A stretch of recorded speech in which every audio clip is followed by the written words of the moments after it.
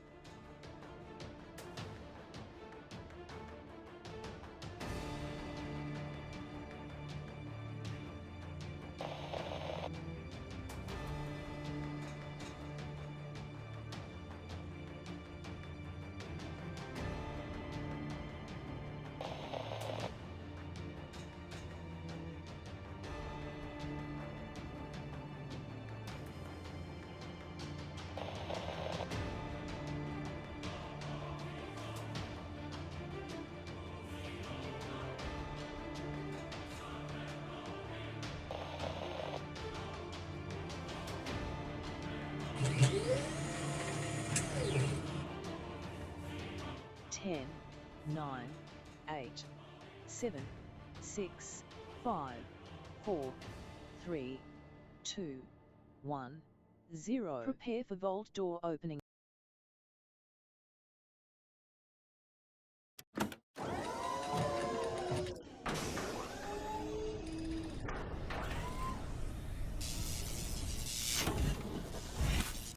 Hello and welcome to Vault 45, everybody. I'm your host, Kismet.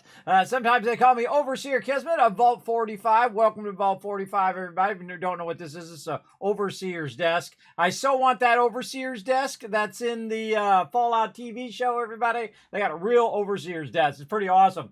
And I want that panel, like you saw in the startup there. I want that panel. I saw it at a bus stop. It was pretty cool.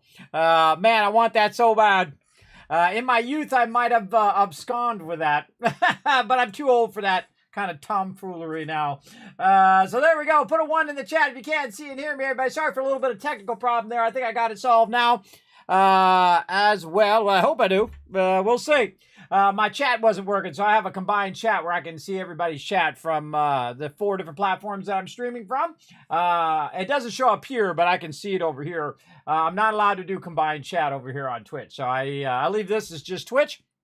But I do have a combined chat, so if people are saying hi from YouTube or from Kick or from Facebook, I can see all of those as well. So that decided to stop working the second I hit start stream. It was working fine. I hit start stream. I went in there and tested it. Then it stopped working. I was like, okay, now I got to stop the stream before I get too far and fix it now before we get too far in the stream and then it's broken the whole stream. So there we go. So thanks for coming in and hanging out, everybody. I got to kind of roll back and say hello to everybody.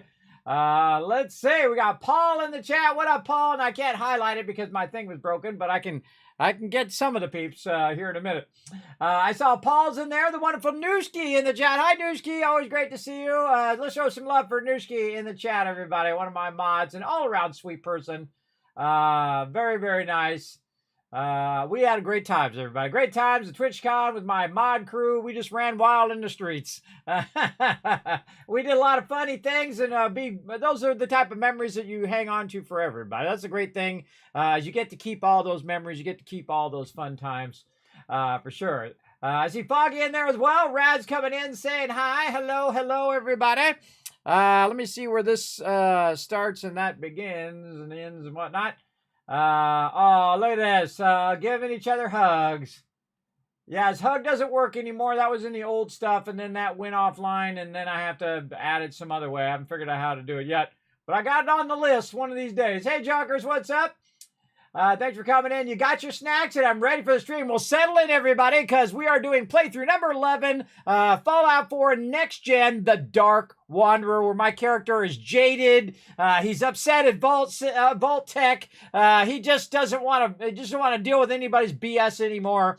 He's got a bad attitude. He walks around the wasteland. Yeah, whatever. That's your problem. Because normally I play as the nice guy, and I play as the guy that goes along and tries to help everybody. You know, when Preston said, Kismet, can you go help with this settlement? I said, no. I said, nah, I don't want to help. And you know what?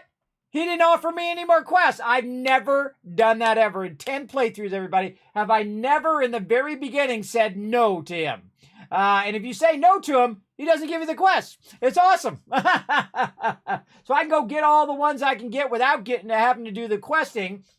And then I'll come back to him later and see how it plays different. And that's the great thing about Fallout 4. It has such huge replayability because you can make different choices and, you know, it affects at different times as you're playing through, and a bunch of randomized stuff that happens as well. So it's never really the same. And that's awesome. And so I'm playing an unmodded next gen plus the new creation content playthrough. And of course, all the DLC. And we're playing in normal mode. Normally I play in survival mode. I think I've done it enough. I think I've conquered it 1,000 times and 1,000 times again. Well, you know, 10 times anyway, or 6 times, 6, 7 times. I can't remember how many times it was in that mode, but it's a lot. So there you go. So thanks for settling in there, Jockers. It's going to be an awesome night, everybody. We're going to run long tonight as well, so we're going to be going all night long, so settle in. It's going to be a good one for sure. And again, we're going to continue the story of the Dark Wanderer as he goes along the wasteland. It just gives everybody a little bit of, you know, peace of his mind. I love when you do a playthrough, everybody. I always suggest that you do a straight playthrough, you know, how you would normally play. Then you play through, say you play like, you know, with guns and everything. Then you play through like melee, and then you play through as a complete smart aleck, or I call the Dark Wanderer, where you just don't care about anybody else. You know, you find your son. Okay, well, you know, I'll look for him eventually. And so on and so on. Yes, gives you times for more retweets. There you go. Oh, and you guys hit 5 retweets as well. Let's go ahead and double up. Give you guys a couple thousand kids caps right there for being awesome. Appreciate it over here. Let's see. Where are you guys at right now? Let's see. See if I can get to the point where I can start using my little highlighter thing over. I love my little highlighter thing. I don't want to. I blame Microsoft. Yeah, you should. That's what screwed it up. Stupid Microsoft update. Every time, if you see I'm doing some technical thing, 99% of the time it was a Microsoft update because they screw up all my settings. I've spent so many hours, hundreds and hundreds of. I should charge them for that. How many hours I have to spend setting my settings back every time there's an update. It's really annoying. I see that the minute Kismet gets in game and instantly nighttime again and all dark. Yes, it's rainy and foggy. That's how it goes. So yes. Oh, you're following me on Instagram. Thank you, Raz. I appreciate that follow over there. Dio coming in with some dancing. Get it going on. All right, here we go. Yes, now it's working. Let's see if it pops up. Oh, it doesn't pop up. Hold on. I got to fix the pop-up part. Kismet has to do a lot of things for no reason. I don't know why I gotta refix all this stuff. Hold on, let's see if this one does the pop-up. Yeah, there's a cool extension, by the way. It is called Ninja Chat or Social Stream Ninja Chat. And I use it for a combined chat. Twitch chat overlay. No, that's Stream Elements. Let's see. Where is it? Ninja Chat overlay. All right. Let's see if we update this. It comes up now. Let's see. Aha! Aha! Look, see? Look, I fixed stuff like nobody's business. All right, there we go. I'm like the master problem solver, everybody. So thank you very much for following me on Instagram. I appreciate that. This is one of my favorite things is highlighting you guys in the chat. I think it's pretty cool.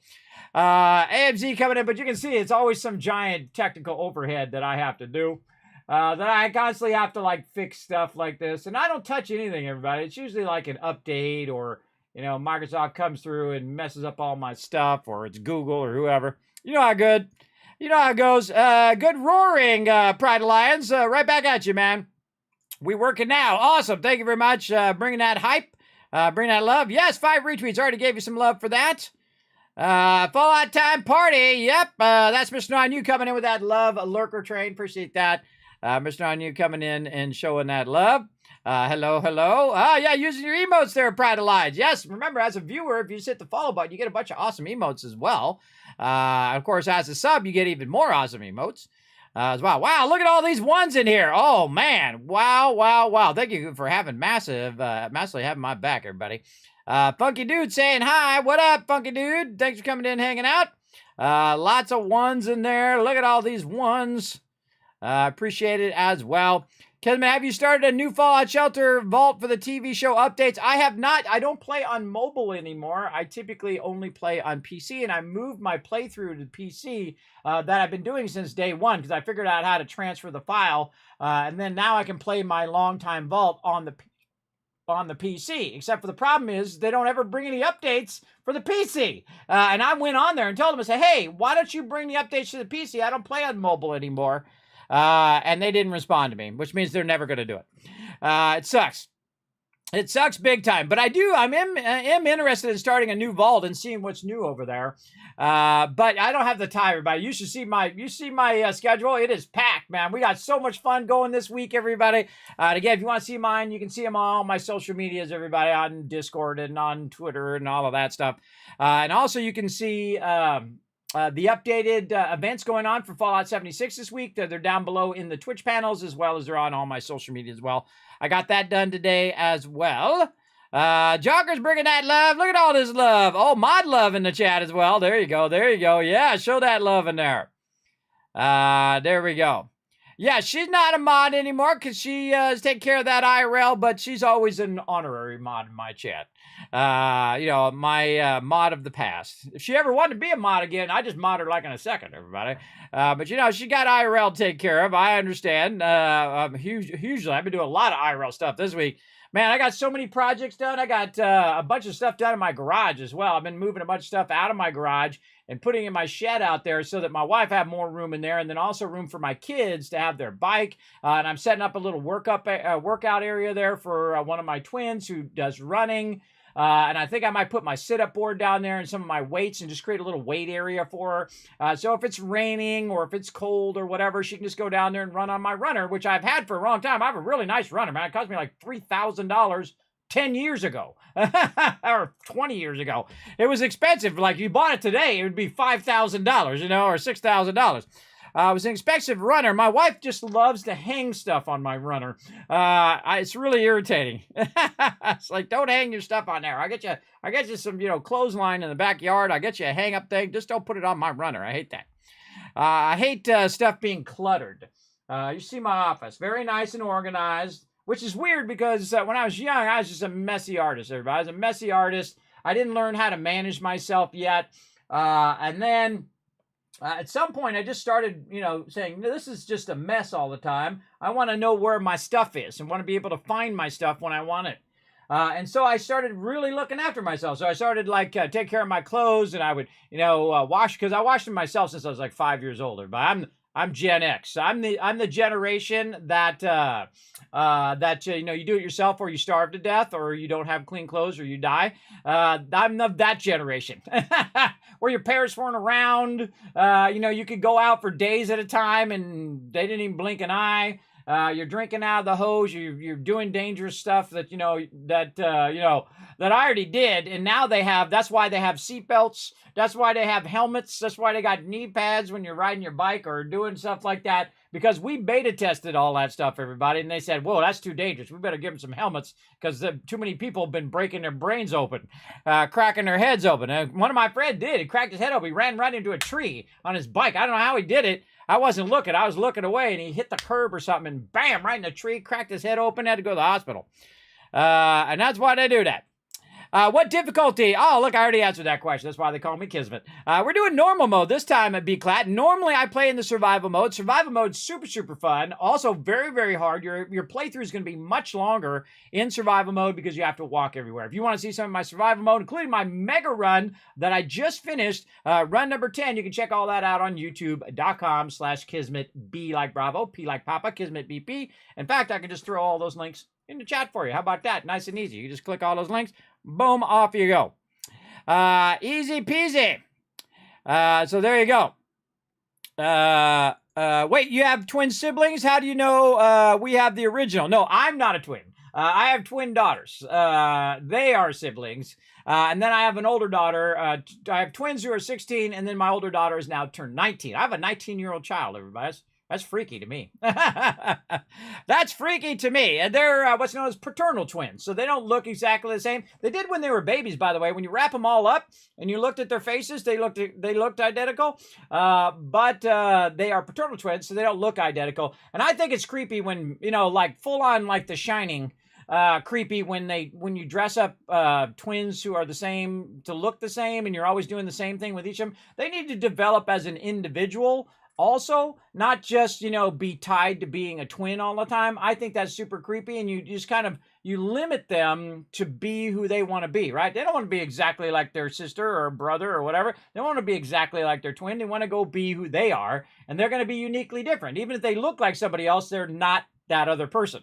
They have different hopes and dreams and desires. And that's why we actually had our twins separated. Our twins would be in different classes a lot of times. And sometimes they'd be in the same one just for the nature of how it worked out. But a lot of times they have different experiences and they're different people. And so I think it's really creepy to do that to your kids, to make them always try to be the same, and you dress them up like little paper dolls and stuff like that. I think that's creepy. I think it's super creepy. I don't like doing it. But hey, if it's your thing, if you got a twin and you like dressing up like your twin, you go right ahead. And I have a lot of twins in my family on my side, and then my wife has a lot of twins on her side. And they said if we had any more kids, which I stopped at 3, everybody. That was enough for me. I'm not trying to build a baseball team here. If I had another kid, I would probably have twins again, and then also high chance of triplets as well. And that's not with, inverto. That's just, normal having kids, everybody. When you have a lot of twins in your family, you have a high chance of having that happen. And so them as twins also will have a high chance of having twins in their line as well. So we'll see. We'll see what happens in the future. So they're paternal twins. If you want to see them, by the way, when they're little, you can go see, that was like 10 years ago. You can go look for Minecraft. So Kismet, Minecraft for the first time. And I had my 2 daughters, my twins with me, and we played Minecraft for the first time. I'd never played it, and they kept bugging me and they wanted to play it. So we all played together. We had a great time. It was awesome. Bringing families together by gaming. There you go. Now, again, tonight we're going to catch you up a bit on what the Dark Wanderer has been up to in Fallout 4. And I say we get right to it because it's going to be a good night, everybody. Settle in. Here we go.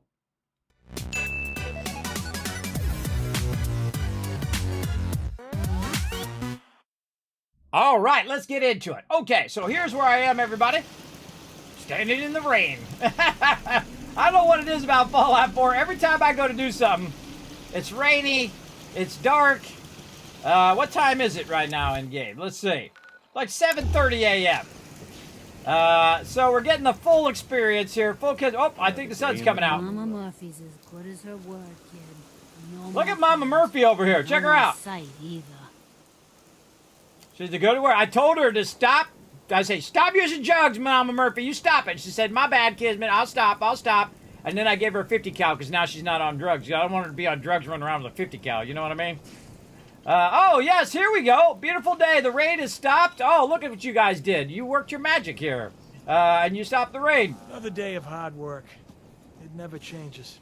Well, you could be living under a bridge, so buck up there, guy. Okay, so what I did is, of course, I came down from Vault 111, and we did the whole starting part. Again, we're in normal mode with no mods. We're playing the next-gen update, of course, with the Dark Wanderer twist, where I'm just going to be a smart aleck most of the time. I might be nice from time to time, but most of the time, we're going to try out all the smart aleck options. And so we came down from the vault there and then got Sanctuary, but we also went back to the vault and we picked up every cone and every tire and all of the little barriers and all that stuff, and we threw it off the top there from way up here at the top. We threw it down here, and then we brought it into the settlement. We threw it up into the settlement, and then we scrapped all that, so we got all of those extra resources at the very beginning. Now, the way I make my money and the way I got the name the Wasteland Tycoon is I literally make trillions of caps. And I'm going to show you how to do it as well in the vanilla version Xbox, PlayStation, PC, doesn't matter what you're on. I'm going to show you how to get super rich in this game by level 10. And then go buy, I consider, one of the best weapons in the entire Fallout franchise, the Overseer's Guardian, for cheap. Because you can see that I am only level 10.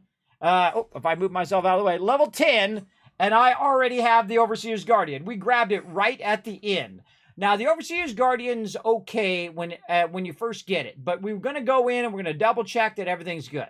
Now, it does say that it shoots an additional projectile, but it doesn't really shoot an additional projectile. I guess you could say they're exactly on top of each other and it's shooting two of them and you can't see the other one. I guess you could RP that in. But what it's basically saying is going to do like 2 shots at the same time. Really does 1.5. So it's basically doing higher damage. And this actually scales as you play through the game. So as you're playing through the game and the guys are getting tougher and you keep adding that rifleman perk and eventually you upgrade this to 308 ammo, you're going to outscale all of the mobs as you go along, especially when you get it this early. I've got it at level 5 before, and it is crazy, crazy OP. And it is awesome. Now, it costs about 2,000 caps, and 2,000 caps at level 10, that's a lot of caps, right? Because you got to think only the vendors only have like 300 each, and you got to find some way of making all this money. Now, what I do is I super loot. I go through and I looted everything in the entire place, scrapped it all down, found every extra thing, and then I went over and I talked to my buddy and my pal in the wasteland. She might be over here. Let's go see if she's hanging out over here. Yes, there she is, my love of my life, everybody, at least in-game, Trash Can Carla. She's my sweetheart. So Trash Can Carla is my favorite because you know what? She comes to me. I don't have to go to her. So she comes to me. By the way, I also have a mod or a Creation Club thing where I can change my my vault-tec suit. It's free right now in the Creation Club. It's like a vault-tec thingy in there. Vault-tec jumpsuit or vault suit. Okay, so she's got stuff I want. I'm going to start collecting 308 ammo. I'm going to need that, and I'm going to need 45 ammo until I'm able to mod my weapon as a 308. So we want to do that. Now, we also want to go ahead and see if she has any like outfits or any stuff here that we might need, especially things that we don't already have. Like if we didn't already have melons, we could go ahead and get those. If we needed corn, we could grab corn and carrots and all those things. You want to get all of those going. So that you have a little mixture of those so that you can use those later on, not only for feeding your people, but for selling and then also for making different resources. Like a great example, adhesive. Adhesive is something that we need a massive amount. And so we want to go in and be able to grow crops and use those crops to make adhesive. And we'll get into all of that. And she also has a bunch of junk as well as a bunch of shipments. Now, these shipments are costly. They're like $2,000 for a shipment of 50 copper. But I am making so much money that I can go and buy these early game. And then it allows me to make even more money and then buy more resources and make more money and buy more resources. And I'm going to show you how I make that money right now. Not at the end of the stream. I'm going to show you right now. This is one of the most revelations I had, and I thought it up on my own when I first started playing Fallout 4. What would I really do if I was there? If I was really there, what's the number one resource that everyone in the wasteland needs? They need water, and specifically purified water. And so everybody's going to be looking for that, right? And if you could corner the market on purified water, then you could rule the wasteland. And that's what I do every single playthrough. Now, right now, you can see I've got a bunch of these. Now, you're like, Kismet, how'd you get so many at level 10? Well, what I did is I started with the small ones first. And I started with the small. First, I super looted all of this. I went over Red Rocket. I got all of that. Abernathy Farm. I went over into Concord. I got all the loot from there, and I brought that back. And I started with just a few of them, right? And then I bought more resources. And then I went and got the bigger ones. And then these ones are now producing 40 each. Each of these are 40, everybody. So that means instead of producing like 50 water here, I'm producing 400 water right here. Now, what do I need to put more of these down? Well, that's the trick, is what you want to do is you want to be able to produce more power and put down more water. And then what you're doing is you're doubling it up and doubling it up. So right now, you can see that I need screws. And to produce those, to get those screws, I can go collect resources or I can buy them from the vendor, right? And so that's the whole purpose of this, is to produce purified water, use the purified water like it was currency, then get the resources I need to produce more purified water, which is scaling up my income, right? So at first, my income was like 50, right? So 50 caps. And then my income's like 1,000 because it scales up quick. And then it's like 5,000 now. Because if you take 400 water and you times it times the max charisma, and I usually do it by max, if I take 400 times 16, hey Siri, what's 400 times 16? 800 times 16 is 12,800. No. Hey Siri, what's 400 times 16? The answer is 6,400. Okay, I was wrong. It wasn't 5,000. It was $6,400 I'm producing right here. Now, that's if you get all of the water. Now, know that this is going to give you only a percentage of that water because they're going to drink the water. So you're going to only get so much. Now, here's the thing. You don't even need any settlers to do that. You don't need any settlers, any people working at all to be producing that water because they don't work actually on the water. It automatically takes the water and puts it into the workbench. So if we come over here to the workbench and we look under aid, guess what? I've got 288 purified water right there. So I'm going to take that out and I'm going to walk over to my girl right over here, my one true love, Trash Can Carla. And we're going to make an absolute fortune at level 10. Let's do it. Now, I turn off the dialogue because we've heard it 1,000 times when I'm chatting with you guys. Now, I'd like to get some 308 rounds. I'd like to get some 45. I do a lot of just grabbing the random loot because this stuff's super cheap. Grabbing all this loot, and of course I have a very high charisma, so my bartering rate is very high, as well as I will get my caps collector going on as well. But I do like to grab all the little random loot like that. Now it's about 1,400. And you're like, Kismet, how much do you have on you? Right now, I have 2,950 caps. I'm level 10, everybody. Level 10. Let's go ahead and make it around 2,900. Boom, right there. Now, she owes me 1,400 caps. So now I can go in here and say, where's them screws? Okay, screws 774. Boom. And she still owes me money. And that's awesome, everybody. Now, that happens every couple days in game. Now, you can't forward time and it just gives you tons of water. You got to go do some other stuff. So while you're busy doing other stuff, it's over here producing more resources for you. Now, of course, remember, the more food and the more water you have, the more chance that you're going to get attacked at this location. So you're going to get attacked a lot at Sanctuary. You absolutely are. If you're producing thousands of purified water, which you'll see me do over time, you're going to definitely get attacked quite a lot. Now, I also would like to get some copper, but it's way out of my budget right now. You can see that it's 1935, and I want to just get her caps as well. I always want to end up where I'm getting the resources, but also getting her caps, so I can build up the caps on my side. And you can see I have about 216 left. I used about 2,500 roughly, and of course a bunch of stuff that I had on me to get the Overseer's Guardian. But now, once I have the Overseer's Guardian, I've won this game, everybody. This is it. I won. I know I did. Because I've played through 10 other times. I'm already 3,200 plus hours in to Fallout 4. I've played it through many, many times. And that's why they call me the Wasteland Tycoon. Now you know. Now you know for all the new peeps coming in. But I'd love to get that copper. Maybe we'll get that on the next round. But what we want to do is just kind of make sure that our number here, we don't want to give her free stuff, right? We want to make sure that we're getting a good ratio. I find a good one is concrete is a good go-to. So I'm going to go ahead and click on the concrete. Oh, that's pretty close, 261. And what else can we get that is around that cost? Because we want to get the full value of everything that we're trading with her. And she's got some guns in here. Do I want to use these guns? I don't need any other gun other than the Overseer's Guardian at this point. I could actually do that. Now, I'd also keep a melee weapon in case you run out of bullets, because the Overseer's, I mean, you could rifle butt with the Overseer's Guardian, but you definitely want a melee weapon as well. Now, is there anything in here? Do I want a lab coat? How much is a lab coat? 19? You know what? Let's get this lab coat. I'll show you some stuff later on with that. Let's get this tuxedo. Okay, now, the value of the caps is less than the amount of caps that she has. So I'm just going to go ahead and confirm that trade, and now she has 67 left. Now, what I would do is also think about all the stuff that you want to keep. Do I want to keep this combat rifle mod? Not really. So I'm going to trade that out. And you can keep doing trades. That's what's so cool in Fallout 4 is you can keep doing these trades over and over. Notice that I don't have any extra ammo. I've sold all my ammo off because I'm not going to use any of that ammo. I'm going to use 308, 45, 10 mil, and then fusion cores eventually. So I'm just trading it out, doing my thing over here. Don't have to worry about it. Now, another thing I can do is go in and use my caps. Or use my bobby pins as caps as well. I do this a lot in Fallout 76 as well.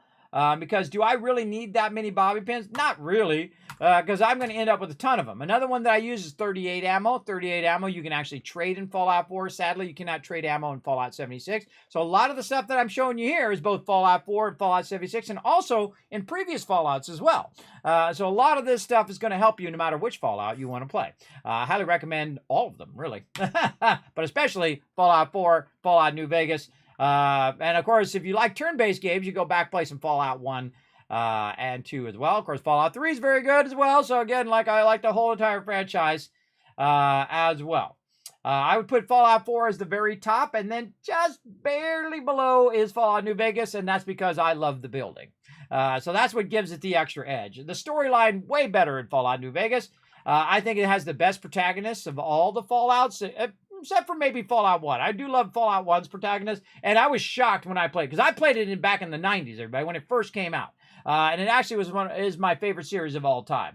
And I was so shocked by that ending, and then I was like, it's like at first you're shocked, and then you're like, oh, this is so good. The fact that they were gutsy enough to do that ending, I'm not going to tell you what it is, everybody. Don't say in the chat. Let peeps go and discover it for themselves.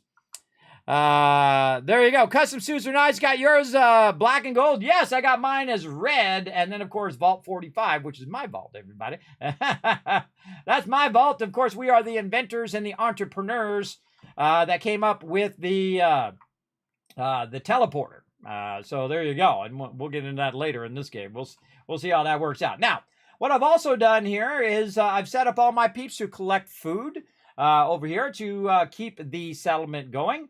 You can see up there, we have 24 food running right now. Now, my goal is always 24, 24, 24. 24 people, 24 food, 24 beds, right?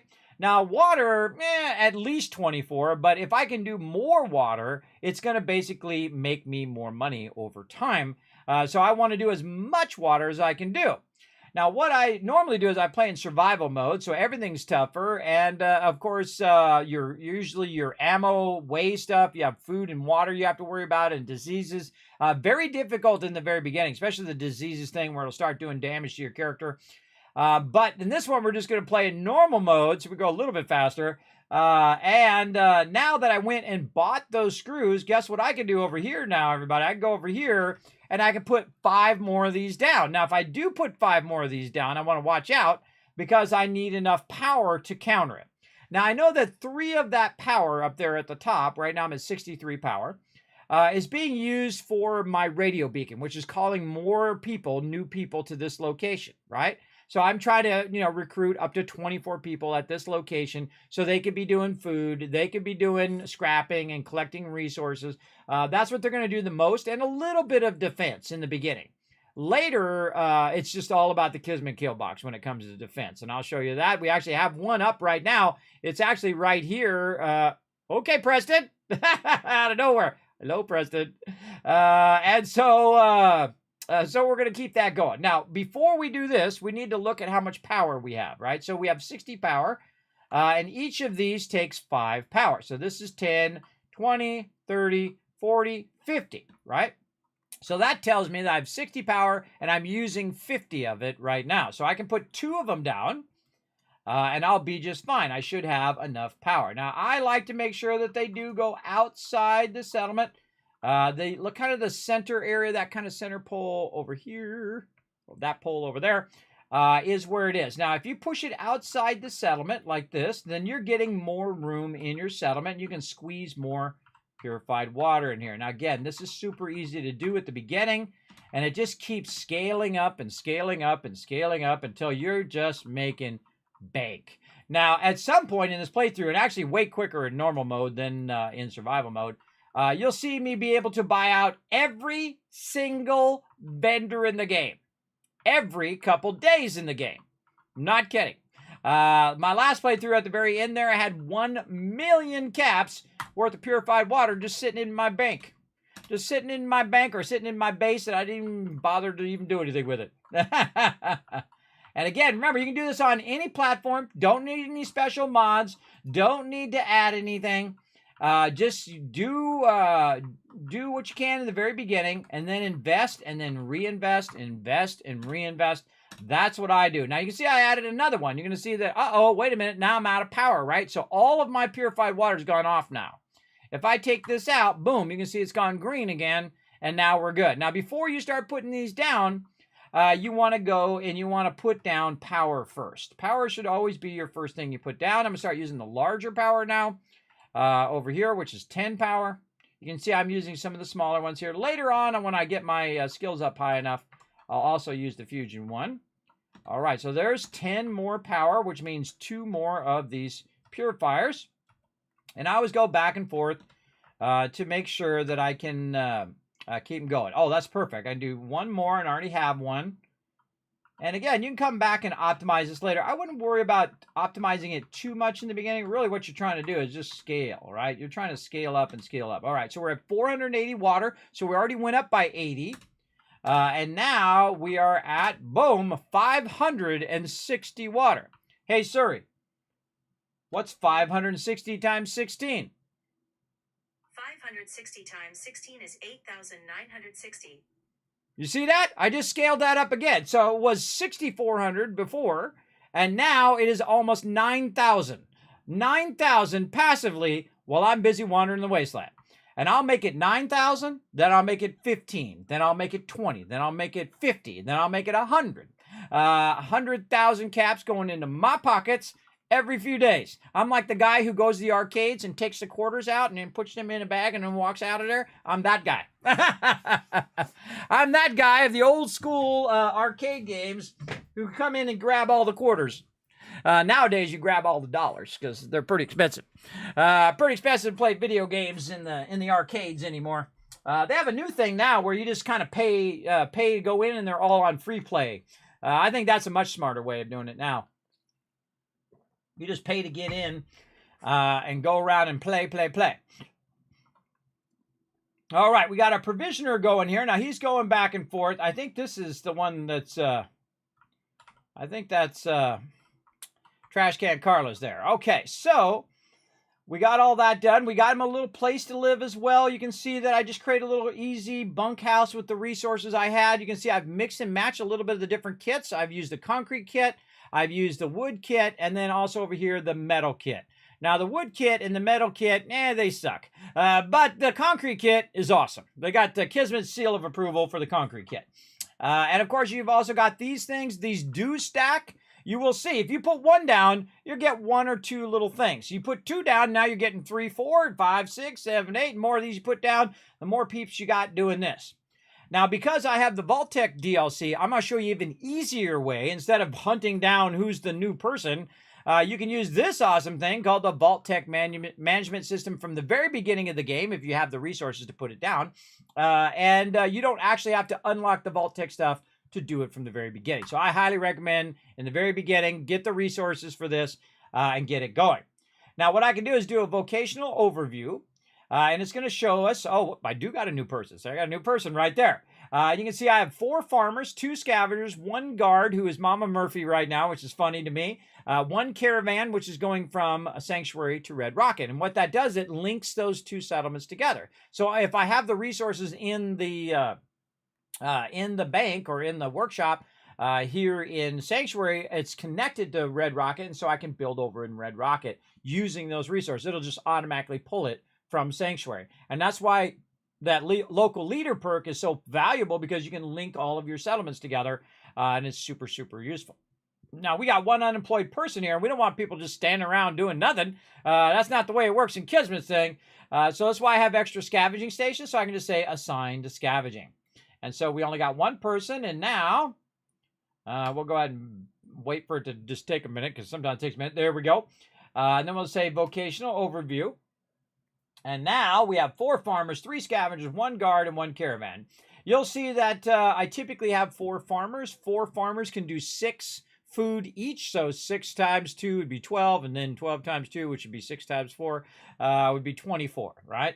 So usually I have up to 4 maximum farmers at the start, and then of course scavengers collecting resources, so I can use those resources like circuitry and screws and all that stuff. Instead of having to buy it, they're going to actually collect it, and so in combination with buying it and collecting it, I'll get a massive ton of resources very early. And then of course caravans that connect it together. And a little bit of defense. Now I don't really need that much defense because again we got the Kismet kill box up on high up here. Now, eventually, I want to replace those turrets, which totally suck. Those are the bottom level ones. I highly recommend not using these turrets. These turrets are terrible. But I want to use this one here, but I need to get the perk gun nut. And I even go above and beyond, everybody, where I have actually a spreadsheet that's going to show you everything that I'm going to be doing. That's right. I have a spreadsheet of all of the various different locations. Right here, and you can see I've already started on Sanctuary here of what I put in. Did I scrap it? Did I put a supply line? Do I have a beacon? Do I have... So this way I don't have to remember it off the top of my head every single time. Also, we're going to go in and start tracking how many people we have, what our food is, what our happiness is, how to do our defense. You're like, well, Kismet, how could I get that? How could I get that thing and use it in my playthrough? Well, guess what? I don't just keep it for myself, everybody. I hook you guys up in the chat. There you go, right there. There's the link to my Overseers or Kismet Settlement Overseer, where you guys can go ahead and go check it out and use it for your next playthrough as well. Nothing compares to a classic arcade cabinet. I had a Gauntlet, the original Gauntlet. It was one of my favorite games of all time. And I actually made more money on the Gauntlet than it actually cost me to buy it. And I used to open it up all the time, too. I used to open it up, and we would just play, you know, level 999 in there. And I made more than I paid. I think I paid $800 for it. I made like $1,500 in quarters. It was awesome. I had it in the entryway of my office for a long time, and people would be out there playing it. I'd be like, that's more money for me. Making money, just sitting in here working. Okay, so again, you can see we have our potatoes going, our melons, and various different kind of a mixture of stuff so that we can kind of double up on this. Now, one of the things that we want to watch out for is we want to make sure our corn and then also our razor grain is being collected. And the reason why we want to collect that is so we can put that down and kind of double that up. So we're going to go in here to food. We're going to say, okay, we got some more corn. And we're going to put some more corn down, buy this other corn. Now, of course, I'll go through and, you know, make this all fancy schmancy later. But for right now, you don't need to make it fancy. But just throw the thing in there. GG's. We all good. Now, I do like to have some extra food like melons and potatoes and things like that. So I can plant those at other locations as well that's going to need those. So we've got Sanctuary looking sharp. We've got massive amount of purified water being pumped out of there. I think I need a bookshelf, too. Where's my bookshelf? Let's put our little bookshelf in here so we can put all of our little books in here. Where's our little book thingies? I think it's over here. Man, I forget. Shelves, that's what it is. There's our little book things. So we can put these books that we find in here. And they're typically under miscellaneous. There we go. Gronach the Barbarian and Wicked. Oh, we can't put Wicked Business in there. But there we go. We got our Gronach the Barbarian in there. Now, I do like to put most of that stuff in kind of a separate locker away from everything else. So we can go in. We got another Gronach there. We got, let's see. We got Rob Fun tattoos. Now, I think they didn't even know this was going to be a thing, everybody. But it is a brilliant stroke of genius if they had thought of it. I know it was a side thought, and they almost didn't put the building into the game. Which would have been a huge mistake, I think. But see, this is like a record of your journey. This is a record of your thing. It's like a museum to the adventures that you have. And that is what makes the building amazing. Because as you find new power armors and as you find new bobbleheads and magazines, you can put them on display and basically show off all the cool stuff that you found in the wasteland as you're going along. And that is a stroke of genius, everybody. Just absolutely awesome, I think. All right, we're going to grab this guy right over here. We're going to tell him, hey, yo, get over here and hit up this other razor grain. And hopefully get this other corn as well. Yeah, get that as well. Where'd that guy go? Where'd he go? He went back there. All right, guy. also get this going. Now what I do is when I click that, it will just readjust him to do other things. And one of the tricks is you take all the food out and you do exactly 6 units worth of food. Now every food other than mute fruit is 0.5. So it's half a food unit, right? So 1 is a full unit. And the only one that does a full unit is mute fruit. Mute fruit is the easiest of all the foods to keep your people going because you put 6 of those down and boom, 6 people got food. As opposed to potatoes where you have to put 12 of them down so 6 people have food, right? Because it's 1/2. So that's the trick to really keeping your peeps going. Now also you want to have a variety of food as well. So you can see I've taken 1 corn and now turned it into 2. 1 grazer grain and turned it into 2. Maybe I should get Marcy over here. I always make Marcy do all the food because Marcy's a smart aleck and I want to smack her. I want Mama Murphy to shoot her in the face. But I might build her a bad attitude prison again this time. I don't know. I'm a little tempted. So she's going to go over there and work on the 2 main things that I need right now, which is corn and razor grain. Now we go over here to our cooking station. We got this special thing here, and I'll move myself over here so you guys can see. Move over this way. You can see this right here. It's got utility. Now, very few people know that utility is actually one of the most powerful things in the game, especially for resources. And you can see that we have vegetable starch. And vegetable starch is corn, mute fruit, purified water, and potatoes. And I'm producing a massive amount of purified water. We're good on that. A lot of potatoes. We're good on that. But we got to get our mute fruit and corn production way up so we can produce a lot of adhesive. What does adhesive makes? Turrets. Turrets and a whole giant list of things that it does. So I definitely want to get my adhesive up as much as I can. So we're definitely going to get it going. There you go. So we're going to keep it out. So let's see. What do we got down here? Find the cache of vault jumps. Oh, that's that part of that creation club stuff. Uh-oh. This guy's got his gun out. Why do you have your gun out, guy? I bet you he's a scavenger. Yeah, he's a scavenger. He gets his gun out. I'm like, okay, what's going on? Oh, and I have the siren, too. Now, I have the siren right here in case somebody attacks. They can flip that switch. The actual NPCs themselves will flip the switch. And you can program all sorts of interactive stuff because they'll flip that switch. And so they'll flip the switch, and they will go and activate it. And then, of course, they'll defend the base. But we want to go ahead and look at our perk chart here. And take a look. We're at level 10, and so far I've gone into Rifleman, so it's boosting my damage. I've gone into Caps Collector, and so on. Now, I also have not only a list of all the settlements, and I can actually put my siren in there, because we have that in there, and we'll do the number of people here in a second.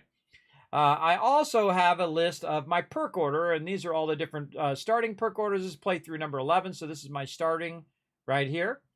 And so what I did is I started with 3, and then I got a bobblehead that then pushed me to 4 because I got that from Concord.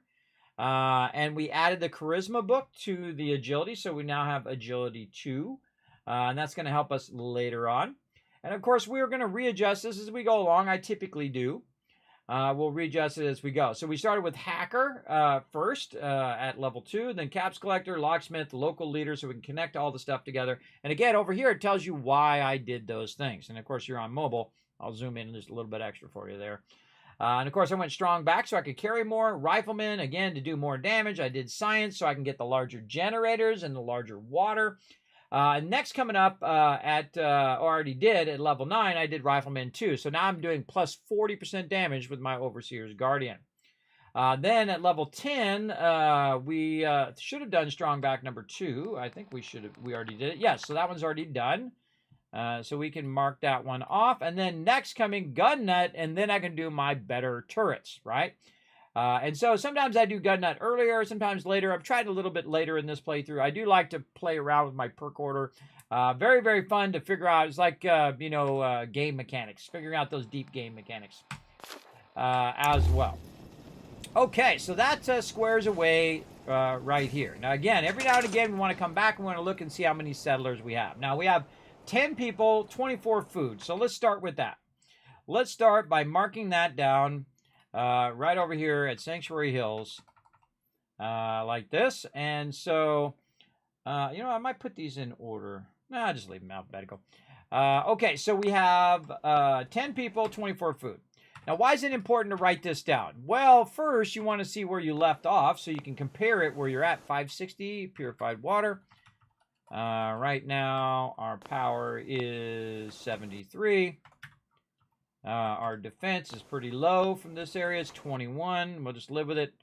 21, 24, and our happiness is 77. 77. Now, what that does, it allows me to come back later and figure all this out. Now, I have this actually already doing the calculation for all my settlements, so I can just drag it down like this, and it will automatically tell me how much defense I need, 584. So probably not going to be able to do that much. That's actually larger than the build limit. If I put just nothing but turrets down, it would not reach that number. But of course, I could use mods, take off the building limit, and go to crazy if I wanted to. But you'll just have to come back here and defend. And now, of course, at some point, it's actually a good thing. I want them to attack. Because if they attack, then I can kill them, grab their loot, and then I got free loot, which I like as well. So you can see that our defense is turned red automatically because that's a part of the spreadsheet that I built and says, look, my defense is way too low. Now, of course, the higher defense you have, there's a calculation that figures out whether your people can defend themselves and whether you can, whether they get attacked at all. So if you have a massive amount of defense and you're only doing a little bit of food and water, you'll very rarely get attacked at that particular location. But we're not going to worry about it because we do want people to attack, so I got free stuff. For sure, for sure.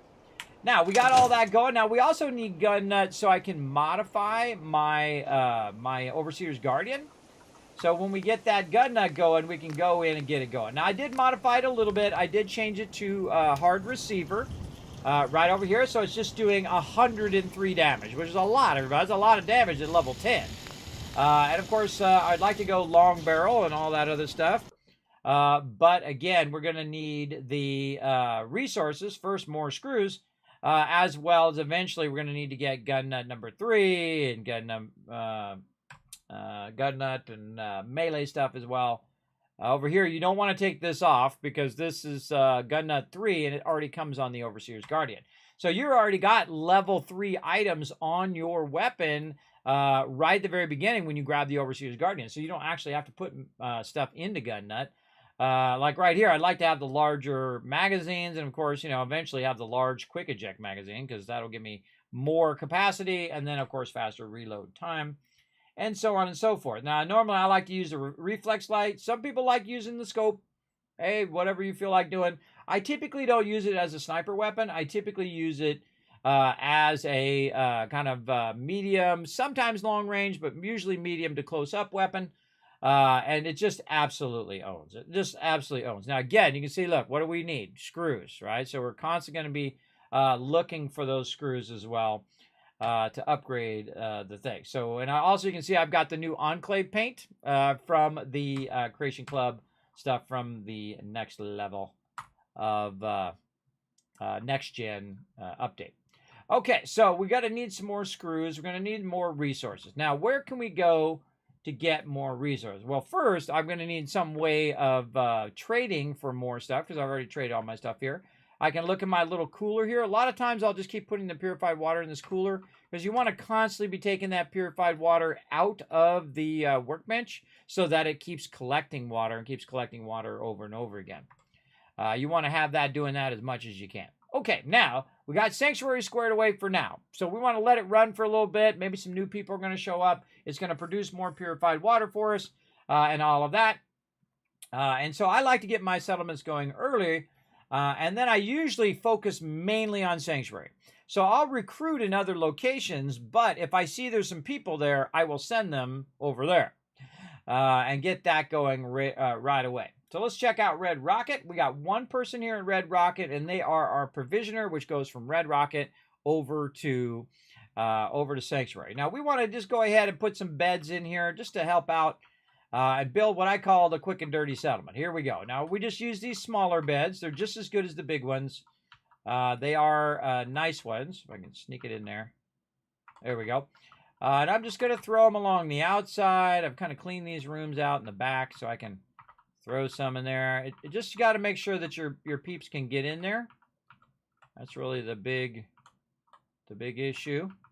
And so I'll do something like this and like this. Just try to squeeze them in there just in case some peeps show up. Now, I'm not going to be working on Red Rocket all that much. I don't really need that many beds over here. I don't need like 24 beds. But I do have a lot of steel and a lot of cloth. So, you know, I can just throw as many as I feel like until I run out of want to stuff right there. All right, there we go. So now we got that going. Now inside here, you can see we have our workbenches. I'm just going to bring the workbenches out here so that we can utilize them outside here. If we're running through the settlement. Come on. There we go. Just pull them all out of here because we want to do something else inside there. And this is a great little trick where what we're going to do is we're going to use our resources here. And again, if you have the DLC, you're going to have this thing, the garden plot. The garden plot is awesome. So we're going to put the garden plot in here.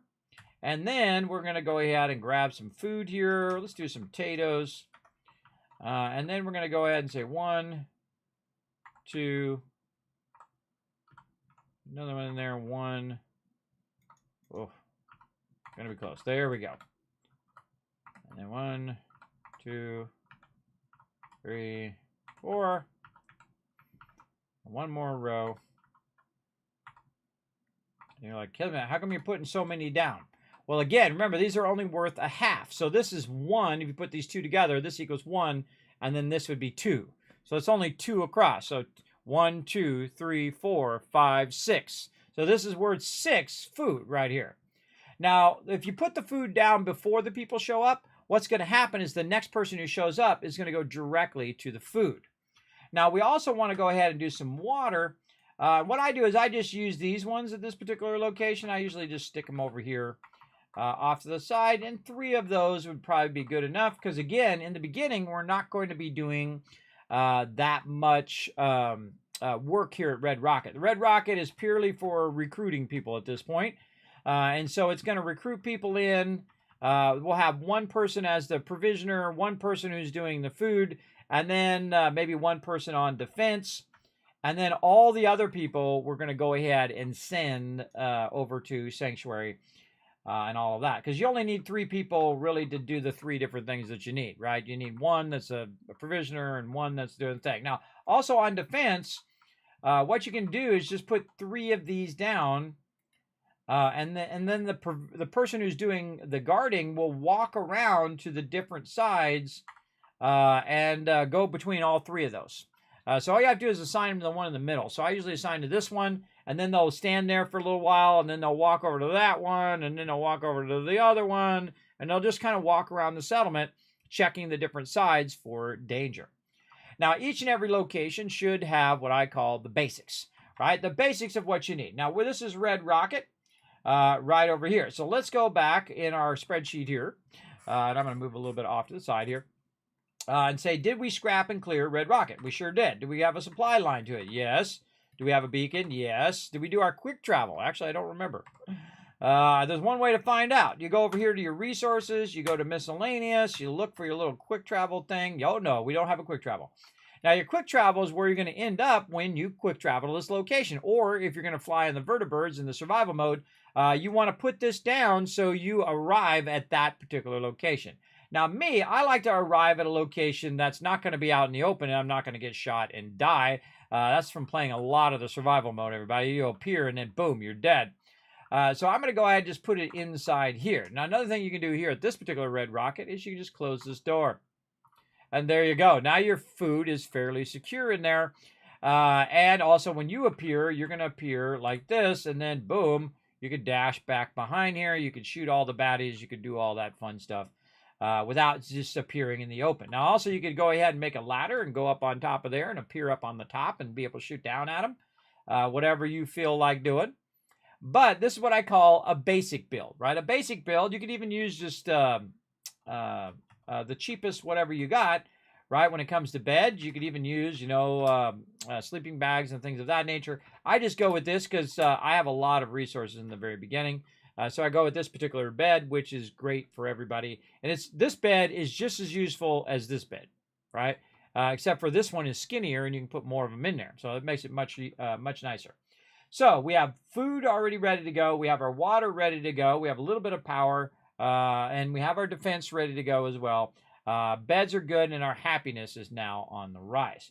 Now, as new people come along, we'll want to know where those people are, right? So we're going to go ahead and put this here. Now, Quick Shop is basically my ability to go ahead and utilize the workbenches here to drop off loot. So if I'm walking around somewhere and I come back, I typically want to have this so I can very easily transfer loot, say from Sanctuary to Red Rocket. And you can see I have one right here, right? So I put that there specifically so I can pick up the stuff out of the workbench, walk it to Sanctuary, drop it off, or take it from there and drop it off over here.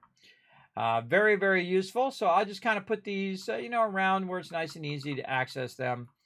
Let's say this one right over here. And I got to watch out because, your provisioner is going to be walking back and forth as well. And then, of course, our little power armor frame we'll just throw over there for now. We also have the bell here so we can call people over if we want to. But what we really want to do is at every single location is have the ability to use our vault-tec thing right here. Now, this takes 1. And up here, you can see I'm using 3 power. So I can go ahead and try to run this down. I could probably move this out just a little bit. Turn it like that. And then run it down. And there we go. Now, when I come in here, all I have to do is run to that. And I say, oh, well, I've got 3 people here now. Okay, well, I'll assign them to what I want them to assign them to. So again, they're only going to do 3 things. The first thing is be a provisioner. They're going to provision from here over to Abernathy Farm. Then they're going to do food. Then they're going to do defense, and they'll automatically do it. If you already preset it up, and when they recruit the next person, it'll automatically do that. And they'll usually automatically go to work. Nothing else I need to do. Good time to save though. Right over here. Also be watching for vendors coming through. You can see over here. That I have this little fire pit back here. That actually was there by default. So you'll see some vendors show up there from time to time. Very, very good. Actually, I should probably put this up higher. We should put this up on top of here because they do attack from this top side up here. This way, when they're standing up here, they get a little bit more of a bird's eye view and then snag and wipe out stuff. Now, eventually you'll see me put turrets at every single location, and then my people don't need to defend at all. But it's part of their happiness, right? So in the beginning, my goal is to raise their happiness. The happier they are, the more that they are producing as well. So very, very important. So there you go. Didn't know food jacked up the cost. Yes. Garden plot. Yes, garden plot is awesome. Highly recommend it. Did you know you can grow grass in a paper towel's worth of dirt? You absolutely can. In real life, not just in game. So that planter is perfect for growing it. Now, I also like RP in that, I made like a pipe down below or, drilled down where we could get to the dirt or whatever. You RPN your rest because they can't do everything, everybody. So you got to RPN. Oh, look at this. We found ourselves a little steamer trunk over there. A little free loot. A little wild mute fruit over here. We'll grab a bit of that. I like to grab all the loot as I run by everybody because this way it's on, it's respawning. It's on cooldown. Now, we'll also run over here to Abernathy Farm. Now, I could just teleport over here, but I find it's faster to run. Also, I've noticed that the load times are very long. Oh, we got a Kismet kill box up there as well. Pretty nice. And it looks like we might have some new peeps here. Now, we have our radio beacon up there at the top. And so we're going to try to do the same thing here where we go in and we start to utilize our little vault-tec thing very, very early game. So we're going to put it right here. Then we're going to try to grab this. This is going to be a little tricky, but I think I got it. And turn it around and then run that down. There we go. Very nice. And then I can go into the population management. Now, I know over in that other one, there's only one person there. So I know I don't need to manage that one right now. But this one I can say vocational overview. What do we got? We got 1 unemployed person and we have 3 farmers. Now, what I want to do is actually have this person be on this person right here. I can tell whenever they're standing around looking at you like that, or they want to talk to you. So you can see that she's red up there. She's unassigned. So I'm going to tell her to get on this food. Boom. There we go. Oh, she didn't actually do it. She didn't actually work on that food. So this is glitched. See how this is red and I just assigned her to it? And we have 4 people on food, but they're not all doing the food. Oh, that's not good. That's because I've reassigned Blake over here. So if you see that happens, here's what you do. You just store it in the workbench. Like this. Store it in the workbench. Like that. You can see these ones actually are all working because they actually have food on them. They actually grew some potatoes there. So we'll put our potatoes back down again. Now me, I like to put them nice and close to each other. Like this. And then you can put a crazy ton of these potatoes in there. Good enough. All right, now also what I want to do is grab some mute fruit over here. And go ahead and turn around. I'm going to make a bunch of mute fruit here and keep scaling that up. So I'm going to start with the 1 that I have. And then I'm going to put 1 down. And then eventually I'm going to have 2, and like I do now. And then I'll have 4, 8, 16, 32, 64, 128. Just that fast, everybody. Very, very quickly if you're diligent with your stuff. Now I'm going to actually move this over here. And we're going to just do lines of mute fruit now. And then, by the way, if you notice that they automatically kicked in to this mute fruit here, or potatoes, and that's because it's actually a functioning thing now. Now, they also need some more beds, because we have 4 peeps here as well. Now, normally I will send people over to the other location, but this particular spot is also where it's going to be producing lots of food.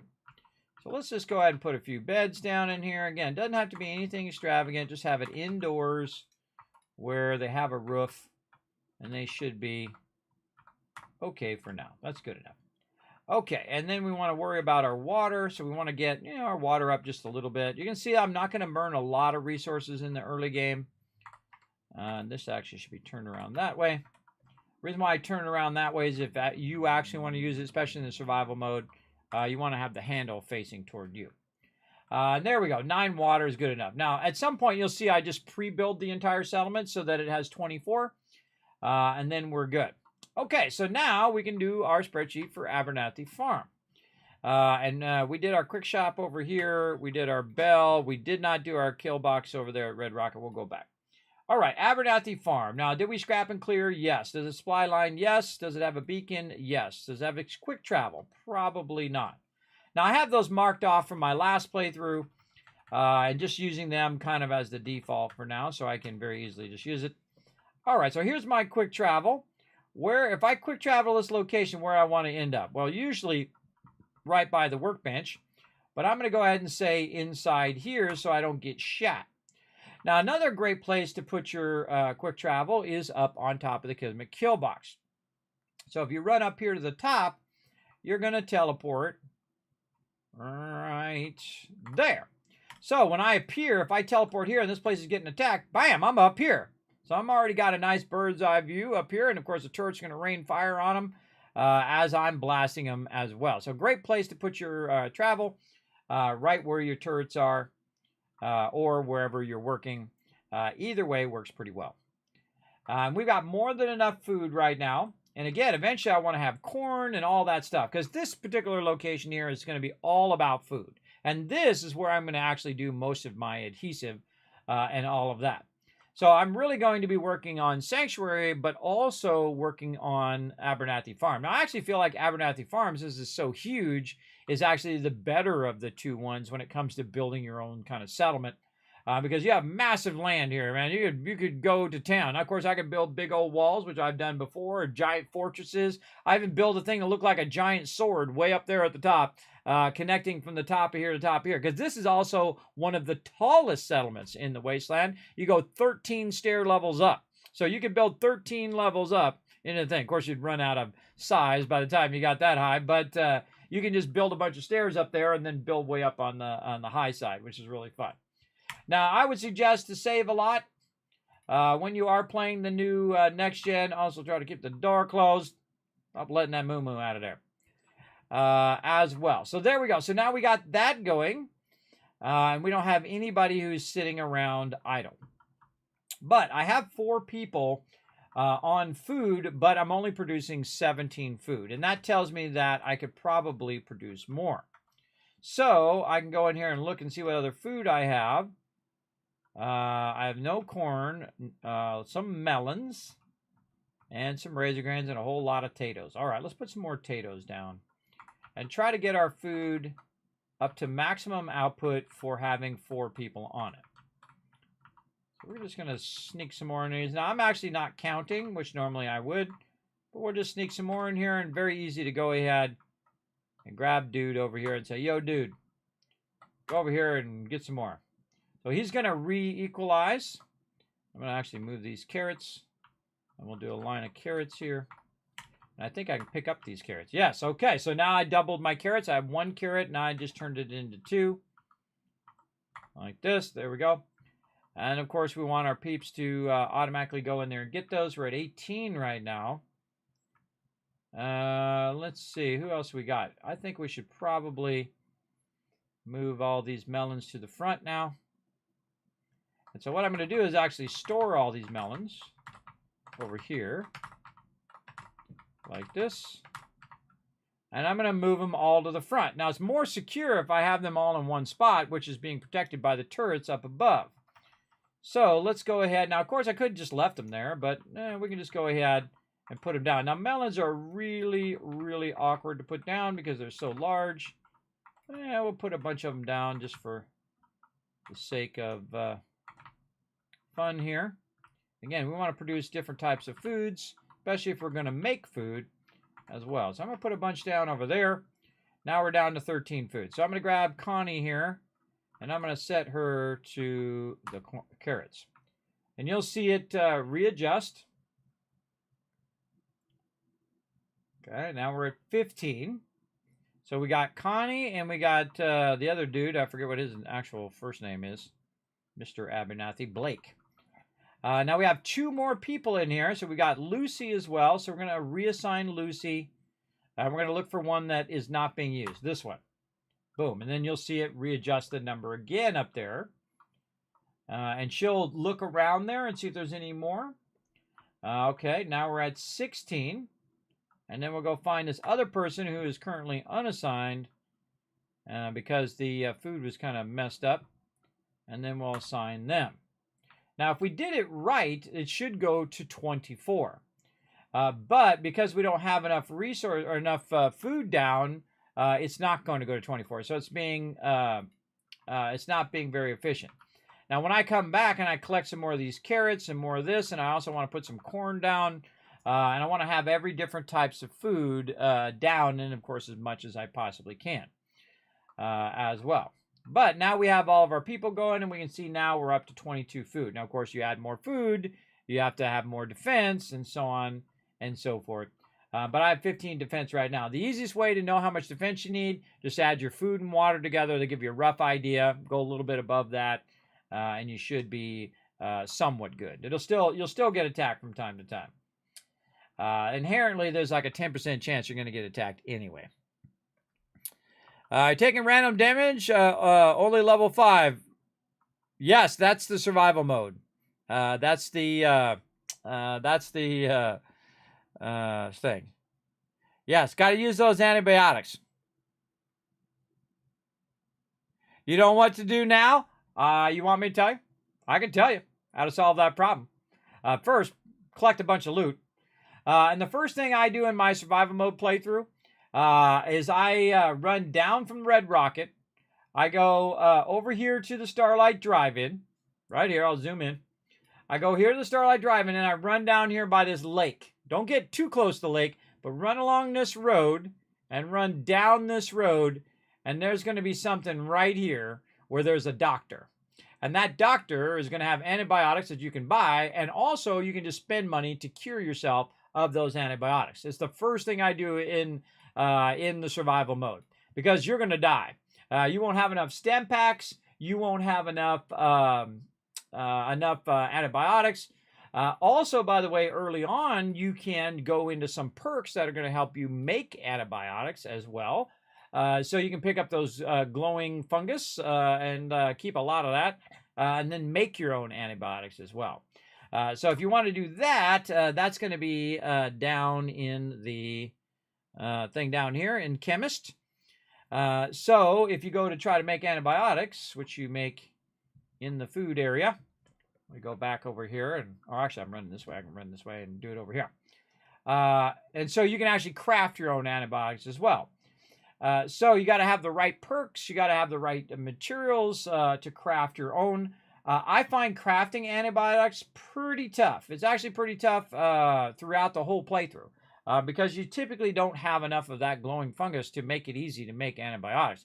I typically will go to the doctor at that location and then later add doctors to my locations so that I can just remove that as I go along. And if I happen to see some antibiotics, I buy it always instantly from any vendors as well. So what do we need? We need to do some cooking. Over here, is it cooking? No, it's not cooking. It's the other bench. It's the other bench. It's the chem bench. This way. Chem bench. And as you can see, I don't do it that much. I forget where it's at. So it's under. It's in the chem bench. It's under healing. And then if you go to, I don't even have it. I don't even have it in the thing because I don't need it on this playthrough. But you'll see it say antibiotic. Again, it's not in my playthrough because again, I'm playing in the normal mode this time. But you'll see antibiotic. You roll over it. It'll tell you what you need over here. And you're going to need, again, glowing fungus and all of that stuff to get that going. And you do need to unlock certain recipes as you go along as well. I'm going to help you with that. So that should get you going. Yes, he's not the same as that other, not the snake oil salesman or the ghoul oil salesman, as I like to call him. The ghoul oil salesman guy. Watch out for that guy. Watch out for that. So yeah, so definitely collect that. And I've done that in many playthroughs where I go and I collect that stuff. And I'm always collecting the glowing fungus. And also blood leaf is a really good one for keeping your XP going as well. So you'll see me collect those. But I typically collect them all. And then most of the time I just sell them because I don't really make that much food. And even in survival mode, you'll see that I don't use that much food and water. I'll get like a bunch of mute fruit. I'll eat the mute fruit and then just take off my radiation. By the way, do not use rataways in the survival mode. It is overly harsh. I think the smarter thing to do is get yourself some resources as fast as possible. And I believe it's over here in miscellaneous. And get yourself one of these suckers going. I can do it right now. The decontamination arch over here. I don't know. Do I want it over here or do I want it at Sanctuary? I think I prefer it at Sanctuary. Because I'm not going to be doing that much over here and not that much over at Red Rocket. Well, we should save or quick save. I typically will do a lot of stuff when I'm in the normal mode and even in survival mode back at Sanctuary. Because Sanctuary is such a large area. It also doesn't get attacked that much in the very beginning of the game. So you can do a lot of stuff over here and not have to worry about it. But, right around level 10, 15, 20, then that's when you start getting attacked a lot more often. So keep that in mind when you're building your stuff. But I would definitely go in and build yourself a decontamination arch instead of using your rataways because it does have a super harsh penalty. I think it's pretty harsh as well. So there it is. Now we need a little bit more power, so we're going to go ahead and just tap in some more power here. Just a little generator ought to do it. No reason to do use a lot of resources right there. And then we'll run that directly up to here. And then I just keep it on. There we go. I actually have a little bit of radiation. You can see I've got a little red on that little green bar over there on my HP bar. And then, boom, that's it. You're good. Now, on top of that, what I will do is I will use my purified water. So I'll go ahead and take my radiation off, drink a purified water, and then it heals me, just like a stem pack. I save stem packs for when it's time to use a stem pack. And I use purified water or any other type of healing food when I'm out of combat, right? So I kind of use purified water for out of combat stuff. Also helps with your action points as well. Okay, so speaking of getting buffs, let's go ahead and forward time by 6 hours. It's 6 hours in the normal mode or any mode other than survival mode. In survival mode, it's 7 hours that you sleep. You always want to have this buff running at all times, everybody. Again, the well-rested. It's just a super easy buff to get. It only costs you a few seconds to run it there. And again, I don't know why Fallout 4's sleeping is so fast and Starfield's is so incredibly slow. I don't know what's up with that, everybody. I thought that was a pretty weird thing, why they would change something that already is perfect. I mean, the timing of how long it takes to sleep. I don't know. I'm not in charge of that, everybody. It works just fine over here. So there we go. So we got that going. And now we've got a radiation arch that we can use anytime we come through here. I forgot where I put my teleporter. Where did I put my thing? I think I put it along the street. The best way to know where your teleport thing is just to teleport back to the same location again. And then as we teleport back to the same location, you'll see that I'll end up right on top of that little welcome mat as well. But man, I don't know what's up with the load times, man. The load times, you gotta think, I'm at the beginning of the game, so it shouldn't have that many things to calculate that the load times are so incredibly slow. I feel like that's something definitely want to get it going. Yeah, you saw those negatives on the radaway? Yes, I never use them. I just go and I take it. Oh, I moved it over here so I can be by Trash Can Carla. That's why. That's why that's over there. But I'm going to go ahead and move it back for now. Or, well, actually, nah, I would leave it there, because every time we come in, we can check for it. Okay, so I teleported over here, checking to see. Now, look, I've got some razor grain, melon. I can double up on that as well. Let's go see if our corn is... got some new corn over here. Yeah, we got a little bit of corn. Growing well. And a little bit of razor grain. All right, now we should probably take this. That's probably good enough for here.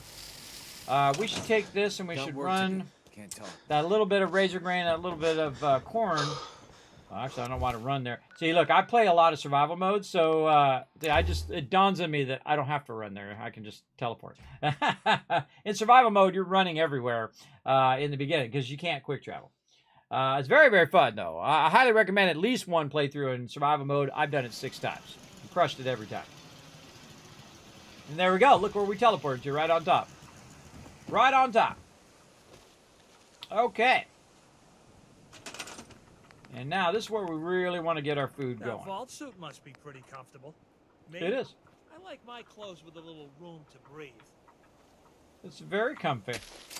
All right, we got that going, and now some razor grain. I like to use a smaller razor grain because, you know, that's how it goes. We got a couple of those. Very nice. And maybe throw some gourds in here.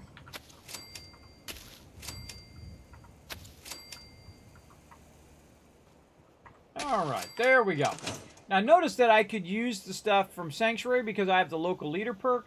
If you look on the map and I hit C to show the supply lines down here in the bottom right, down there, you can see that Sanctuary is connected to Red Rocket, and Red Rocket is connected to Abernathy Farm. So in theory, or in truth, Abernathy Farm is also connected back to Sanctuary.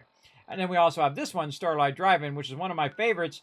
And the reason why it's my favorite is because it recruits people like crazy, everybody. You definitely want to get your recruitment beacon over there going as quickly as possible.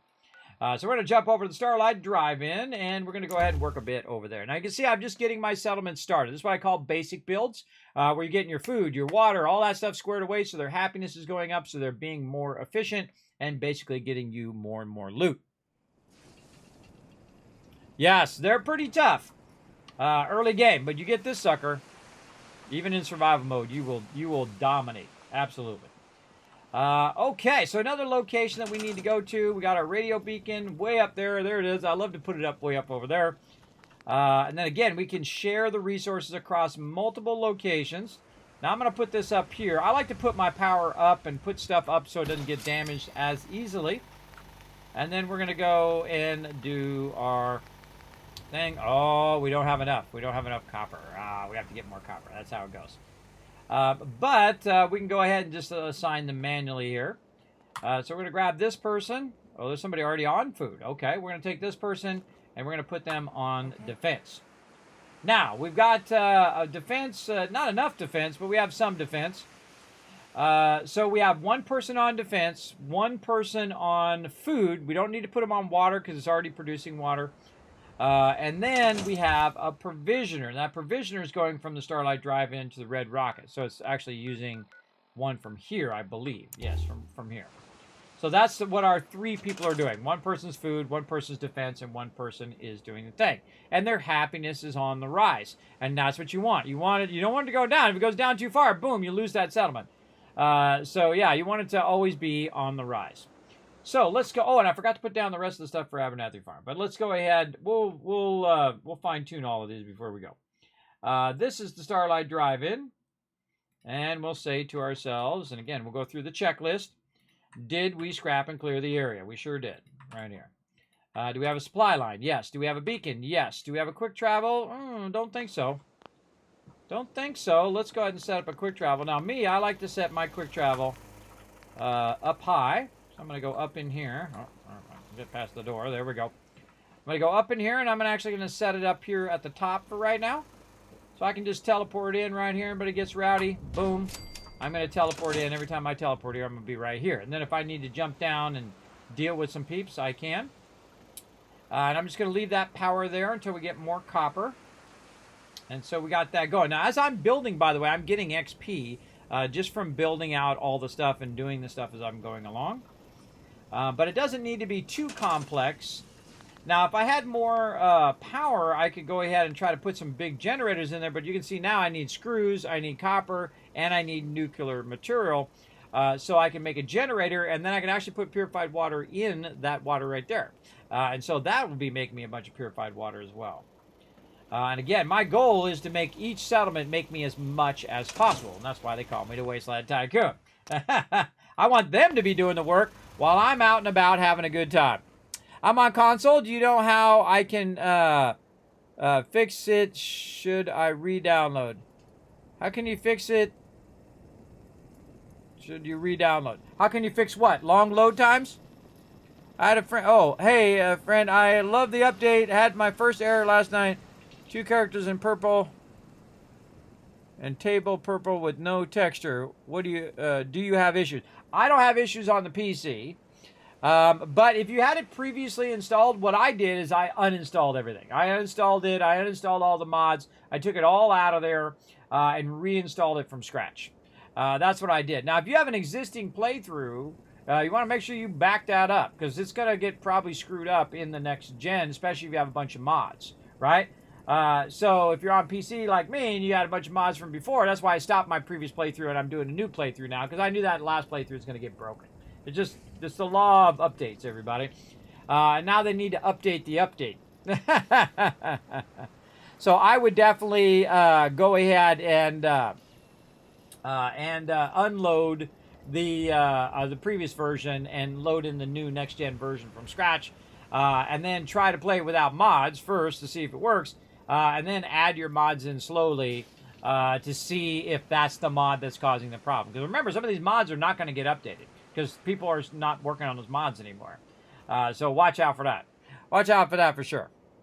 Does he update his YouTube channel anymore? Yes, I update it every single day. And have been doing so for years. Years and years and years. Right now, I'm streaming live to YouTube. Right now. Right now, it's recording this video and recorded the last time I played Fallout 4. So if you want to see this playthrough from the very beginning, it's up there. I have literally 3,000 videos up there. Almost going to hit 3,000 subscribers over there, everybody. Very excited.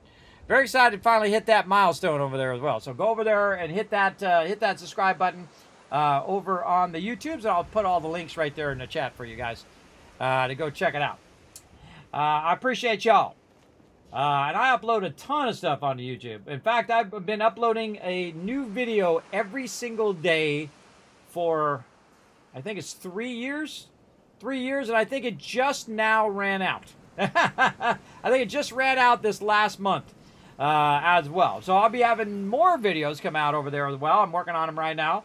And of course, a lot of exclusive stuff for my patrons over there as well.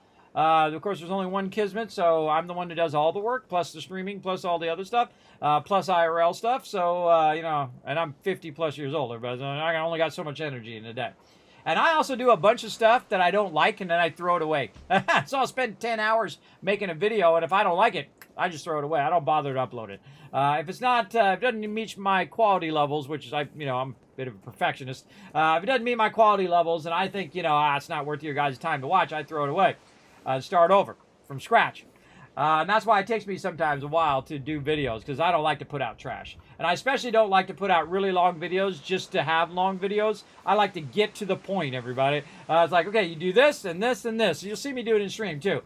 This is what you need to do to make tons of cash. Put a bunch of purified water down. Then take that purified water and then buy more resources, make more purified water, and keep that cycle going. And then, GG's, you make tons of cash. What's up, guy? Okay, so now over here, this place is styling and profiling. We got our provisioner there. We've got our guard here who's going to go between the different guard areas, the 3 different guard areas. And then we have our farmer over here who's doing the farming, which is awesome. So we're just going to let them run until we have more resources. So that's pretty much it for these 3 to get started with our basic build. Now, any other people that show up here at the drive-in, I'm going to send them over to Sanctuary. And anybody else who shows up at Abernathy Farm or Red Rocket, they're also going to go to Sanctuary over here as well. Oh, look, Red Rocket has a new person. See, it says 2 instead of 1. Over here at Abernathy Farm, we have 4. And we should do the rest of our Starlight Drive-in stuff. Let's see. We did this. Do we have a quick shop? I think we do. I think we have one out here we could use. Now, a quick shop is any workbench that you're using to transfer materials between bases. So if I wanted to walk a bunch of stuff because I'm overburdened with loot, I could walk it all the way along the road and then access the workbench from right there. So I can access the workbench from right here, all the stuff that's in there. And so if I wanted to take all this stuff and walk it back to, say, Red Rocket or wherever else, I could. But I don't really need to. Back storage key. Let's get that going on. I don't really need to because I can just let this sit here and it will automatically connect between all my settlements. So I don't really need to carry it over there. I can also just pick it up, and if I'm not overburdened, I can fast travel. And later in the gameplay, in any mode other than the survival mode, I can fast travel while overburdened. You'll see that. And by the way, when I do that, everybody, you're going to see me make crazy bank. Absolutely insanity amount of cash. There we go. Let's see. Did you watch the show? I absolutely did. I watched it on the day it dropped, and I binge watched the whole entire thing. Hey, TARDIS, what's up, man? We're gonna play some 76 tomorrow. Oh, somebody wants to talk to me. Let's talk to me. Is that you, Cogsworth? Hey. Something you need? Here you go. No, I gave you some purified water. Never mind. That's all. All right, then. But see how the camera panned? That means somebody wanted to talk to me. That's usually what that means. Dumb question. Can you quick tell me how do you link settlements? I haven't played much. Didn't know how you can do it. Oh, okay. Yeah, sure. I can tell you how to link settlements. Pretty easy. First thing you do is you've got to go down in the charisma line, and you got to get this one right here. So you got to go pretty deep down in there. You got to go 6 down, and you got to go to local leader. Now, local leader here is going to give you that ability, but it's not necessarily going to link them for you. So as you can see here, it says, as the ruler everyone turns to, you can establish supply lines between your workshop settlements. So you got to get this perk first, right? Just one level of it. Then once you have that, then you need to assign a settler to be the provisioner. Like this person right here, you can see this guy. I've got him assigned. He looks like a little, Brahmin up there. And he is my provisioner. So he walks between here and Red Rocket. And he just walks back and forth, connecting those settlements together. So make sure that you do set up a provisioner. Now, some people, just do it from Red Rocket and send it out to every single settlement. I try to do my settlement like in real life. You would have, like, say you were having a truck delivery. The truck would take it to one point, and then another truck would take it from that point, and so on and so forth. Typically, you'll see me send someone from Sanctuary to Red Rocket, from Red Rocket to Abernathy Farm. And in this case, I'm actually going back from Starlight Drive-In just to try to balance out the peeps. as well along the way. Now, I'm also making a note of what I'm doing along the way. So as you can see, I have a spreadsheet that's helping us here with Starlight Drive-In. So I don't have to remember all of this stuff, everybody. That's the real reason why it's there. The older you get, the harder it is for you to remember all the details of all the things, especially how many people are at each and every location. It's kind of a waste for me to have to remember that. It's better if I can just go ahead and put it down. Now, one of the things I'll do is I'll put a bell down in case I'm looking for a specific person, like my provisioner or whatnot. And then along with the bell, I always put a little chair. Now, the chair is going to allow you to accelerate time. So if you hit the bell, sit in the thing, and then forward time, you'll see that everybody will end up at the bell. So if I just go ahead and ding the bell, I go here. Instead of waiting for 15 people to walk over here, which is going to take forever, I can just go forward time by 1 hour, boom, and then they just suddenly appear. Then I suggest the thing you want to do is hit the bell again. Got a dangerous look about so it. they don't walk away. And there we go. So Danger now for I me. found my provisioner, and I've got my settler, and then the other ladies right over here. So I have my 3 peeps all right here by the bell. Easy way to find them. Now, of course, even easier is to use the vault-tec thing, but we're out of resources for that. So we'll make another one of those eventually. Now, they'll just stand there for a little while, and then they'll just decide that, oh, wait, you didn't really need my help for anything, and then they'll wander back to what they were doing.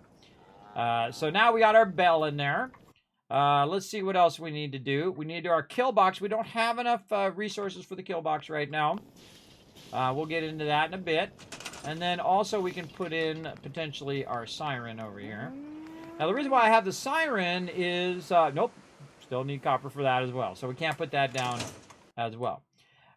So we'll just go ahead and not mark that as yes. And then we can note how many people we have at this location. So we'll know when we get more new people, right? So we have 3 people right now, 3, 6, 6, 6. All right, 3, 6, 6, 6. And you can see I have it in order in which it is in the game as well. My defense right now is 6, and I have 4 beds. 6 and 4 beds. And then a really important one is your happiness, to see that your happiness is rising over time. You want to try to get at least to about 80% happiness. You can't get 100%. It's a lot harder, and it takes a really long time. I would not even try to get 100% at every single location. It's just not worth your time. I get about 80%, and if you have 80% across the board, you are doing really good in there. But if you put down a bunch of, say, doctors down, you put like 13 doctors down and put 13 settlers on the doctor, it's going to boost your happiness way up. And then eventually, over a long period of time, you can hit that 100%, which I've already done many times before. All right, so we got Starlight Drive-In done. Red Rocket Truck Stop. We didn't put a siren. We didn't have enough thing, and we did not write down how many people we had. So let's go back to Red Rocket over here, because I can see we have 2 people instead of just 1. You're welcome, Solid. Thanks for coming in and hanging out, man. Again, there are no dumb questions in my channel. You can ask as many as you want. Oh, we're at 8 retweets. Oh, we need 2 more retweets, everybody. Follow that link right there. Be the hero of the chat. Hit that like button, hit that retweet button over there on what I call X Twitter. And, of course, the more you do that, the more it helps out the stream, and it's free. So you might as well go over there and show some love. Hit the like button, hit the retweet button. Of course, we get to 10 retweets. We're going to give you guys a bunch of Kiss Caps for buying tickets for giveaways in the future. I give away tons of stuff here in the stream. So, thousands of dollars every single year, because I'm crazy, man. My accountant thinks I'm nuts. But, you know, that's how it goes. Look, there's the new guy. How do I know? Because he's walking toward me. He's going to talk to me here in a second. What up? I don't think we've met. What can I do to help out? Yes. Yeah, let me show you. Go ahead. Okay, now, it's not actually going to show him in that second. You still got to go in the workbench and do all of that. So here's what I'm going to do. I'm going to take this guy who should have automatically either went on food or water. It doesn't always do it. Sometimes it does. But I'm going to take this guy and I'm going to put him on this food right in here. He's going to produce 6 food. Right? Because you want to get your food and water squared away so your happiness gets squared away pretty easily. Now, I like to do 3 people at each location to get started. And then anybody beyond that, I'll send somewhere else. So we'll go ahead and write all this down. Now, I also have, 6 monitors, so it does. I'm not kidding, by the way. So I can go ahead and write all this stuff down on my other monitors, so we don't have to keep flipping back and forth here in the stream. Just makes it easier. 2, 6, 9, 3, There we go. 0. Beds is 10. Happiness is 38.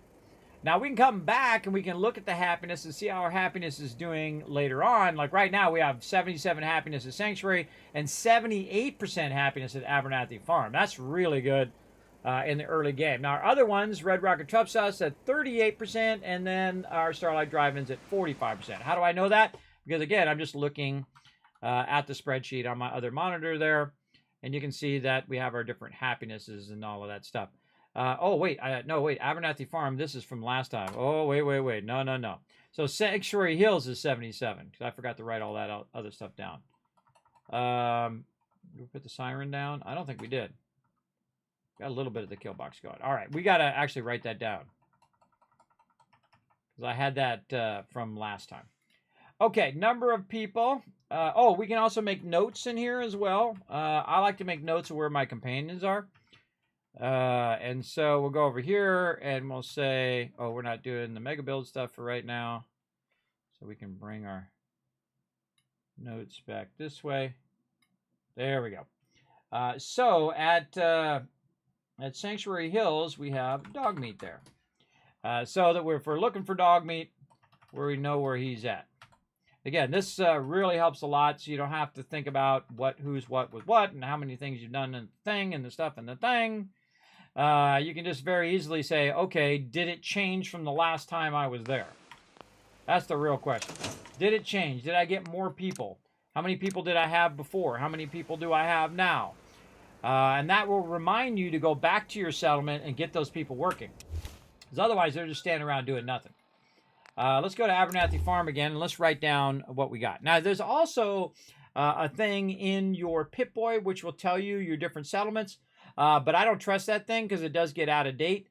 So what you want to do is actually go to the physical location to know what the actual real numbers are. Okay, so here we are. We got 424.9. I'm going to write all this down again on my other monitor over here. So we have 4 people right now.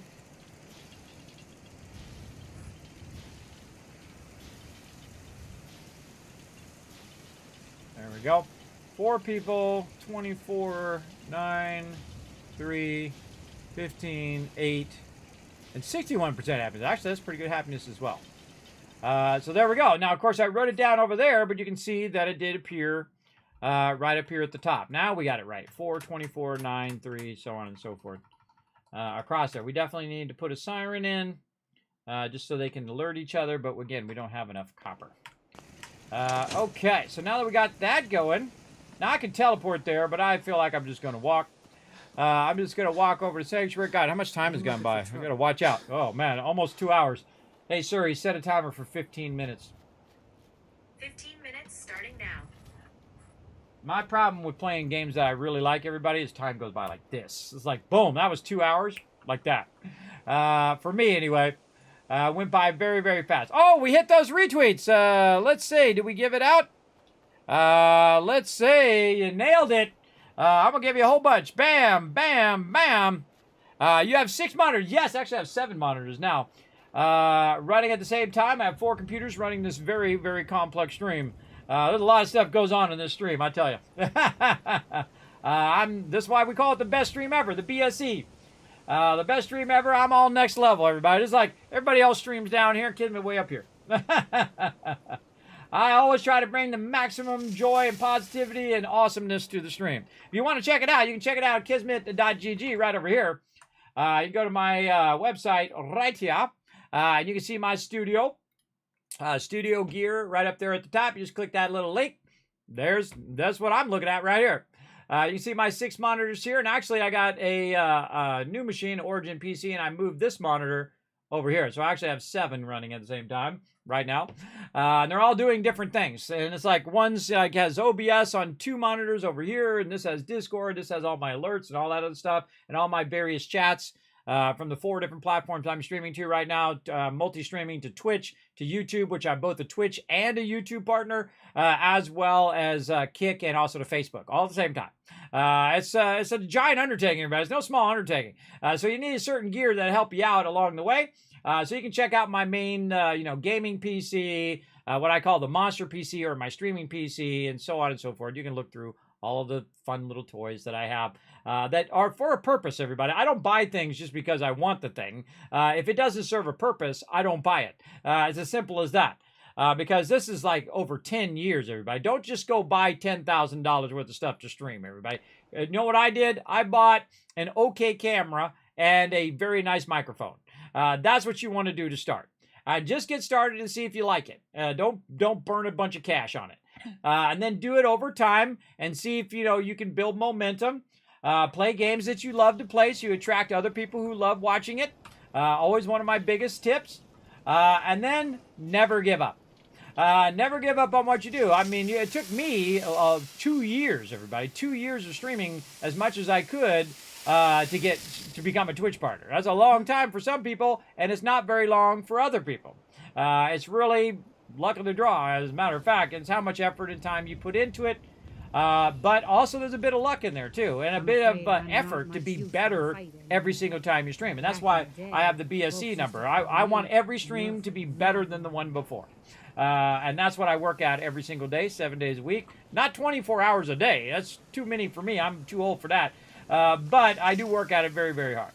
Okay, so we're back here at Sanctuary. Let's see if we've got any more purified water. Not yet. Okay, we got plenty of time.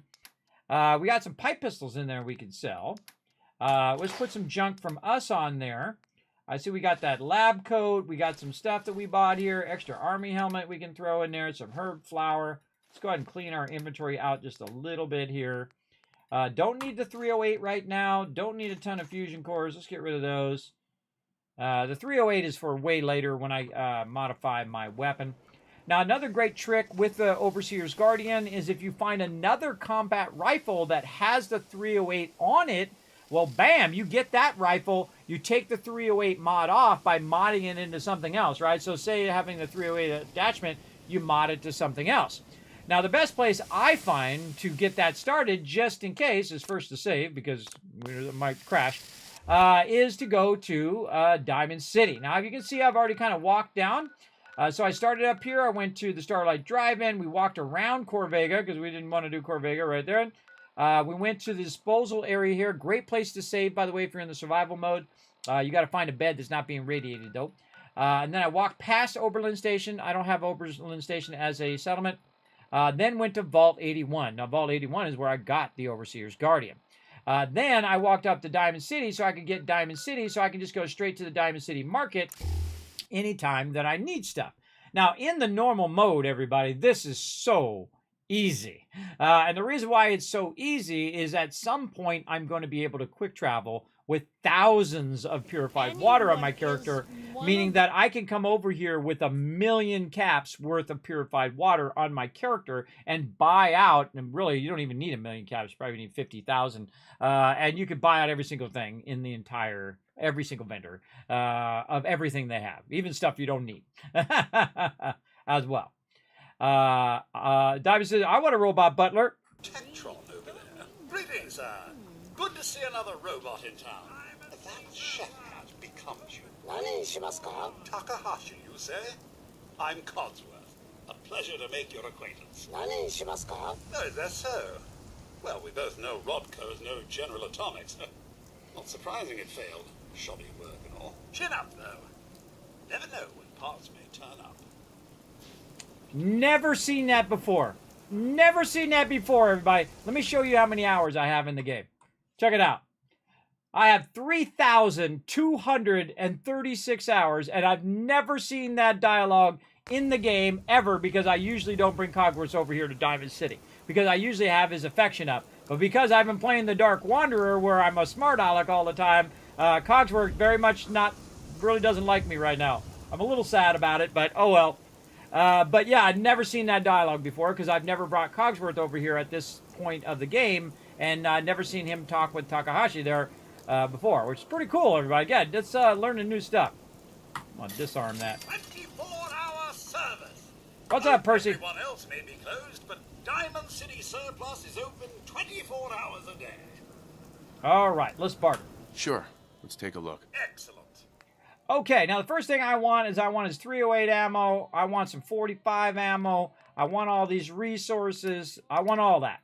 But I'm not going to get any of that because I really want to find me a combat rifle. And he's got like laser guns. He's got calibrated stuff. But this is really not my go-to dude. Now, also, over here, there is a little spot where I could actually use as my house. But I don't have the house key. One of my favorite things to do is the first time I come to Diamond City, I have so much cash that I just buy a home plate right away. I did that my last playthrough. Very, very fun. Now, what I want to do is, since I don't have home plate, is forward time. So you're going to sit right here on the stool and get rained on. It's so cool, the weather effects on your vault suit. And I can just say wait, and then I can just go ahead and forward time. Now, they usually come out around 8 o'clock. So we take 8, 7, 6, 5. We count down. It's going to be about 5 hours. There we go. Your utility bills must be insane. Yes, $400 a month. $400 a month. But that's also because my kids leave the lights on, and we have a bunch of multiple refrigerators and all of that. It's pretty crazy. It's nuts. Again, this is a losing enterprise, everybody. Streaming for me is losing money. But I could be dead right now. So would I rather be dead or whether I have a losing streaming thing going on? This is what gets me out of bed every day, everybody. Because I have a lot of bad medical conditions, but they're getting better little by little. At least I'm learning to manage them better.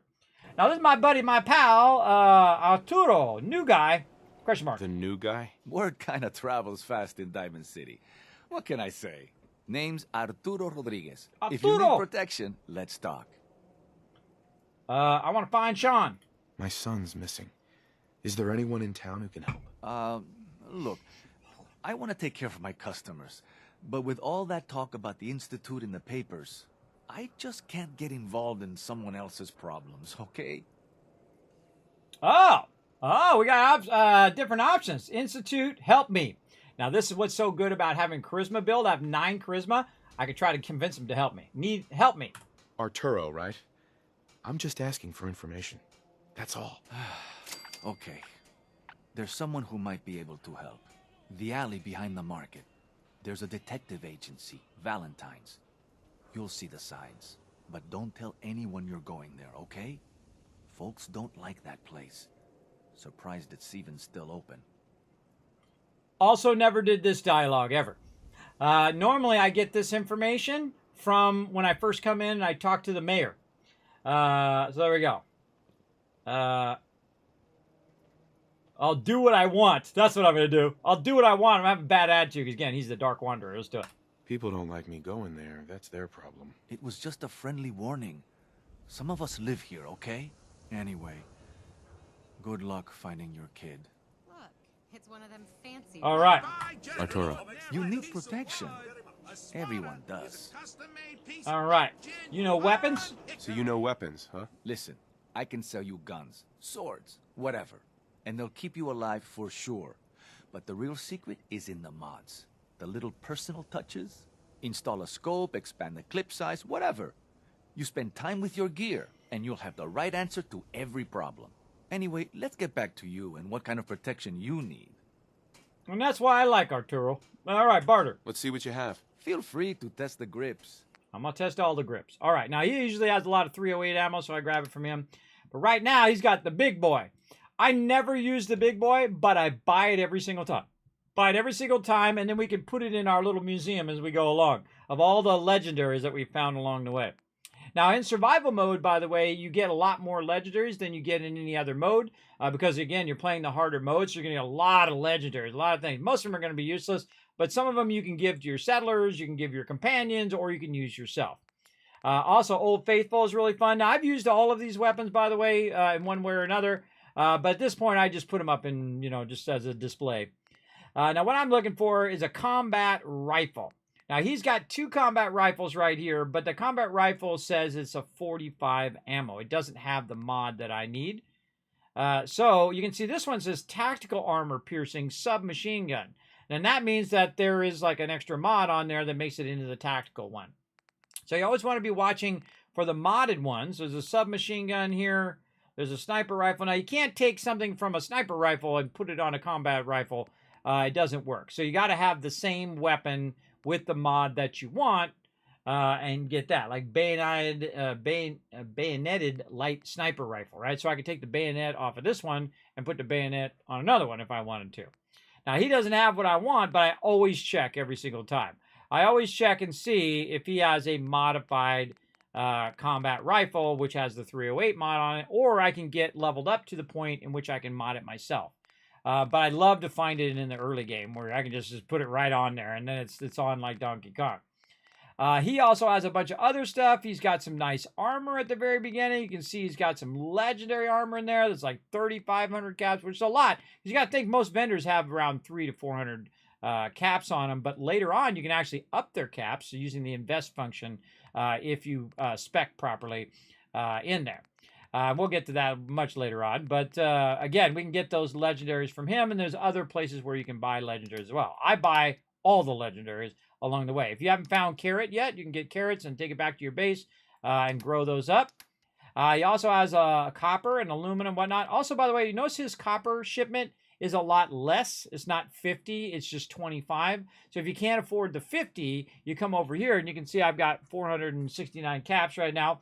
You can come over here and just get a smaller shipment of 25, or just buy out all the junk from the junk surplus over here. And again, her inventory, by the way, is separate.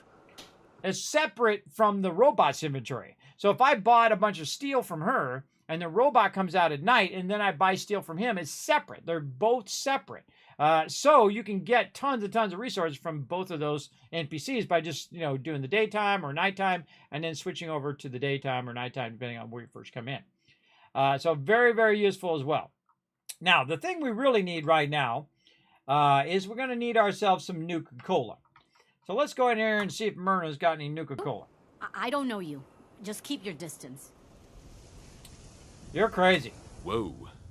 You're acting all kinds of crazy. I am not crazy. I read the paper. I know the synths are here, walking among us. So wait, are you telling me you're human?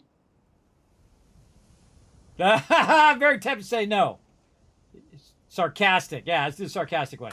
No, I'm Jangles, the moon monkey. That's just what a synth would do, ducking the question. We don't serve your kind here.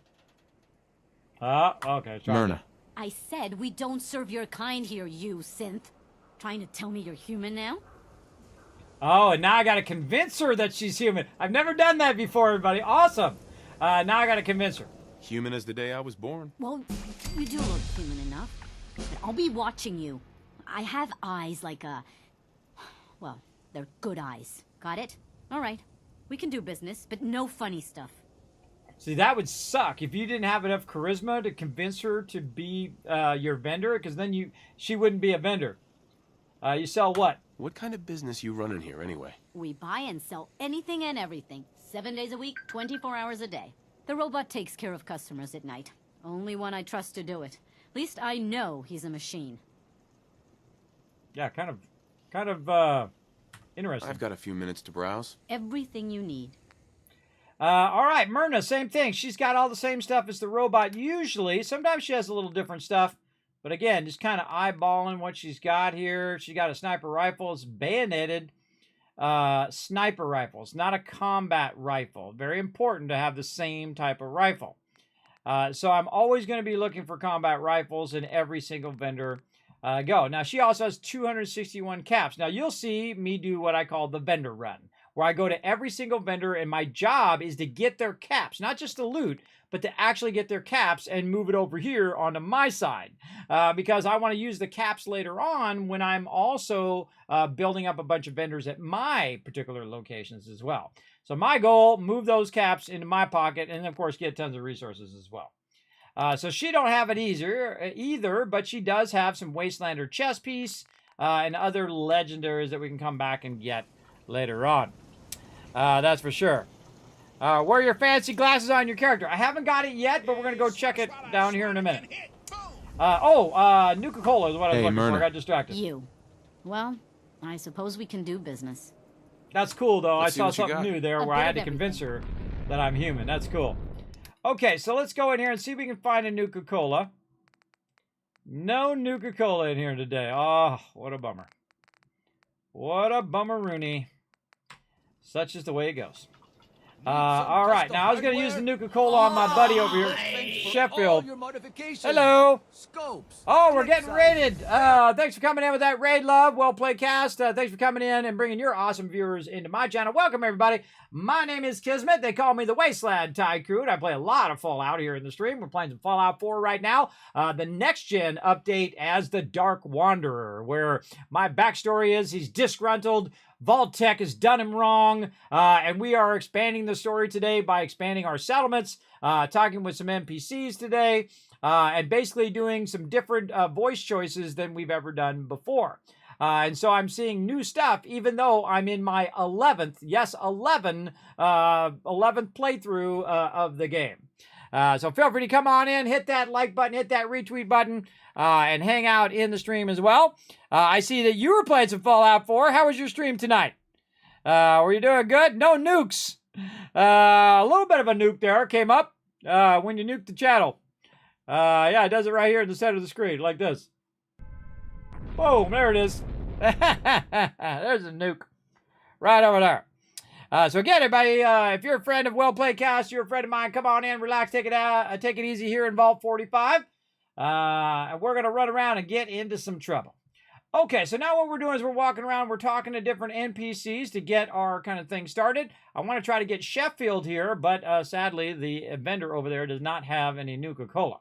So, we know another place we can go to get some Nuka-Cola. Right over this way. Can't believe you eat that food. Only one thing worth buying in the Dugout Inn, and that's the booze. Man's gotta eat. What can I say? A real Diamond City boy eats at the noodle stand. What's I with hear you there's a vault bar in dwellers the and old those theater jumpsuits, district huh? that's for raiders only. The combat zone. I'd stay clear if I was you. Oh, see, he just told me about the combat zone. We got somebody special over there we're going to go meet later on. You're getting the Far Harbor quest done. Yes, there you go. Yeah, I started all over again from scratch. This is episode 2 of The Dark Wanderer, Fallout 4 Next Gen. Just a minute, Yefim. I am in middle of story. So then, I am crossing river, right? Wearing nothing but a smile. When out comes the most dangerous of all sea monsters. A Mirelurk. A Mirelurk? Come on. That's like 2 out of 10 points of danger tops. Now, if you want to talk something really deadly. Redeem! I forgot you were there, Yefim. What is it? You know what? Never mind. I'll handle it myself. Okay. Turn that off. Talk to Abbott at the wall if you want a history. Sonny, I was expecting more of a sports bar. I say, my good man, what's the house special at the old Dugout Inn? Only the best moonshine in the Commonwealth. Bobrov's best, I call it. Robot should try. You there. See if he's strong We enough need to power to have that a engine, conversation. yes? While an alternate fuel source would be beneficial, I'm afraid I must decline. General Atomics warranty stipulations only guarantee repairs and replacements when using the designated Mr. Handy fuel means. Perhaps you miss out on once-in-a-lifetime opportunity. Vadim can give you warranty as well. I don't doubt that one bit. Let's just say, should the need arise, I shall surely seek out your services and leave it at that. See this bar? I killed a man for it. No, I kid. He is dead, though. Now, let me know when you're ready to order. All right. Again, I've never seen that Cogsworth stuff, because usually Cogsworth, within the first few encounters, I get into max affection. But because I'm being a smart aleck all the time, he is not. His affection is going very, very slow, or actually going down as well. This your bar? So, this your bar? Damn straight it is. My brother Yefim and I make the best moonshine in the entire Commonwealth. We call it Bobrov's Best. Had to start renting out rooms just so customers had a place to safely pass out after drinking it. All right. Sure. Let's take a look. That's what I like to hear. All right. Any Nuka-Cola? No. No Nuka-Cola. He has some 308, though. Nothing in there that I really need. Thanks anyway. Now, here's a great little tip. This lady over here. Miss? Hi there. You can order drinks and food here or at the bar. Who was it? You can talk to her as well. Was there no one And barter. Let's see what you got. Take a look. Right over here. And you can see that she has the exact same thing, and her caps and her inventory are tied also to the bar. So either of them, and she usually talks less, so I usually talk to her. This guy's trying to talk to me over here. Let's talk to him. What's up, Edward Deegan? Excuse me. You'll find I'm very persistent. Do I know you? Do I know you? No.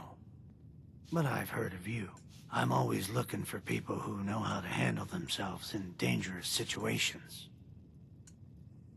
Look, I'm gonna go reward. Reward. I don't mind danger, so long as I get paid well enough. You will be well paid. I can promise you that. By the way, I'm Edward Deegan. You'll mostly be working for me, but you'll need to talk to my boss first. His name is Jack Cabot. He likes to personally interview everyone I hire. He's careful like that. Come down to Cabot House in Beacon Hill and ask to talk to Jack. I'll let him know you're coming. This is one of my favorite quests in the game, everybody. Incredibly fun. Oh, wait, let's try to get a pie. Oh, so close. But no cigar. Now, we can talk to a bunch of people here and do a bunch of quests, but we're not going to do that. We're going to go this way.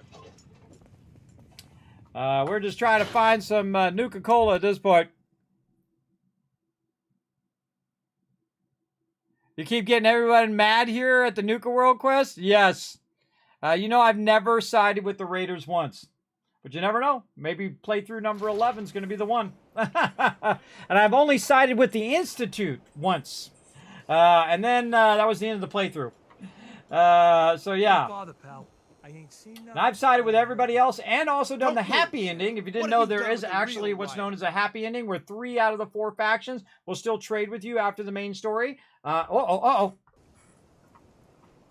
Put the gun down now. He's a Sith! He'll kill us all! Kyle, no! Okay, show's over. There are no Synths in Diamond City. Hear me? Just you folks and your damn paranoia. Sir, pick anything good? He was not a synth. What if I just pick his body up and just start...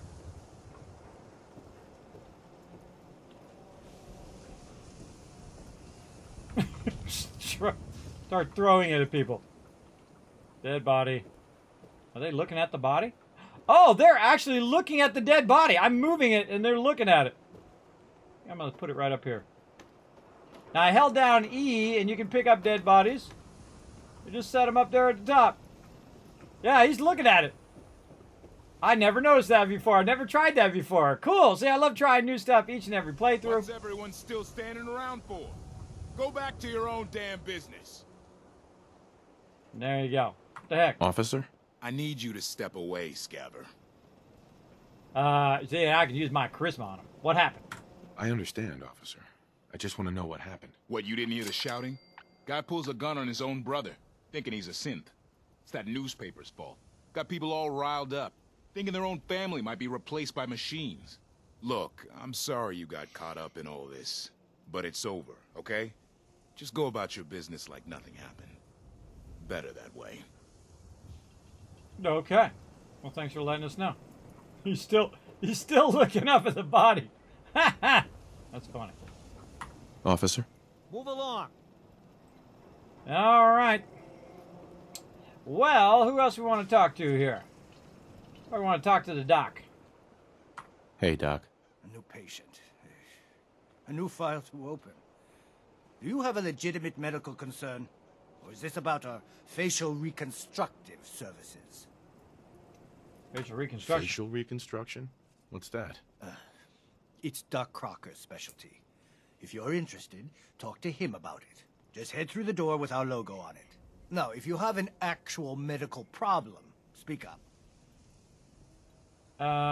Treatment options? So what kind of treatments are common around here? Bandaging wounds and cleaning radiation exposure are the most common things you outsiders usually ask for. That and kicking a chem habit. What you got? Actually, I need some supplies for the road. Let's see what I can spare. Okay, now, if you are playing in the survival mode, another fantastic place to go to. Of course, here, Son the Doctor at Diamond City. He sometimes has antibiotics, but he also has shipments of antiseptic, glass, rubber, all that kind of stuff. And even the syringer, if you want to use that. I never do, but you can. And stem packs if you need those. The thing I like to get from them the most is actually surgical trays, because they're aluminum and it helps with your power armor later on. So very, very useful. Also, microscopes are awesome because they give you gear and crystal. So I actually, instead of getting 8 items from him, I typically will get more of this kind of stuff from him as well. I'm trying to find, see if he's got any screws, and we'll get our surgical trays. And then I'm going to go ahead and trade some 38 ammo to try to counter the cost. And then now it's only going to cost, it's only going to cost me, only going to cost me 24 there. And I got a little bit of resources that's going to help me with, gears and crystal and fiber optics and whatnot. Now, actually, when I first played through the game, I'm so hardcore, everybody. I'm so hardcore. When I first played through the game, I went through and I wrote down all of the vendors from the game. Not looking it up on the internet, by the way. This is from the game. And what shipment types they have at different locations at different vendors throughout the game. I'm that guy. I'm also that guy when I'm playing like Starfield. Where's my Starfield stuff over here? Like right here. There's the Starfield vendors. And they keep going on and on and on and on. If you have been playing some Skull and Bones, right here, here's all my Skull and Bones notes in there. So I have a bunch of tabs at the bottom. You're welcome to check it out, everybody, from various different games that I play, including my Overseer spreadsheet. Feel free to go ahead and check that out.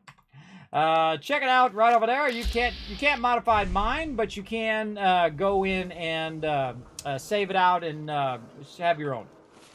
All right, we got to level up. Let's see, we're level 11. Speaking of things we can work on, let's do our perk order over here. We're going to get our perk order down here. Okay, oh, next one is Gun Nut. Yes, now we can modify our gun. Perfect timing for that, too. That is just at the right time. Let's find where our gun nut is. It's over here somewhere. Right here. Over in this line over here. No? I'm drawing a blank. There we go. Oh, it's in intelligence stuff. All right. Boom. Gun nut. Good to go. Now, again, this is my perk order. Why I'm choosing what I'm choosing. It says over here on the side. If you do check that, it's in the same spreadsheet. You can see why I put stuff into what I put it in. Now, this is going to give us the better turrets, as well as it's going to allow me to modify my weapon now. Now, if I go to modify my weapon over here, they're still looking at that dead body up on top there. All rat meat. But I can go over here to the thing and try to modify my Overseer's Guardian. But you'll see that I don't have any of the resources. That's because those resources are tied back to my base and not here at Diamond City. So, we got a bunch of new quests from doing that. Now, we're going to do a Wanderer quest as well, in this case, Dark Wanderer, where, we got a new person back at Sanctuary there. I can see we're at 11 now. Where we go around, and whatever quest we get in the moment is we're going to follow that quest when we're doing questing. So if we're doing a quest, then all of a sudden we get a new quest, then we're going to go do the new quest and not the quest that we were on before. And if you've watched the TV show, they have actually a reference to that in the show. Thou shalt not get distracted by BS. All right, 413 purified water right there, everybody. Dollar bills right over there. Now, another thing I like to do is go ahead and also put it down over here on this side. So I'll go ahead and get some furniture. I'll get a container. I like to use this little cooler thing. And then I'm just going to throw it here on the road. Ugh, I hate that tilde key. And then I'm going to put this purified water right in here. Now, how much money did I just make, everybody? Just in that few seconds that you saw. Hey, Siri, what's 413 times 16? 13 times 16 is 208. Hey, Siri, what's 413 times 16? It's 6,608. I just made 6,000 caps, everybody. I'm level 11. 6,000 caps sitting right there. Right in there. Right there. And when I come back again, guess what? There'll be more. So, Trash Can Carter's not here right now, so we're going to wait till she comes back. Oh! Speaking of, there's my girl. My favorite girl in the wasteland. All right, let's get that purified water out of there. Even if I was overburdened, I can walk right over here. Back again? Time to do business? Yes, let's barter. Sure. Let's take a look. Yeah, keep your shirt on. I trade rain or shine. Now, I want that 308 ammo. Give me that. Give me the 45 for now. The 308 we'll save for later. See if she's got a combat rifle that's modified with a 308 mod on it. We're going to look for that. Nope, she don't got it. Sometimes she does. Does she have any combat armor or better armor than what I've got? No, not really. Does she have any aid items I might need, including stuff that's like food, carrots, corn, things of that nature? Not really. She's got a Nuka-Cola Quantum, so we'll take a Quantum and we'll give that to him.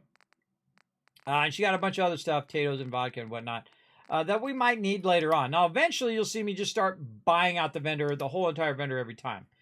Now, I like to buy all the junk, the random junk, because that's going to evenly build up all of my resources across all the resources that I need, and I don't even look anymore. I just grab it all, and it's usually around 1,500 caps, right? Now, again, if I take this purified water and I transfer it over there. Now, another thing I want to look for is this right here. Great Mentats. Great Mentats will allow me to boost my trade rates. Now, very, very rare that I find them in the early game, but if I see any Great Mentats, both in Fallout 4 or 76, I will use those to boost my charisma and boost my trade rate with the vendors so that everything I can sell for more and I can buy for less. Now, right now, you can see the value of my purified water is only 10. And that's because I need to boost my charisma some more, and I need to work on my trading. Now, it's only going to max out at 16, so it'll never go higher than that once I get the thing. But that, instead of 2,000 caps like we did last time, this is 4,000 caps that I just transferred, and you can see we've also countered all of that, and she owes me 2,677 caps. So now we can go in and we can buy a nice big chunk of copper. There we go. So we got copper, maybe some more screws. Oh, now we owe her 32 caps. Do we have anything else that we can sell her? Well, we do have some stuff in the thing. Now, here's a great little trick. If you don't have it on you right then, you can still do the trade. She's going to get the caps. It's a 1-to-1 trade for your caps, by the way. In Fallout 76, it's not. In Fallout 76, it's actually reduced by 1/10 of the value. So if you buy something for, like, say, 5,000 caps, she's going to have, like, 1,400 caps in her inventory, right? Or the vendors are.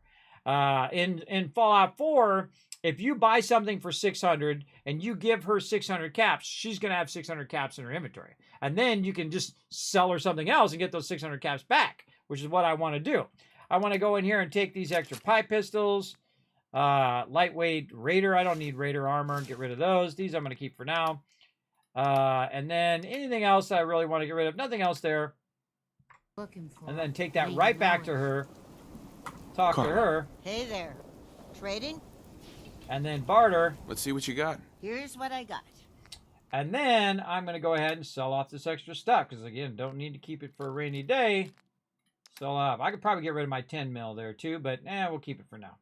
Get rid of this. Newsboy. Blue jacket. Raider arm. Anything else in here? Keep that Tato for now. And then we want to keep all the junk. All right. Now, she owes me 69 caps. And bam. Now, every time I talk with her, I really want to get all of her caps every single time. So I can build that up over time. But for right now, we don't have enough. So we're just going to go with that. And we can also put our 308 ammo in there. Actually, we don't need to here in this mode. I'm so used to doing it in survival mode because it does weigh in survival mode. But in non-survival mode, it doesn't. The ammo doesn't weigh anything. So I can just keep my inventory. Even if I had 50,000 of it, I can just keep my inventory and not have to worry about it. But, old habits die hard. Okay, so basically, I just made 4 grand. Right there at my current level. And then, of course, when it respawns again in a few days or so, I'm going to get another 4 grand, and so on. But instead of just getting $4,000, why don't we go get a lot more money? And again, you can see I'm doubling up and doubling up again and doubling up again. Remember, I started with just 4 water purifiers, the small ones, and then I got my tech up enough where I can get the bigger water purifiers, and now you can see I got a whole row of them running over here. But always make sure you have enough power. So let's go up here. We're using 70 power, so we should have 1, 2, 3, 4, 5, 6, 7, 8, 9, 10, 11, 12, 13, 14. 1, 2, 3, 4, 5, 6, 7, 8, 9, 10, 11, 12, 13, 14. All right. Now again, I like to do the power first. Some more power generators. Right over here, and we can do 2 of them. But I'm just going to do 1, and then tie that power in. And then I'm going to go over here and see if I can produce more water purifiers. Yes, I can do 4 more water purifiers. But let's put 2 down first, because that's how much power we have for it. And again, I'll just go out here, try to push it off the side of the settlement and as close to this one as you can. Getting a little radiated because I'm standing in the water. Again, the more you can push it off the side of the settlement, the more it's going to help you in the long run. Now, I don't think I'm going to be able, maybe sideways if I'm lucky. I don't think I can get one in there. That's a tricky one to do. But now what I can do is start on my second row. I'm going to jump out of the water, run all the way down here to the end, and I'm going to try to pack as much purified water as I can right in here. Now the trick is to spin it until it turns green. If it doesn't turn green, then you probably cannot put it there. See that? And as I move it forward, there's going to be a point in which it turns green while I'm spinning it. It's going to be deep enough or have enough room to turn green. There we go. Now, right here, you can see that this is not really going to fit here because this is really shallow. And it's kind of hard for me to get it, but you're going to find that magic spot. And we're going to just find it. We know it's somewhere around here because it turned green for a second. Oh, I know you're there. Again, rotating it. Just keep fuddling with it. You know it turned green. There it is. There it is. So I got to rotate it in such a way, maybe back it a little bit left. Try to optimize its placement. So I can put another one down, maybe. Boom. There we go. And then tie that into there. Okay. Now we're producing 640 water. And then again, just keep rinse and repeat. Every time I come over here, you'll see me do this over and over and over until I'm absolutely dominating the purified water scene over here. Did it connect? Didn't look like it did. There we go. Again, keep watching your power up there, 96 power. And then let's see if we can get 2 more purifiers in water. Yes, we got 2 more. Okay. And again, same thing, just kind of spin it around, fuddle with it. Now, the space in between, we can fill that in with the smaller ones, or we can come back later and re-optimize all of these. At a certain point, everybody, I don't even need this purified water anymore. I'll be making so much cash, it won't even be necessary. Now, you don't have to do this, by the way. You can just go collect a bunch of loot and sell it to the vendor. That works, too. Let's see if I can just put this sideways and get maybe 2 of these in here. Maybe 1 there. Another one in here. That's tricky. Using my left and right mouse button. Oh, there it was for a split second. Right in here.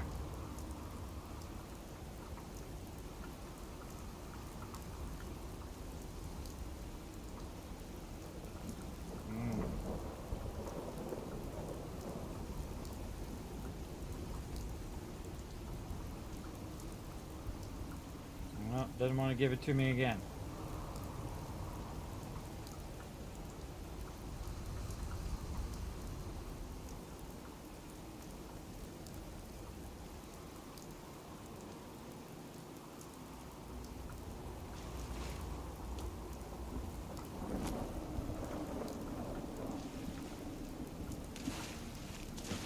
I like to be in the water because it gets me radiated.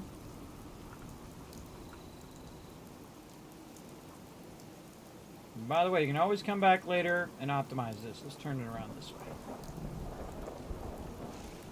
I suggest put these a few down at a time. That's probably good. Let's do something like this. A few at a time so you don't forget to connect them, because it's really sucky to put these down and then you forget to connect them. And now we're at 720 water. Hey, sorry, what's 720 times 16? 720 times 16 is 11,520. 11,000 every couple days in my pocket. All right, and then we'll go ahead and update how much we're doing. Actually, I can make a thing on my spreadsheet that could calculate that for me. Let's see. We are at 720 water. So we'll put that on our settlement overseer. That we are producing now at Sanctuary Hills, 720 water. And I could actually just add a column to the right. Water value. And then I could take equals this number times 16, which would be its max value. Yeah, 11,000. And I can turn this into dollar bills. So yeah, and then take off the, so yeah, 11,520 is how much we're producing worth of purified water right there, roughly. Now again, remember that they use up some of it. You don't always get the full amount every single time. So I'll get like 600 maybe next time, or 5 something. And now we're out of screws. So now we need to get more purified water so we can get more screws so we can produce more purified water, and so on. The cycle continues. Good time to save. We just did a whole bunch of stuff. All right, it's cool to have Cogwars in the early game. I'm seeing all sorts of new storyline stuff. Let me catch up on chat a little bit here. Yeah. Dead man floating. Good to know. Yeah, there you go. Yeah, thou shalt not get sidetracked every time. Exactly. Have you ever made an ammo factory? Absolutely. There's actually a really awesome mod. Not sure if it works in the new update. It's called Manufacturing Extended. I would definitely check that out. Awesome for taking your raw materials and converting them into, or taking your like buckets and things like that and converting them down into the raw materials, and then sorting the raw materials into the places where you can then manufacture weapons and stuff. And I'll do manufacturing and all that stuff in this playthrough as well. So I'll get to it. Over time. I don't usually do it in the beginning. And you notice I don't use power armor in the beginning either. I usually power armor around level 25 or something like that. Just because it's really expensive in the beginning, and plus I like to play the beginning without power armor. It's just the way I am. All right, let's go ahead and use this radiation arch to remove it like that. I removed my radiation over there. You see there's a little gap. Then I press my purified water, and then you can see I'm fully healed. Easy. Oh, he said, I hope I find my son. Oh, thank you. All right, very rainy and whatnot in here. They're all going to bed now. Yeah. I'm going to go to bed too, so I can forward time, so we're not playing in the dark, and then also get the thing. Is the audio off? The game audio is off. I had it muted, but it's back on now. I'm muted sometimes when I'm talking to stream, especially because the NPCs are very repetitive. And what they're talking about. Absolutely. All right, let's check our vault-tec population system. Make sure we don't got any slackers at the settlement. Nope, no slackers. Everybody working. Awesome. At least it's not raining. Now we can also take a look up here and say Red Rocket's at 2, Abernathy's at 5, and Starlight Drive is at 3. So in theory, not always, sometimes there might be another person there if you go there. But in theory, everybody's working right now. Everybody's doing something, producing food, water, whatever it is, for each and every one of those particular settlements. So we're actually pretty well off. Everything's pretty good. We can go ahead and grab some more razor grain. Over here, grab some more corn. Now, I kind of maxed out the amount of peeps that are working over here. So I'm just going to grab a bunch of this. And I only do this really in the beginning to get this kind of accelerated. And also, another good reason to collect it is so that they'll make more, right? So they'll go in and... My old man taught me that duct tape could fix anything. That's true, he was talking about bullet holes. I'm always glad to see the sun come up one more time. True, true. And again, got gourds over here we can loot. Tons of loot there. All right. And we're going to take most of this over to Abernathy Farm so they can really get it going. And most of those people are going to be dedicated to doing that. Now, it looks like I just got another person. What are you doing? Oh, he's on food. All right. On food, walking around, getting into trouble. So we got all of that. So that's all looking good. And we picked up this. Let's make sure we got this. Any corn over here? Or carrots? A little bit of corn, but no carrots. Okay. Yes? Take it easy, trash can Carla. All right, we're going to run over to Abernathy Farm. Now, again, I can teleport over there, but I'm just going to run. Now, one of the things I get asked all the time, Kismet, what do you do when you've kind of done everything in the game? Put your feet on the ground, start walking. You'll get into all sorts of adventures. Even if you played the game 3,000 hours like I have, you're going to see new stuff, usually, every single time. And I've already seen new stuff, and this is my 11th playthrough. A lot of stuff with Cogsworth there that I've never seen, because normally, again, he's max affection by the time I go to Diamond City. So he said a whole bunch of new stuff there that I've never seen. And it's been in the game the whole time, everybody, but just that I never took that companion and did that thing with that companion. And I try to mix it up, which companion I have for what I'm doing as well. All right, let's go over here. And now what we're going to do is reduce the amount of potatoes. I think. No, we'll just leave the potatoes, and then we get more people. We're going to have them do more of the stuff. All right, here we go. Let's get our carrots going. All right, dude's working on them carrots. I'm in my way there, but that's okay. And then we'll put more corn down over here. And then we'll pick up some corn. There we go. Pick up some more corn, get some more mute fruit. Let's get some more carrots. It's good to know there's still good people out there. It is good to know that, isn't it? And then more corn. And then more carrots. And these melons are in the way. Store the melons. In the way of my carrots. There we go. And more mute fruits. Oh man, we got a lot of mute fruit. Alright, let's start another row of mute fruit over here. There we go. Very nice. Lots of potatoes. Now, I want to let the potatoes build up. And that's because I'm going to use the potatoes, and the same thing with the corn. This very much, by the way, reminds me of 7 Days to Die. When you're first doing your food, you don't want to actually eat the food. You want to take the first one, break it into seeds, and then make another one, and then make another one, make another one. And then when you have a lot of it, then you can start using it for your food and using it for all of that. They still eat some of the food. Now, their actual default food that they like the most is actually potatoes. Even more so than mute fruit. But mute fruit is super easy to get going. And there's somebody over here that needs to go and get working on this other thing. All right, guy. I'll put you on this mute fruit. Okay. Or lady. I'd rather her doing mute fruit and corn than melons. So over here, corn. Sure. And that's going to double those up. Raise grain still working. We got more mute fruit over there. We're going to need more peeps. Okay, that's all looking good. And let's go back to the drive-in. See what we got going on over there. And then we're going to get into some trouble. We're going to get in some trouble as well. Hey, Brando, what's up? Thanks for hanging out on the stream. Now, settle in, everybody. It's going to be an epic night tonight. We're doing episode 2 of The Dark Wanderer. He's jaded. Vault-tec has done him wrong. And he's going around being a complete jerk to everybody. And I'm seeing a whole lot of new interaction that I've never seen in any playthrough I've done before. So very, very fun, I think. Okay, now sometimes when you arrive at a new location, it'll actually trigger it to actually do a new person. You can see right there, we have 3 people right now. So we're still waiting for another person to show up over here so we can send them off over there. Now, this is also another great place to plant a lot of food. You can use your planters and just plant a lot of food, or you can plant along the sides. There's a lot of dirt along the sides here, a little bit of dirt over there, little patches of dirt.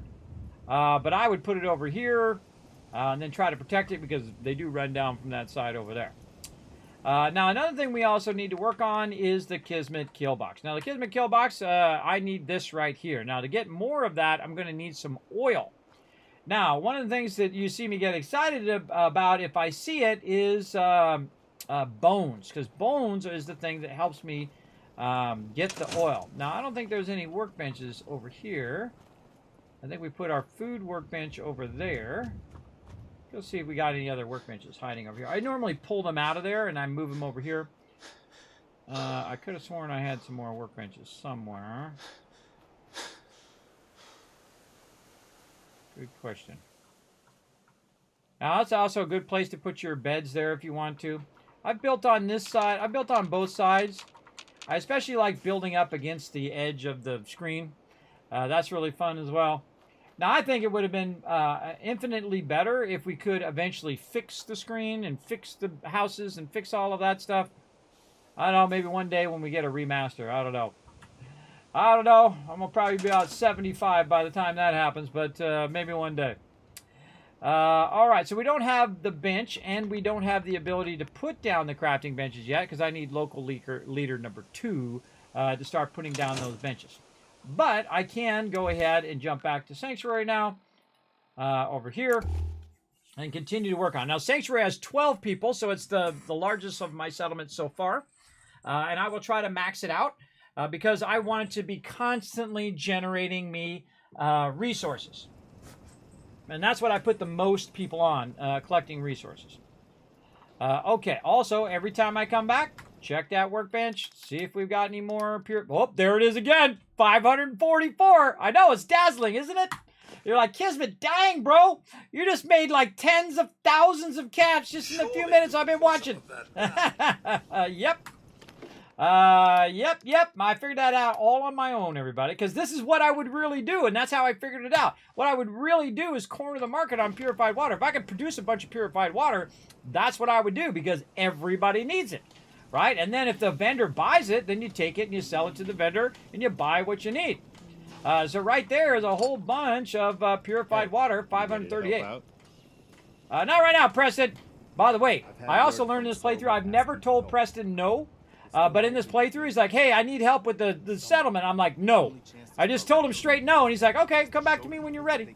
And he's given me 0 settlement quests, which is fun. I've never done that before. Hey, thank you very much for the raid there, Monsterholic. How you been, man? Kismet, I watched your YouTube videos from 8 years ago, and you look so young. I know, right? That's because I was younger then. I was in my 40s then. But yes, actually, I'm better off now than I was 8 years ago. 8 years ago, I was very, very sick. Holy mackerel. You'll notice that some of those streams are very short. Because I can't sit for too long like I can now. Like the other day, I did like 13-hour stream, which is humongous for me, everybody. That's a super long stream if you have a bunch of disabilities like I do. It's very, very tough. Okay. Oh, we're going to, I was going to show you how to make I'm sorry. some oil. Okay. So we got to find our benches. Got some, oh, we put our bench way up on there. We should put a different bench up there. Maybe armor bench. Put the armor bench up here. I'm going to use this chemistry bench probably way more, and I'm going to use the armor bench. We'll put that up there. Because I can fast travel, I don't really need to put it up here anymore, but that's typically where I put it, especially in survival mode. So I can move materials around just by carrying it. Okay, so we're going to go to the chemistry station. Now, again, you always want to look for this one right here at the bottom, the utility one. All right, so utility, I can make cutting fluid, and guess what it's going to make, everybody? You guessed it, oil and steel, or I can do a modified baseball, which I'm not going to do. Now, you can see I've got tons of acid, tons of bone. There's that purified water we need again, and, of course, steel. So, if I want to make oil, I just simply go ahead and make a bunch of cutting fluid. Hitting E, by the way. And I use up all the bone, because the bone's usually the thing that runs out first. And I used it all up. And then I can just hit R and then T, and then it's going to drop in the workshop. Now it's available to all my settlements. And now it is time to get the Kismet kill box fired up. Now, again, this is going to be the #1 place it's going to start getting attacked. Now, these turrets suck. So we're going to scrap them. Now, it's a big bummer that we don't get our circuitry and stuff back for them, but that's okay. We're going to scrap them out. And now it's time for the big boys. You want to go ahead and use these turrets, the heavy machine guns. And, of course, this is the place that it's going to get attacked. Now, this is something I invented. This is called the Kismet kill box. What you do is you put these right on the edge up here, nice and high, so they can fire in 360 degrees. Just like this. And I usually put 3 of them down in the beginning and then way more of them later right there. Now, they usually attack from over here or from this building here. They'll attack from the far side here and come up along the water. Sometimes across the bridge, very rarely, but sometimes. And then way on that other side over there. Now, I don't got anything way over there, so if they come in and try to blow stuff up, they got to run all the way over here. And then this is the most basic of the Kismet kill boxes with the heavy turrets. Now, these never run out of ammo. This is a Mark I, which you can see on the side. So it's the lowest level turret. Has 5.56 rounds, and you never have to fill it up with rounds or anything. And it's a heavy machine gun, which means it can take a lot of damage. And that Kismet kill box now at 30 defense up there at the top. So we can go look at our thing that we wrote down before. How much defense did we have before? We had 21. Now we're up to 30. Looking good. Looking good, looking good. How many beds do we have here? We already have 24 beds. 24 beds. Yes, I forgot to write that down. 24 beds, or I accidentally took it out. One thing or another. Okay, looking good. And what's our purified water at now? 720. Still at 720. Okay. Now, we need to wait for our purified water to re-up over here as well. Now, here's the thing I would do. I would take anybody who's on defense at this point off of defense and just take this off. But I like Mama Murphy walking around so nicely that I think that's my new favorite thing. I'm going to actually leave the guard post just because I like her set up as the guard. She's running around with a 50 cal. She's standing around being the guard. Now remember, she killed a Deathclaw, everybody, all by herself. All by herself. Ask her about it. Time's not much. But it's something. Okay, and we removed our radiation. Good time to just do a save right over here. And now we good. Okay, and we got, make sure we don't have extra peeps here. We're at 12 now. What were we at before? We were at 10 before. All right, so in theory, we might have some new peeps who can do some stuff. We'll see. Vocational overview.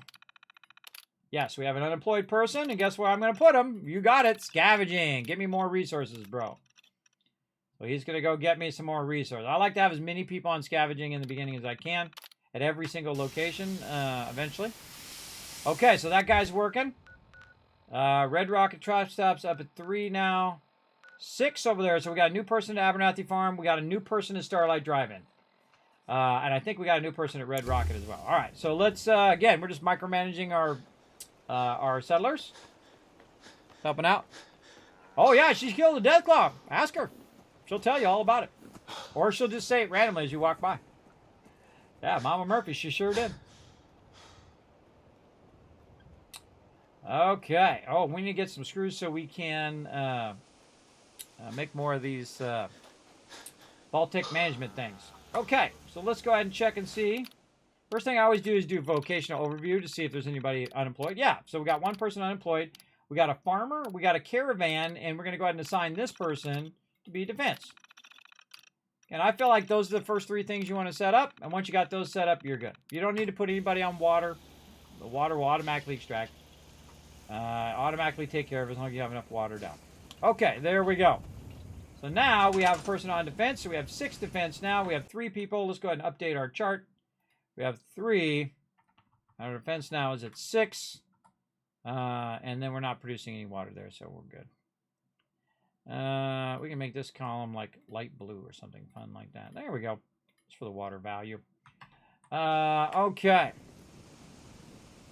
And I think we're good over here for right now. Let's save that. I guess we could have just quick saved. There we go. Let's run over here and talk to Abernathy Farm. Now, again, I find the loading to be slower in the next gen update. I don't know why. But we're going to go over here and check it out.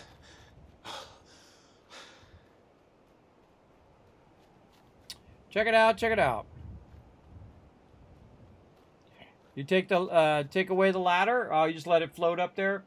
I don't like stuff to float, but hey, it's your game. You do what you want. Okay, so now we got peeps over here. And we can go over here to this thing. I should probably move this to the other side. Let's do that. Okay, we're going to take this out. We're going to move this. By the way, these electric lines used to take copper, which made it even more difficult in the beginning of the game. Take that out. But it doesn't do that anymore, luckily.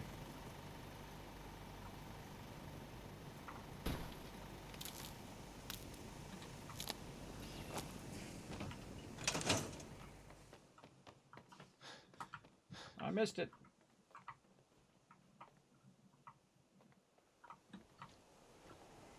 Alright, let's go up here. A little easier to do it from up here.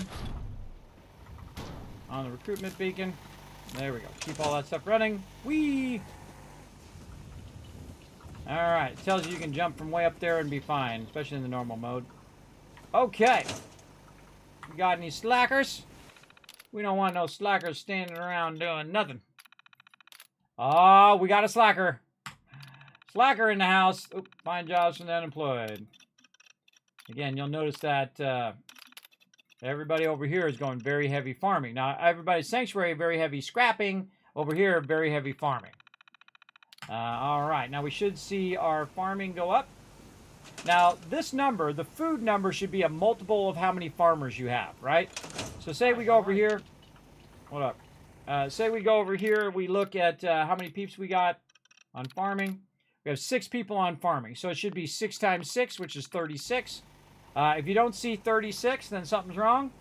Like right now, we're at 33, so that means either I don't have enough food down, or they, yeah, so you can see he's doing that mute fruit now, or they're not set up right. So let's work on some more on the mute fruit, see if we can get some of that. Oh yeah, more Seems mute to be fruit growing well. there. Very nice, very nice. And then we can add more mute fruit. Now I'll come back and optimize this later. Right now I'm just getting it started. And again, I'm not even going to bother to optimize how many people are doing what. But I am going to find the dude that I just assigned over here, or we can get Damn mole rats have been at the potatoes dude again. over here and assign him. Oh, it already went. There we go. It already auto-assigned. He already figured it out. And now we're at 36 food. So again, it should be... That's our daughter you're talking about. Just telling you how it is, dear. Around Talk to here, Connie. folks work for what they got. I take it you want to trade? How are you? How are you holding up? It ain't a lot, but I've got a few basic supplies. Ammo, meds, that sort of thing.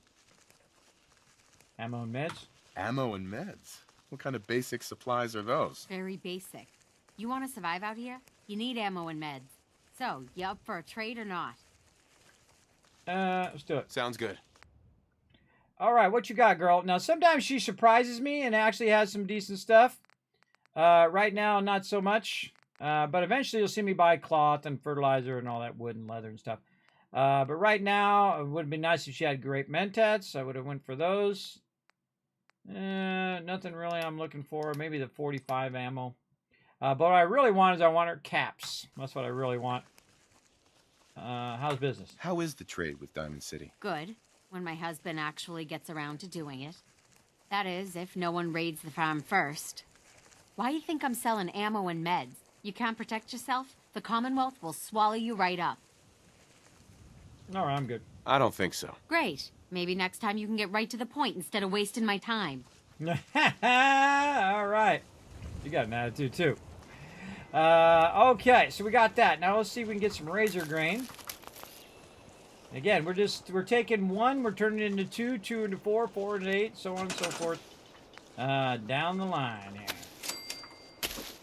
Again, as I get new people, I can put them on all of this. Very nice. Razor grain. All right, now I could use some corn. Check our corn back here. Oh, there's some. Yes? Now, again, I don't have enough people to do the corn right now. But we're just going to keep Adding it in there, and when we get more peeps, we'll have them do it. And we have a carrot. Actually, I think we have more carrots. And having a good variety of food also affects their happiness as well, in theory. All right, there we go. 6 people, plenty of food, water, defense, beds. All right, all that's good. We're at 66% happiness. And again, I'm going to update this on my other screen just to make it easier. Over here, this is Abernathy Farm. Number of people is 6. 36. Food, water is now still at 9. 3, 15, 8, and now it went up from 61% happiness to 66. Basically, I just filled in all this info here at the top, way up there. Filled all that info in on my other screen. Okay, so we got that done. Now, we're going to go over here and see how many turrets we can do and replace these junky low-level turrets. We can do 4. Awesome. And I'm just going to scrap these out because those are just going to get instantly destroyed. Now, these turrets can shoot really, really far. So when you put them up high like this, they can fire really far away. In fact, if I aggroed the stuff over there and it started running this way, once it ran up this hill here, boom, the turrets would start to shoot at it way over there. And you can look at this bird's eye view. So if you can shoot it from up here, so can these turrets. Now, of course, the turrets can also destroy your food as well. So watch out for that. And again, we look at the side here. These are all Mark 1s. But 3 is more than enough to get you started. Another good save right there. We did a whole bunch of stuff. I suggest to save a lot in the next-gen update. Do not turn on weapon debris. I turned it on. It was causing my thing to crash like crazy. So if your thing is crashing over and over and over again, now you know. Now you know. All right, we got 6 people over there. We got 12 people over here. We got some peeps at the Starlight Drive-In. Let's pop over there. Now, again, while I'm doing all of these things, it's getting me purified water, it's collecting resources, it's doing food, it's doing all of those things at the same time. And my goal is to get as much stuff multitasking while I'm out questing and getting into trouble. That's what I like doing. All right. Now, let's see if we can... we get enough resources to make one of these things over here. We did. All right, awesome. Right there, run it down there. And let's see who's doing what. We got farmer, we got a guard, and then we got a caravan. But supposedly we have 4 people here. Huh. How can you have 4 people here, but the other person's not showing up? They're probably still on the way. Yeah, they're still on the way. Now, here's a great little trick. If you got somebody still on the way, it says 4 peeps, but you only got 3 in the thing, you hit the bell, and then you just forward time by an hour and see if they show up. See if you got 4 peeps. 1, 2, 3. Doesn't look like it. Hit the bell again. Oops. Ramen right in my way. Let's check again. Nope.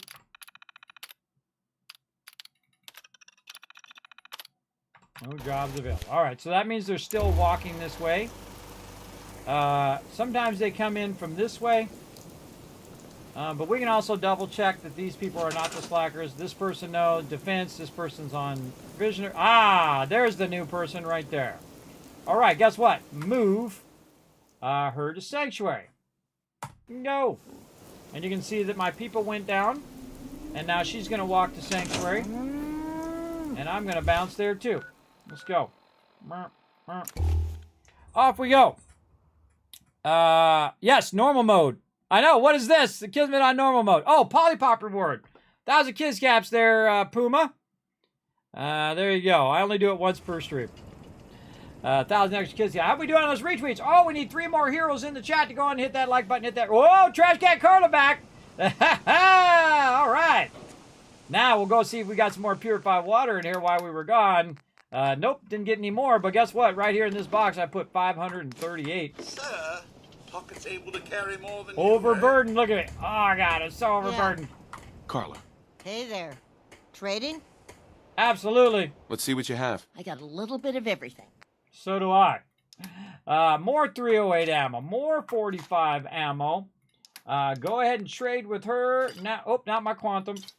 Go ahead and trade with her. That's 5,000 caps right there. 5,400 roughly, or 5,500 roughly.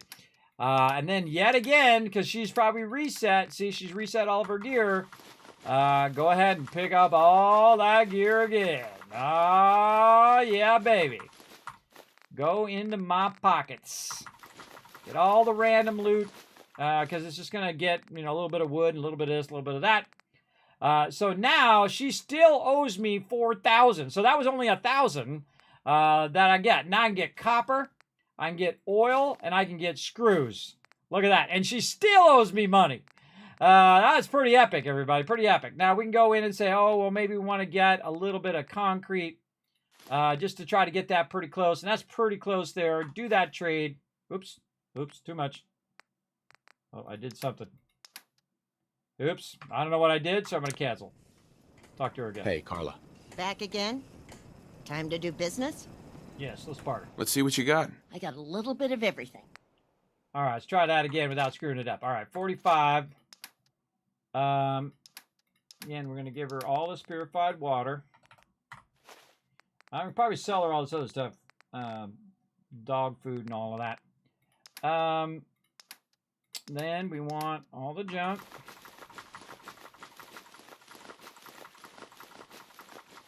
It's my favorite thing to do, everybody. Just buy out the whole vendor. It's very, very fun. Especially at level 11, which is where I am right now.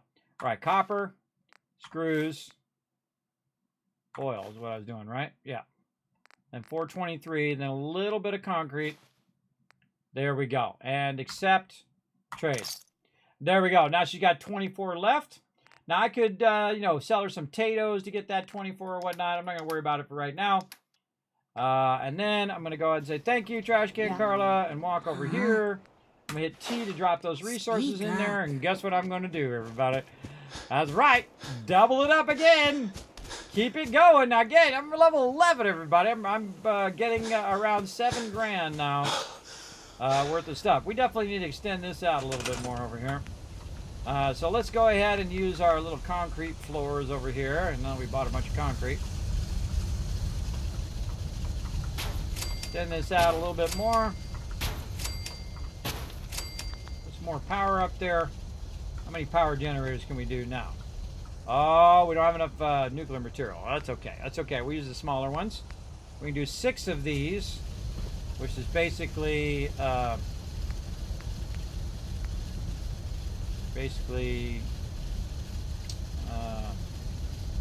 of these ones. So we'll just use the smaller ones. No big deal. If we can't find nuclear material, or you know, we don't want to spend the time looking for it, we'll just do this. And we'll do this. So basically, we're putting 2 of the larger ones down.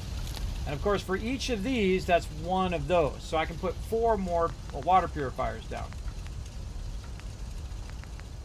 Yep, and I have exactly enough resources for 4 of them as well. I mean, I could put 4 of them down because of how much power I have. And then we also need to look and see how much resources we have.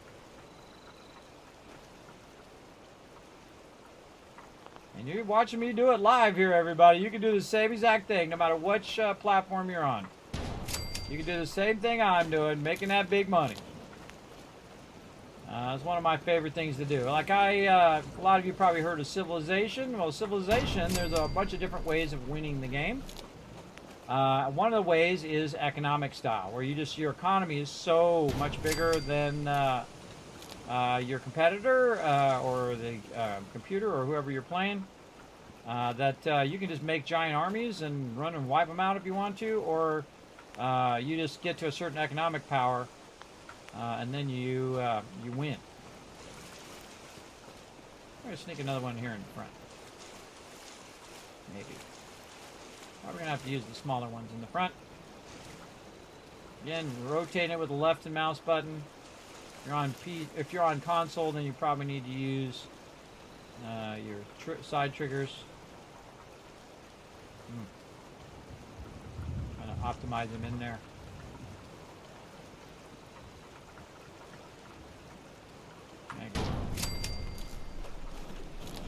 Okay, 880 purified water going now. Let's go ahead and see how much that's worth. 14,000. 14,000 at max value, which is 16. Okay, now we did all of that. We're making money and making more money and making more money.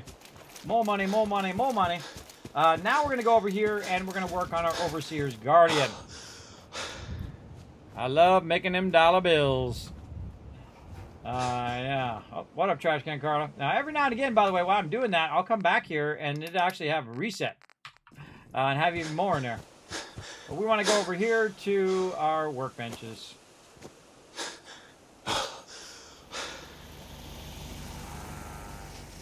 Okay. We want to go to our... Oh, what do we do with it? Oh, we put the weapon workbench out there, not the armor workbench. Kind of backwards. Alright, I definitely don't want the weapons one out here. In fact, I don't need any of them over there. Now I can just leave them all over here. I just leave them out in the open. I don't build a settlement for all my weapon workbench. If I do anything, I usually put it on top of something like this.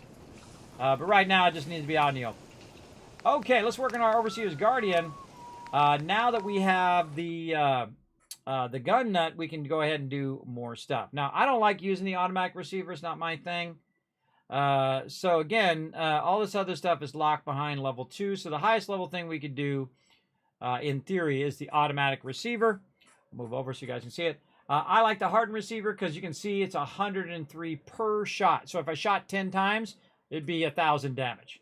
And it shoots really, really fast. So pretty sweet. There you go. So we'll go out of there and then we'll check our barrels. And oh, we still don't have our stuff because we don't have our screws. We're gonna need more screws. Probably should have modified my weapon before I went and put all those things down. Muzzle I can't do because that's definitely higher gun nut. What I really want to do is change my scope. That's nuclear material. Okay. So we need to think about nuclear materials and screws. I could do a short scope. But I like the reflex sight. That's my favorite. Not because it really... I mean, it gives you better focus and sighted accuracy. But I don't have to look through the thing. And that can distract you while you're playing. So I don't want to look through the thing. I also want to get that long barrel in there as well.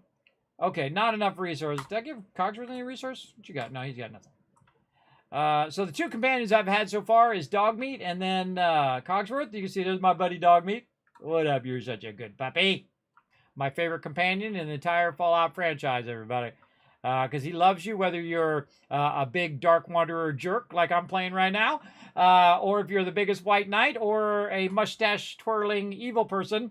He loves you all the same. And that's a great thing about puppies, is they love you all the same. All right, let's go ahead and save. Let's go ahead and check our settlements again. We got 6 peeps over there, 3 over there, 3 over there, and now 13 where I'm at. We want to go ahead and check for any slackers over here.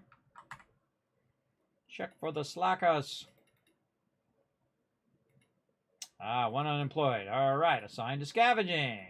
Go get me more resources so I don't have to do it. Though I'm going to go do it anyway here in a minute. Okay, now we've got all of our stuff running, man. We got so many things running at the same time, it's crazy. By the way, they also had a new feature, if you didn't see it there in the menu, called Installed.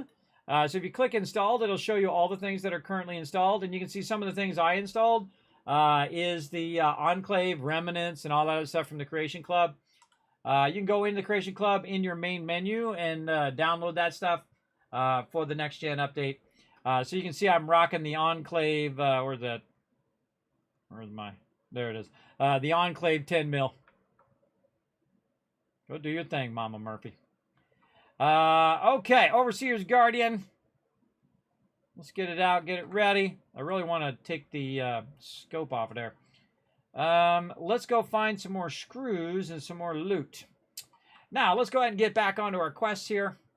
We're not going to do that. We go to Piper's office.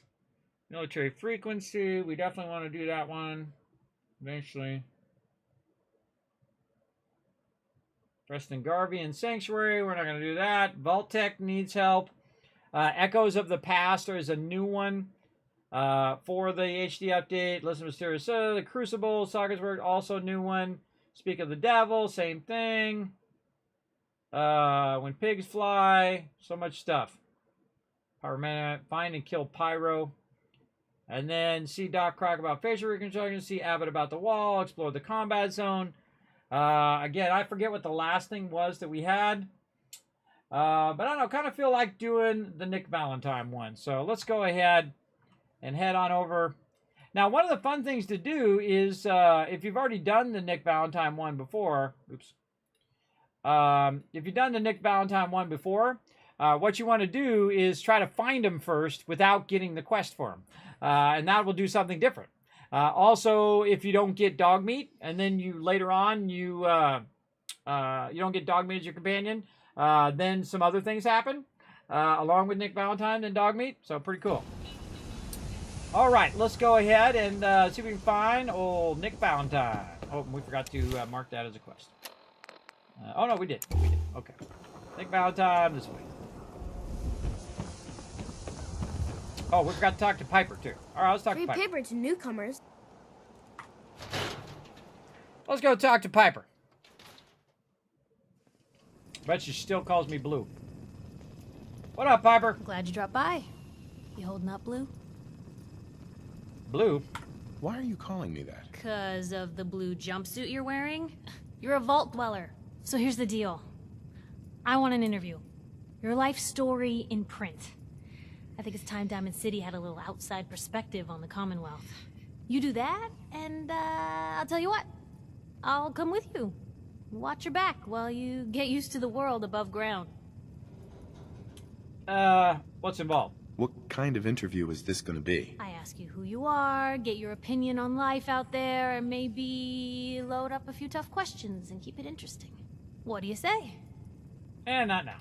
Not now, Piper. All right. It can wait. For a bit. All right. Hold on. I need to work on my settings here. I don't want my audio of their voice is so low.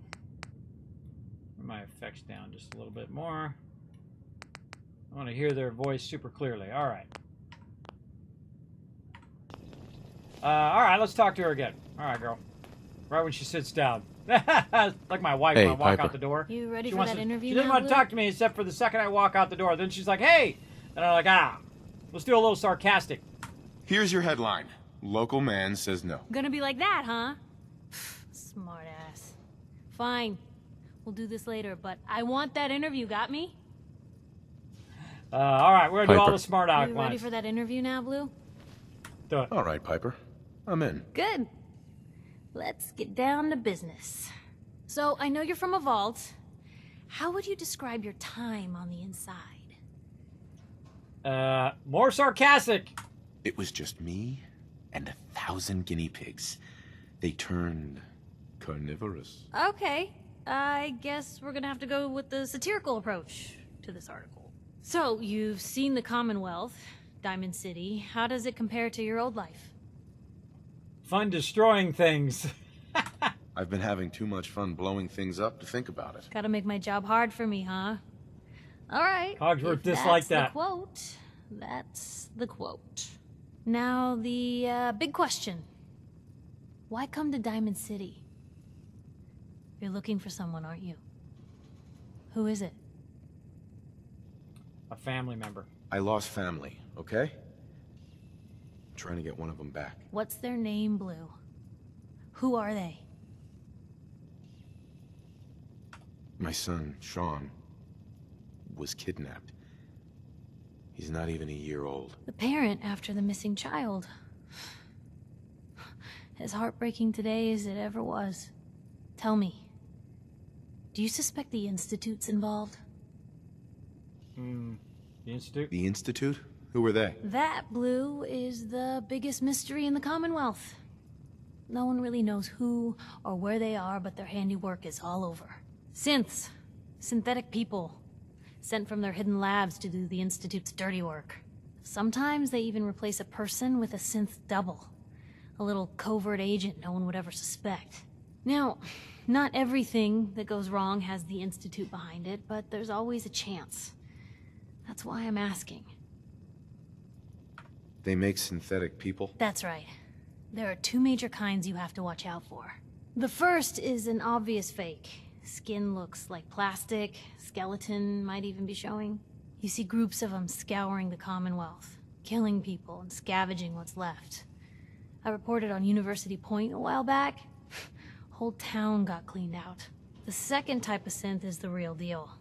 With skin, blood, warm smiles, and guilty glances, just like a good old-fashioned human. So, do you think they could be involved? The Institute, or one of their agents? Don't know. I don't know. No one ever does. That's what makes them so scary. For the last part of our interview, I'd like to do something different. I want you to make a statement to Diamond City directly. The threat of kidnapping is all but ignored in the Commonwealth. Everyone wants to pretend it just doesn't happen. What would you say to someone out there who's lost a loved one but might be too scared or too numb to the world to look for them? People ignore kidnappings? Wait, people just ignore kidnappings out here? Yeah, Blue, you haven't noticed? You grow up in the Commonwealth and eventually someone is gonna get taken. Maybe not someone you know, but someone. And people just say, well, could have been worse. Could have been killed by raider attacks, or super mutants, or feral ghouls. They just give up. So I want my readers to hear what keeps you going. Maybe they'll find a little inspiration. Now, what would you like to say? Get revenge. Find who's responsible and make them pay. Simple as that. I'll take anger over apathy any day.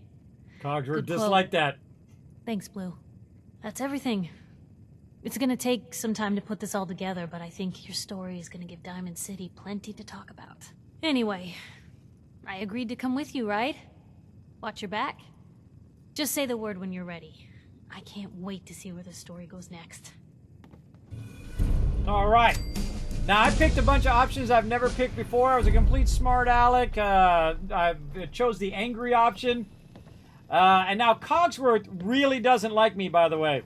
Hey. Sir? Codsworth. Take this. Relationship. How do you feel about our relationship? Well, things could always be better, sir. It would be nice to see you back to your old self again. Never mind. That was all I had. All right, then. All right. Now, what I'm going to do is replace... constantly trying to kill us, but the Commonwealth never lacks for excitement. Now, Cogsworth is getting really mad at me, so what I'm going to do is talk to Piper. Hey, Piper. Heading my way? Travel with me? You sure you want to travel with me? Well, it's that, or get back to writing the paper. I guess the paper can wait. Let's go. Sure, let's go. Will do. Miss Wright, I trust you'll do your best to put the safety of my master before your own personal gain. Of course, Codsworth. Jesus. Lucky for me, those two things go hand in hand. Her last name is Wright. I didn't know that. I just figured that out. Piper Wright is her name. Ah, we learned something. All right, let's send him to Sanctuary Hills. Off you go, Cogsworth.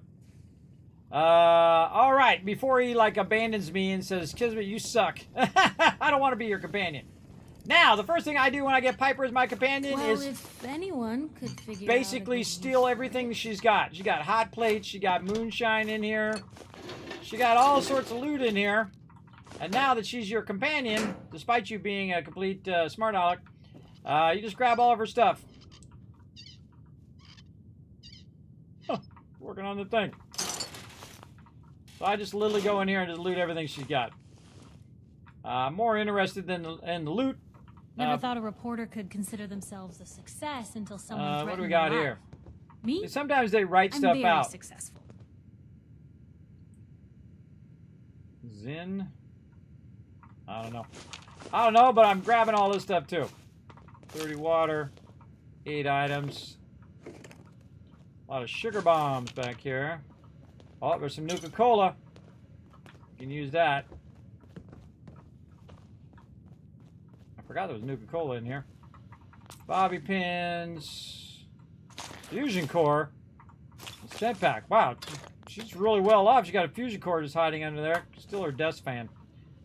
Alright. I think we got all of that. We looked under the bed. Ah, there we are. Yum deviled eggs under there. I love the fact they had that in the show.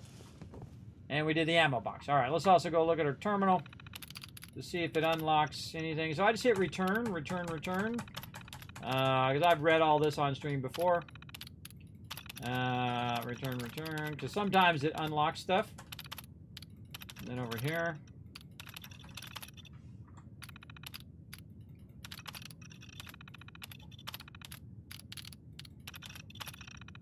There's a lot of good storyline in here where you can learn a lot about it. I mean, I already remember most of this stuff. But I always look through it even when I'm in another playthroughs, just so if it unlocks a location or some storyline. Okay, I think we got all the loot.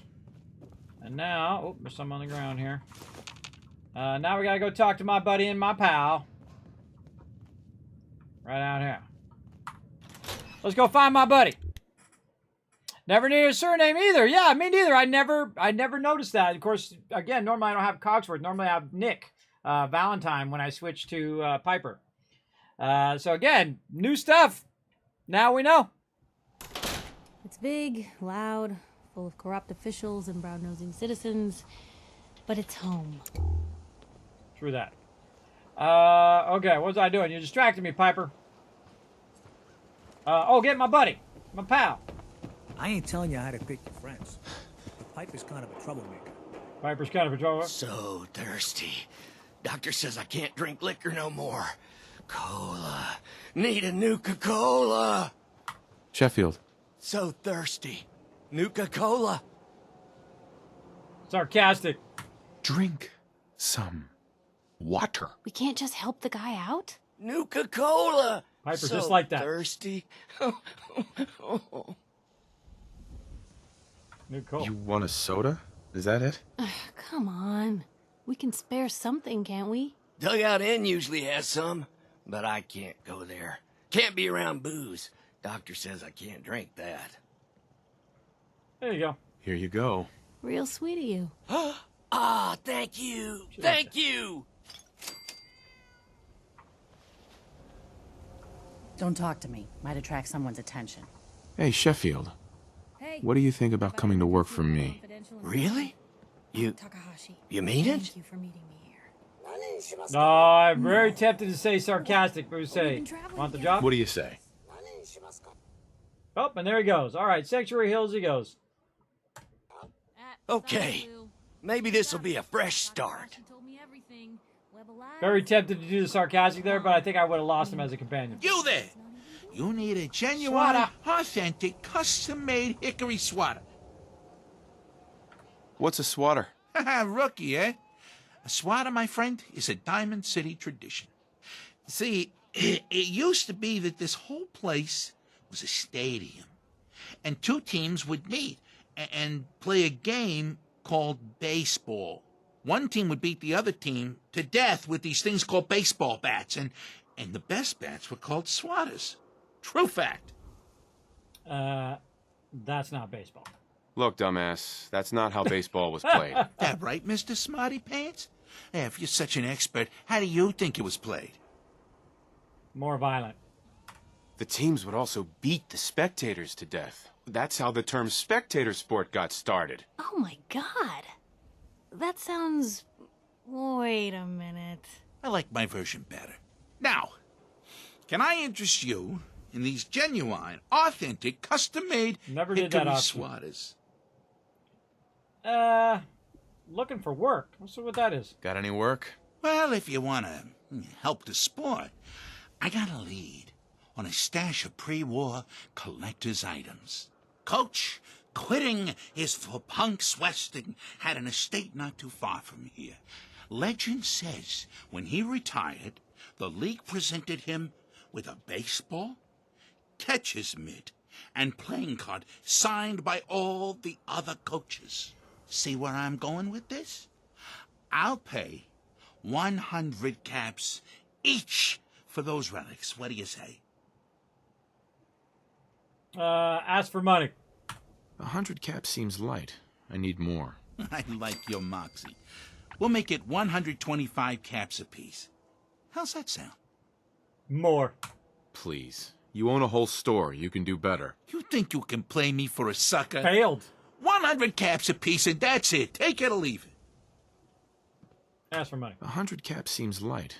I need more. You think you can play me for a sucker? 100 caps apiece and that's it. Take it or leave it. Nah. I'm not hunting down baseball memorabilia. Hey, suit yourself. But there's caps in the tin for you if you change your mind. I need to take care of something. Real quick. Shop in safety. No sense allowed at the surplus. Hey, swata, Mind if I ask you a quick question?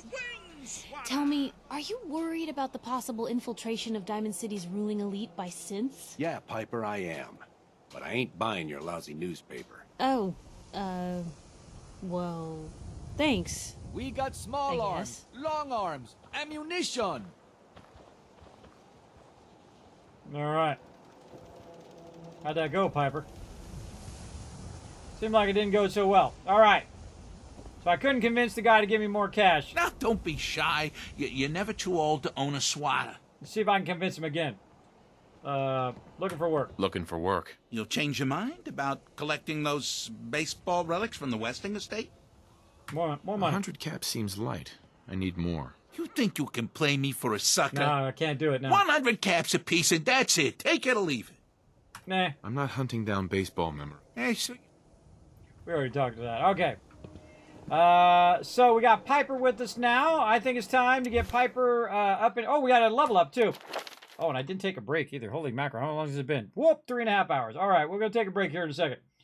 I'll line up some fun for you guys to do while I take a quick break. Let's see. What am I doing? Pick order. All right, what are we on? We're on medic. Okay, do I want to do medic next? Maybe I want to do armor next. I feel like I want to do armor. I could do hacker too.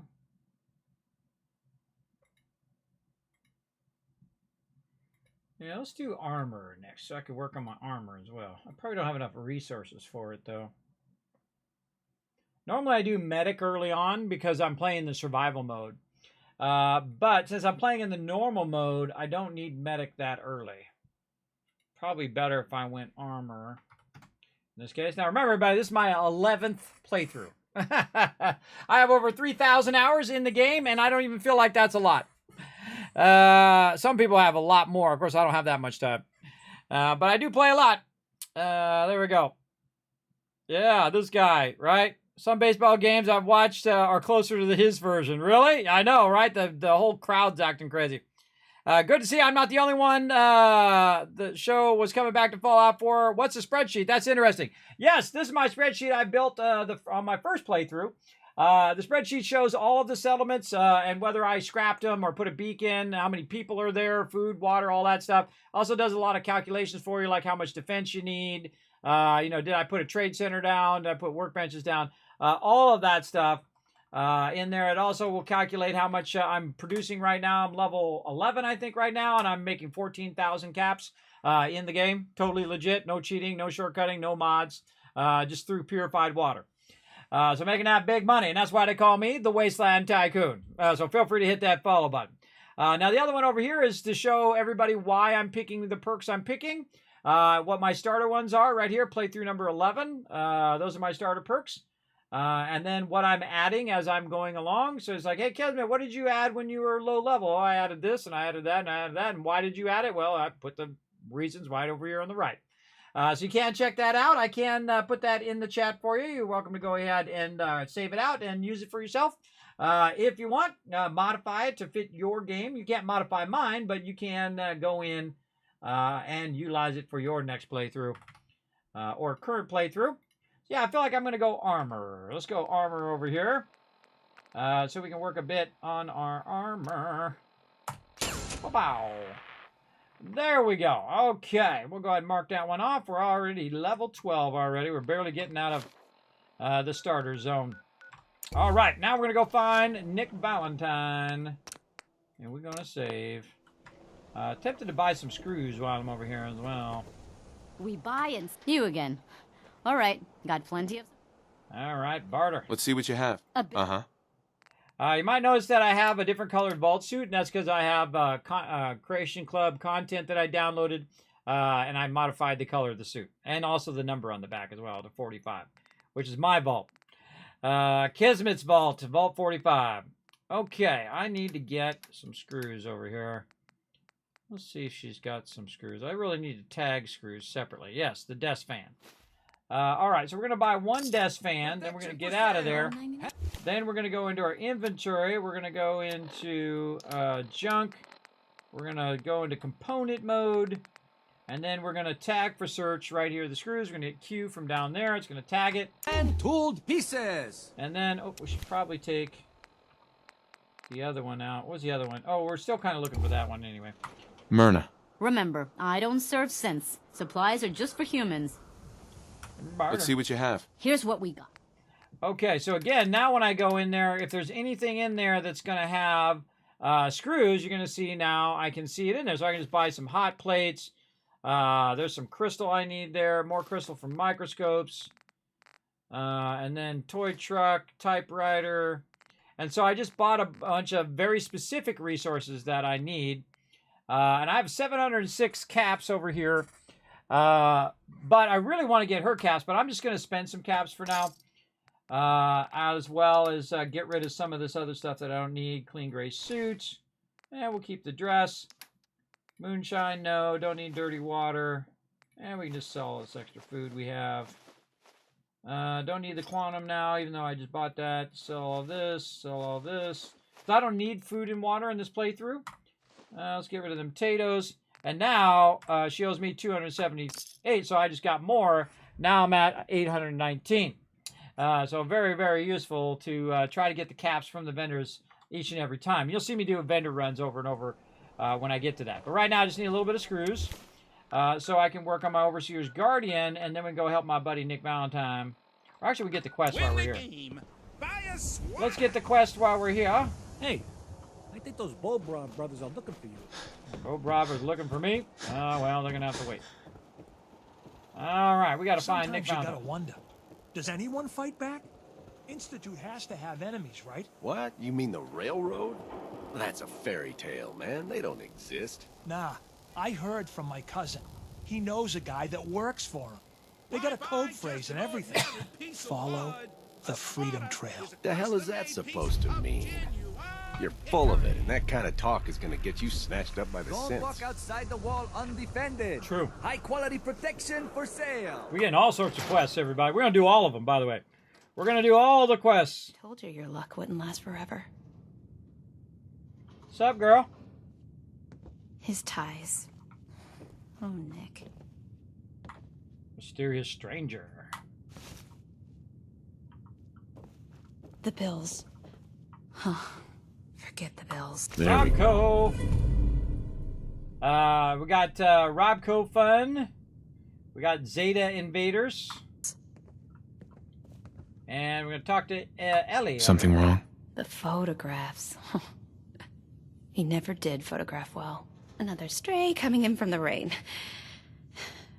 Afraid you're too late. Office is closed. All right, it's important.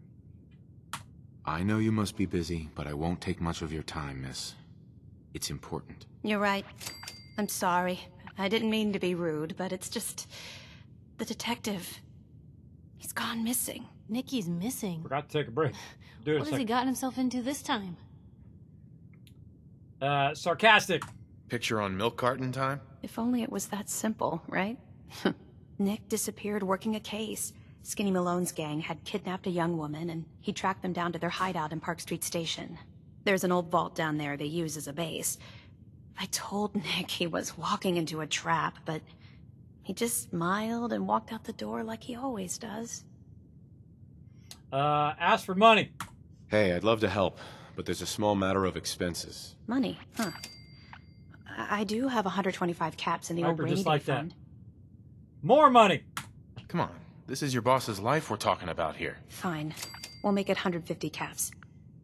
Even more money! Last chance. Put some real money on the table or we're done. Okay, you win. 200 caps is all I have. All right. I'll find him. You have my word. Thank you. Nick should be easy to spot. He's always wearing Hyper that like old that, though. hat and trench coat getup. Please, hurry. Okay. I just extorted 200 cash from her. Again, I am doing the Dark Wanderer, everybody. Hydrate. All right, I'm on it, Paul. All right, hydration is good. All right, let's set up some fun for you guys in the chat real quick. Now, again, we're going all night long, so settle in, everybody. It's been about 4 hours or 3.5 hours. Good time for me to take a quick little break. I'm really bad at my breaks, everybody. I just want to keep going and going. This game is so good. But let's make sure we get everything ready to go for you guys to do some words on stream. Now, you guys can de-scramble the words. Now, remember, if you do get a word right, it is going to lock you out. You're going to see a little lock next to your name. You got to wait for that lock to go off, and then you can go ahead and put in more words. Boom, just like that. Now, you can only do it on my Twitch channel, sadly, because it only works there. So if you want to play along, you go to twitch.tv/Kismet. Hit the follow button while you're over there as well. And all right, here we go, everybody. I'm going to go Stealth Boy and let you guys play some words on stream. Here we go.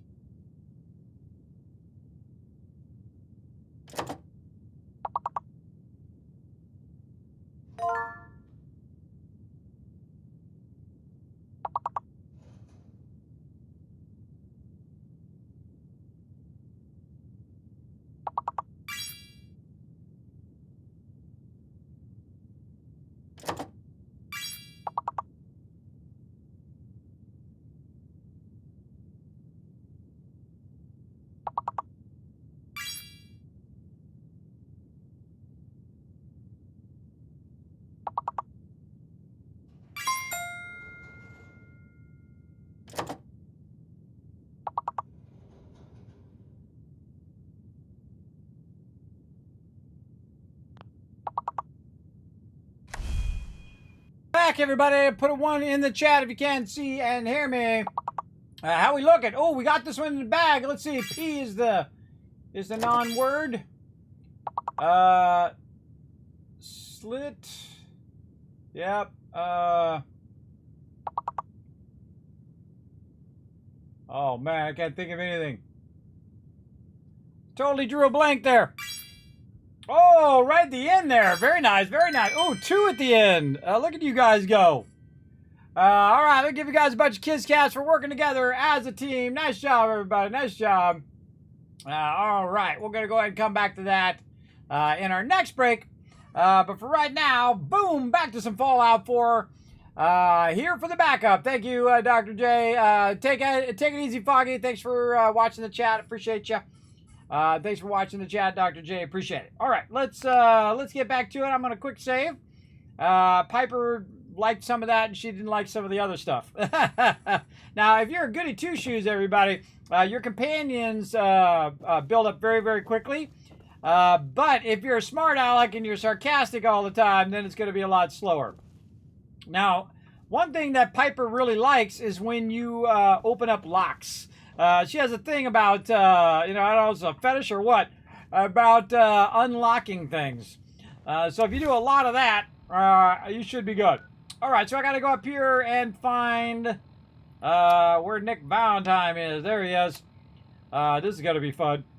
Right there. So we're going to go ahead. Actually, we could probably run up this way as well while we're at it. Okay. We're heading out of here. We have to go out to Diamond City. Here we go.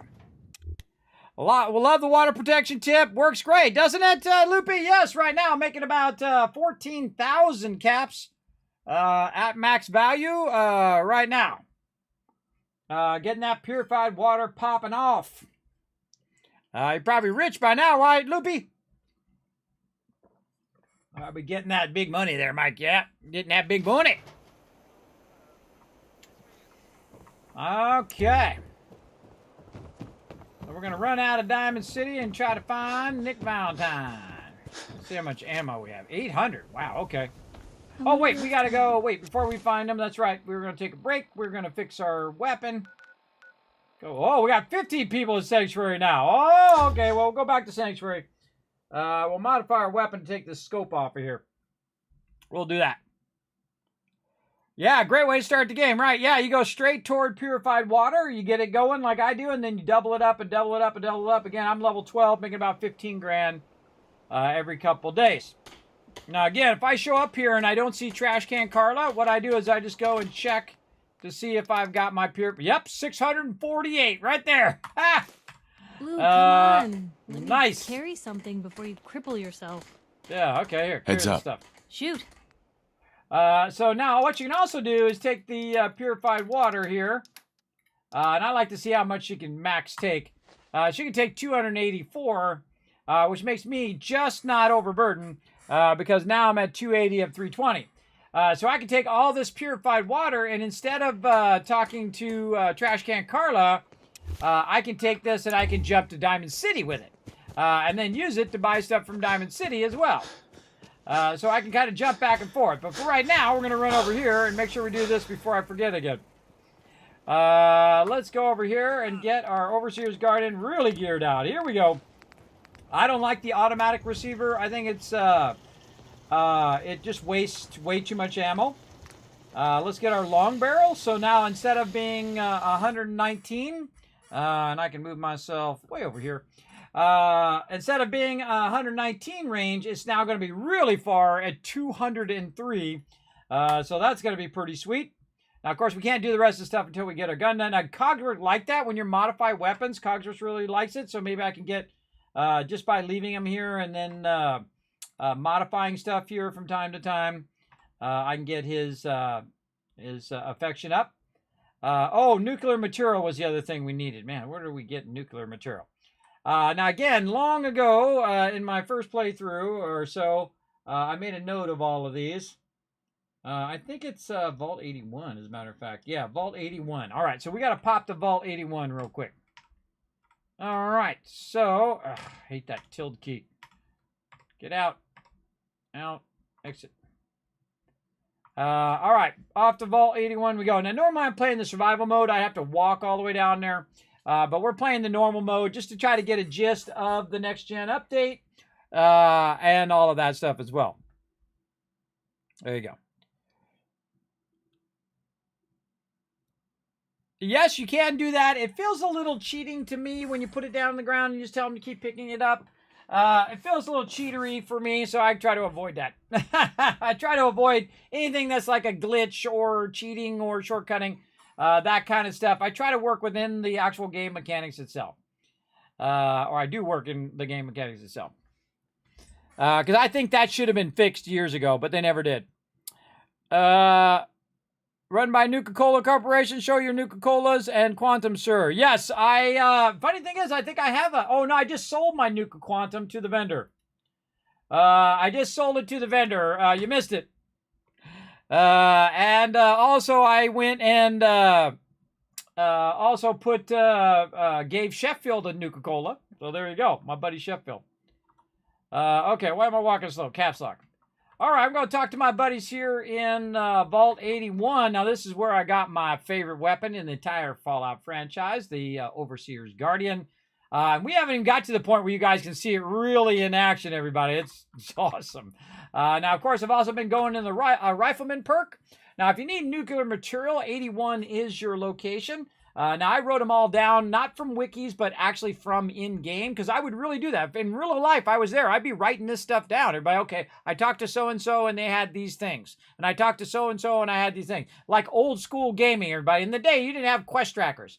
So you talk to an NPC, and you have to write it down. A lot of games came with books that you would write down. It'd just be like empty paper, right? So you'd have the cover, and then inside you'd have some line paper where you could write down what the NPC said, and then you would talk to that NPC, then you go to another NPC, you talk to that one, and so on and so forth.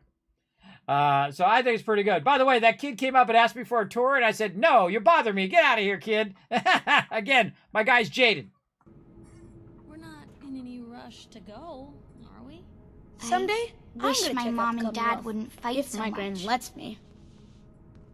All right, kids, get out of here. All right, I can talk to Alexis. Excuse me. Looking for something? I have more stuff than I know what to do with. Barter. Let's see what you got. Great. I have all sorts of odds and ends. Okay, now she also has some 308 ammo, some 45 ammo. She's also got some really nice armor in here, everybody. This is the Overseer's left arm and right arm guard. This is awesome because it's 50% reduces damage while standing and not moving. And then 10%, this is probably my favorite one, is a 10% reduction in action point cost in bats. Plus the Destroyer's right arm, which means that you move faster by 10%. So this right here is 24,000, and this right here is about 700. Now I can actually buy this one right here with the amount of caps that I have. And you can see that I have around 800 caps. But I'm not going to do that. You know what I'm going to do? I'm going to go ahead and first look for this nuclear material, because that's what I need. Let's see if we can find a shipment of it. Does she got a shipment of nuclear material? No, she probably just has some stuff that we can get. Yes, like right here, high-powered magnet. We're going to buy the high-powered magnet for caps. Then we're going to back out. She's looking Talk to my mom if you want something fixed. Piper, come here. Heads up. I'm going to trade with Piper. I'm going to get my purified water back. I can't wait till See, I now I'm don't have to go to overburdened. See, school I can't fast travel while overburdened yet.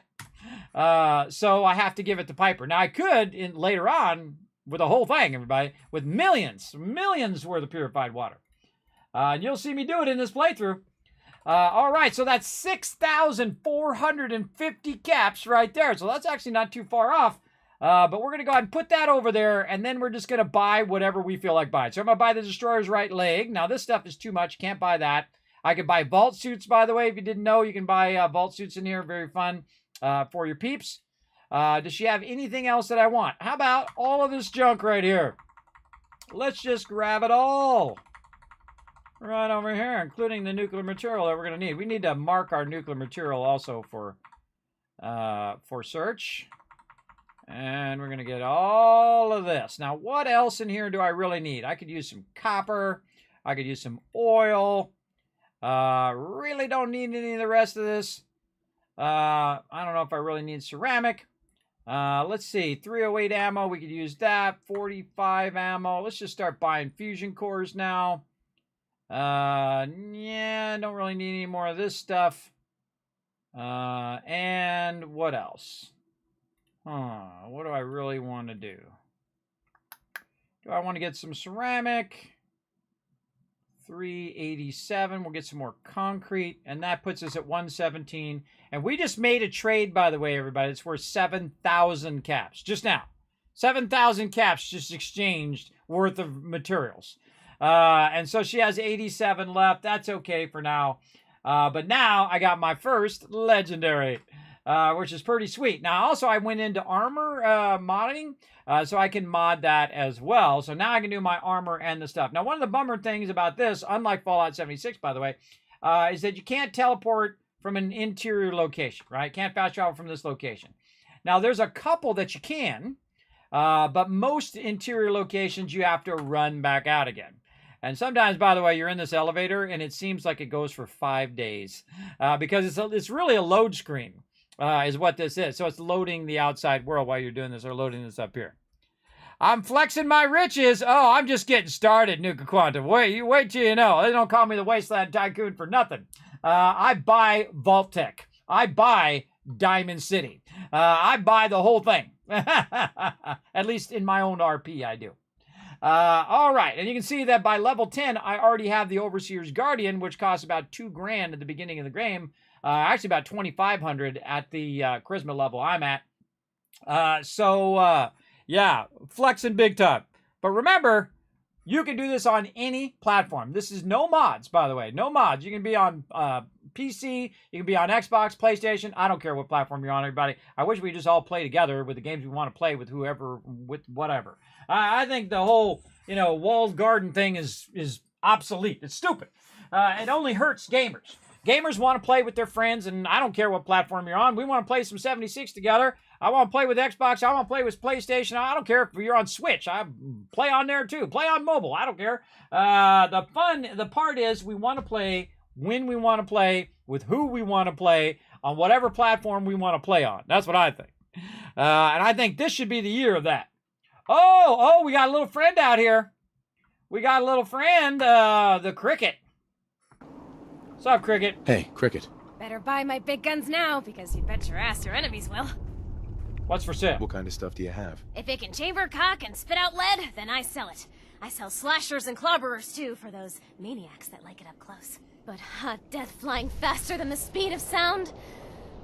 My knees are getting weak just from thinking about it. There we go. Barter. Sure. Let's take a look. Just think how damn good it'll feel holding one of these. Now, she's my go-to person for 50 cows. So I'll watch for 50 cows in her. Now, I used up all of the thing, but I did get some more cash, which you can see I have a 911 caps over there, which is actually pretty good at this stage. But most of the things I buy from her is the 308, 45 ammo in the early game. But really what I'm looking for is a combat rifle. If she has a 308 combat rifle, I can take the 308 mod off and then put that 308 mod onto my Overseer's Guardian. And then you watch the DPS skyrocket. It's crazy. The spray and pray is really fun too. It's an explosive weapon. Highly recommend that one as well. There's a lot of really fun stuff in here. And I'll buy all of these, everybody. I'll buy every single one. There's a combat shotgun right there. Very fun. Now remember, the Overseer's Guardian is not a combat shotgun. It's a combat rifle. Very important to know the difference.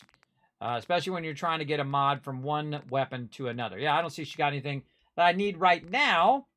But if she had a 50 cal, I would get that as well. Now you're like, well, Kismet, why do you get the 50 cal? The 50 cal is like the worst weapon in the game. You're absolutely right. Unless you give it to your companion or you give it to your settlers. I love to give it to settlers because you give the 50 cal to the settler and you give them one bullet and then they have unlimited ammo. And so if anybody comes to attack, you got, 15 people running around with 50 cows. Forget about it. See you next time, Cricket. All right, we got to bounce. We got some stuff to mod now. Oh, it's on now. We on now. How did you put it on the Overseer's Guardian without the perk? You take the mod off of one weapon, and then you put the mod onto another weapon. It's a secret.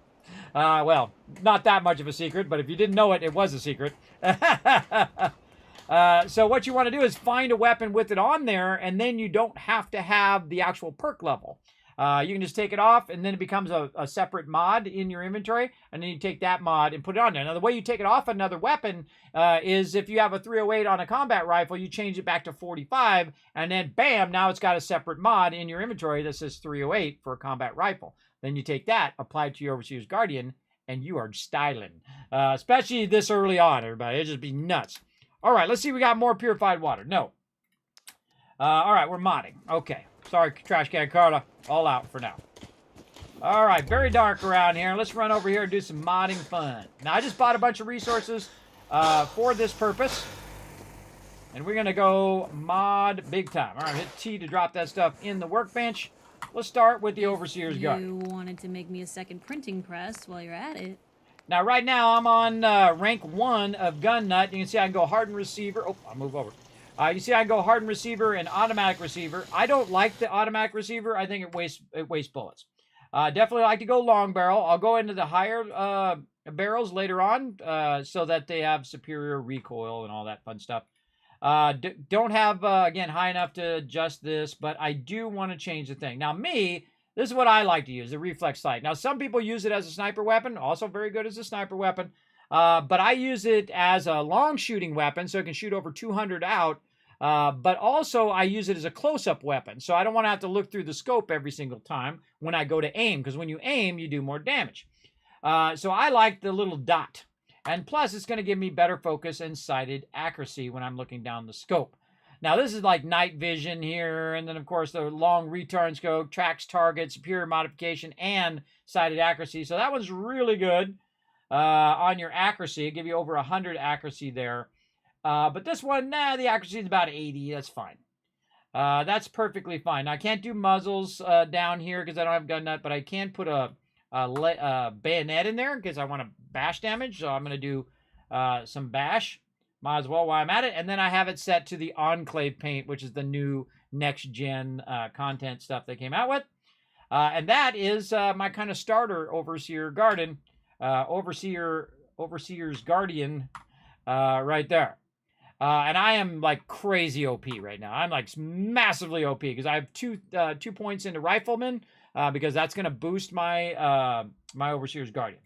All right, let's go in here and look at this. Now, see, I can't do this one here because, again, I need armor 2. I've already got reinforced combat armor. Don't need to worry about that. Strengthened. I need armor level 1. I'd love to get deep-pocketed. Now, this right here is going to reduce limb damage. I would rather have pocketed. So I'm going to go pocketed instead.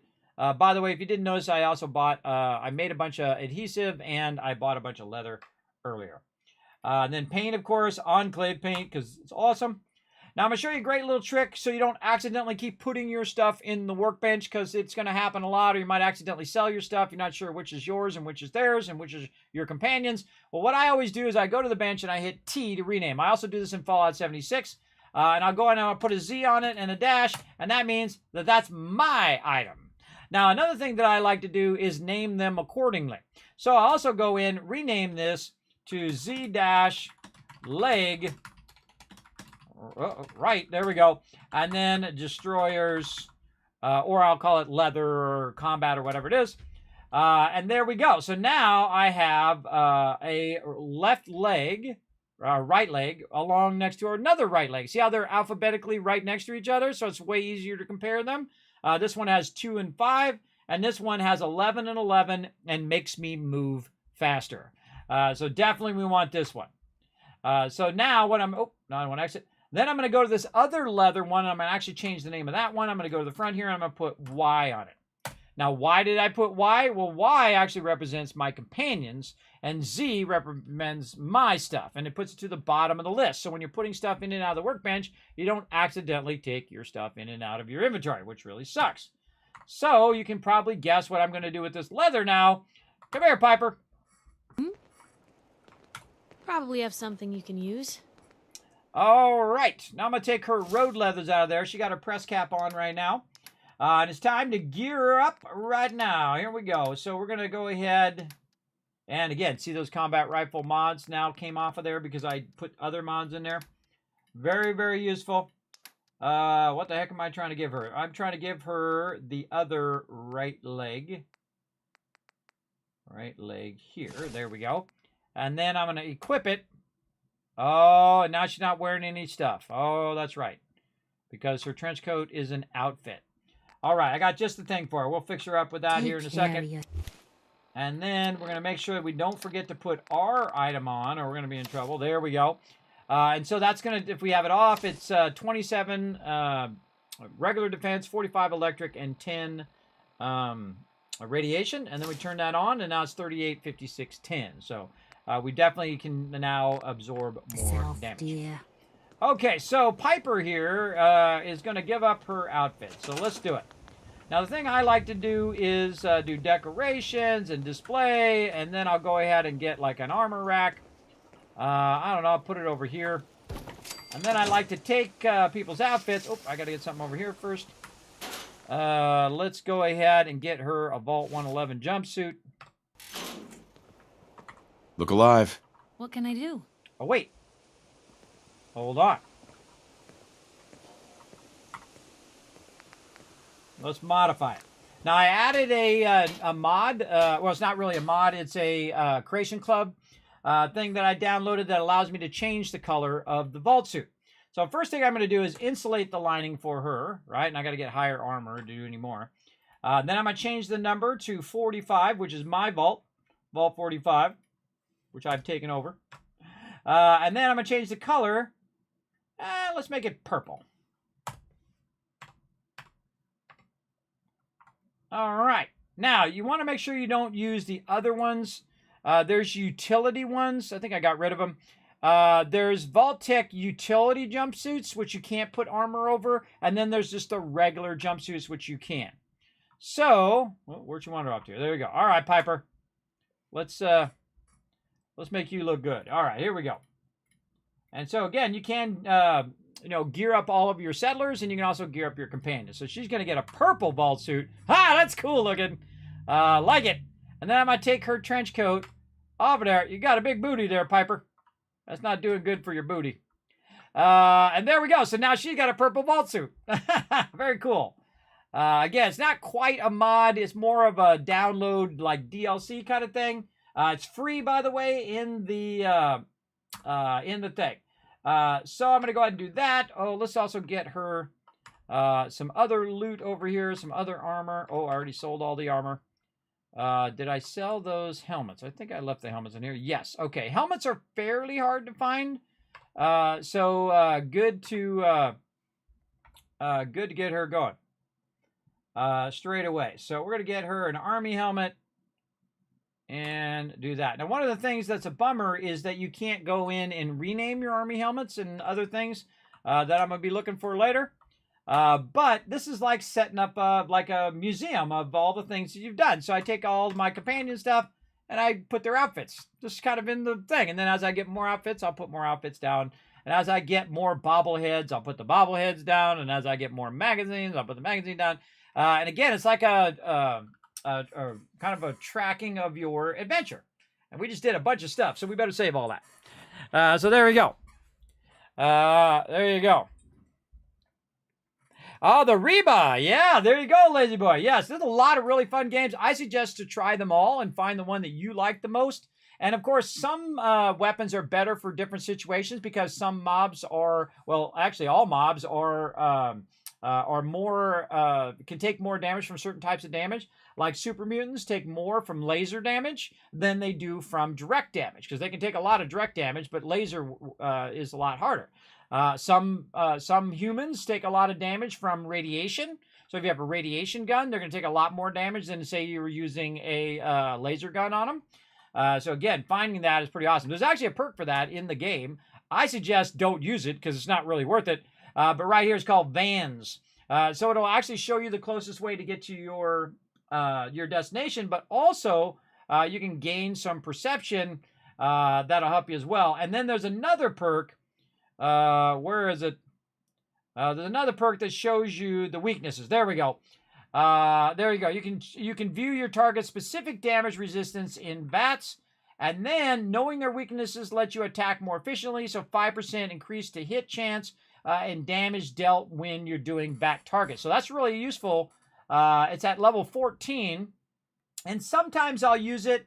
I don't use it all that much. This is much more useful as a thing that will allow you to, see their weaknesses. This is more if you want to use it for questing, and then of course getting that boost to perception is a lot because this is in the perception line. That's why I'm mentioning both of those at the same time because this is going to boost your perception, which is going to allow you to hit better in VATS.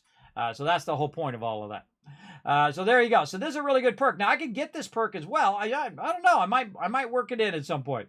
Let's put it on the list to think about while we're doing this playthrough. Just maybe to show it off. So let's put it, let's say, right here. I'll put some question marks to remind myself to check it out later.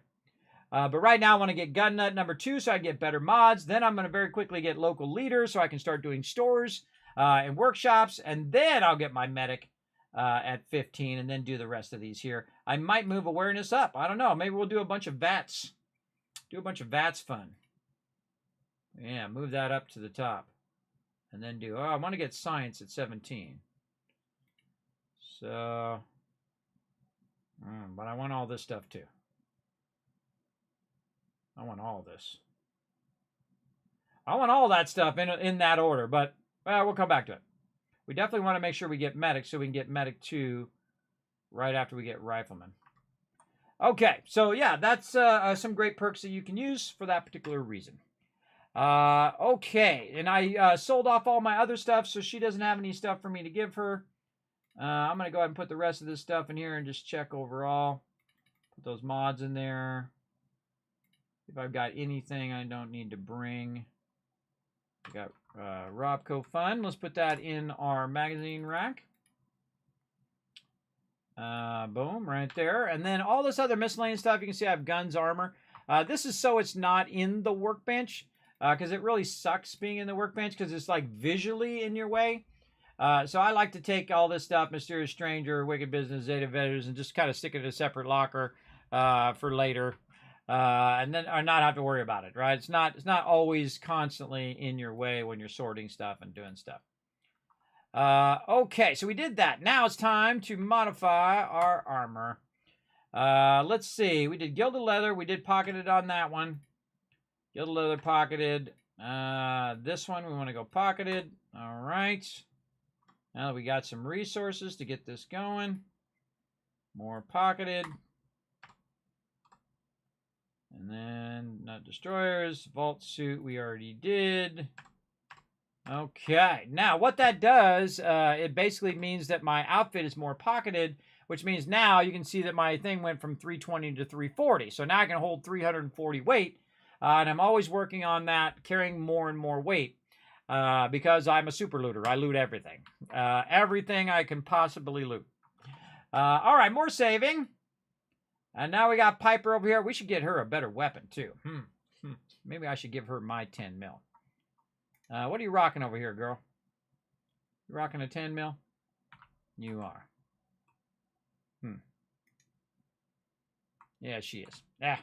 She won't need that much ammo anyway. She got me. Okay, now we got to go hunt down Nick Valentine. We might be a little low level for it, but I've done it at a really low level. I've done the one that's down here at really low level as well. Ooh, man, that's a scary one. For sure. So we're going to go, let's go outside Diamond City. And then we're going to run up and see if we can find this other settlement as well. Yes, me too, Lazy Boy Sugar. I'm already in Strongback. I try to hit Strongback every single time I can get to the next level of it. All right, heading out.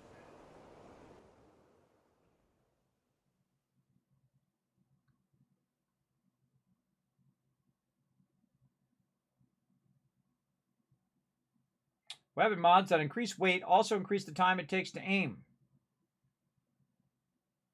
Good to know.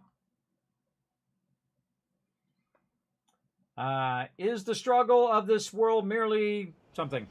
I thought I'd read some of the tips while I was at it. All right, weapon out, locked and loaded.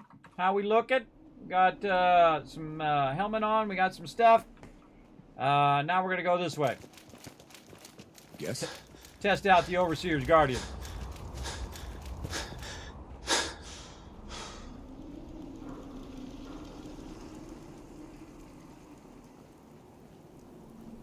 I think very few times I've ever did it from this side.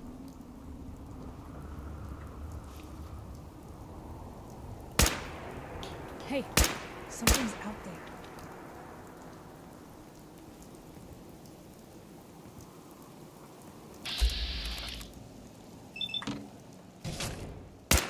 You think we're safe now? Drew bats. Legendary.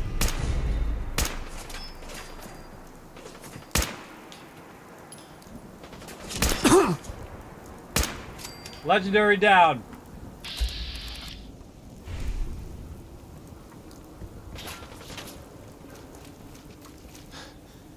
Isn't there some mines or something in here?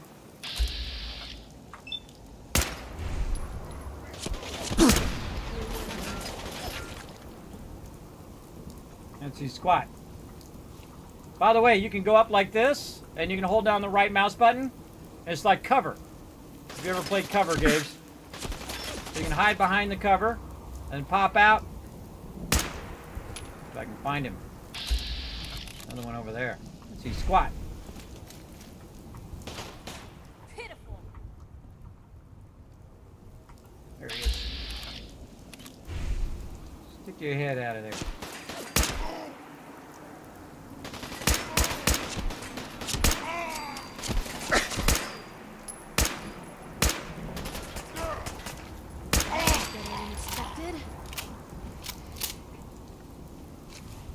And that is how you wipe out high-level mobs. Ooh, metal left arm. Ooh. 30% chance to ignite melee attackers every 20 seconds. Cool. Otherwise. All right, got all that loot, and I'm just going to hit R and then R again. Grab that loot. Always assume there's more mobs. That's what I do. And time to get our super loot on. Let's do it.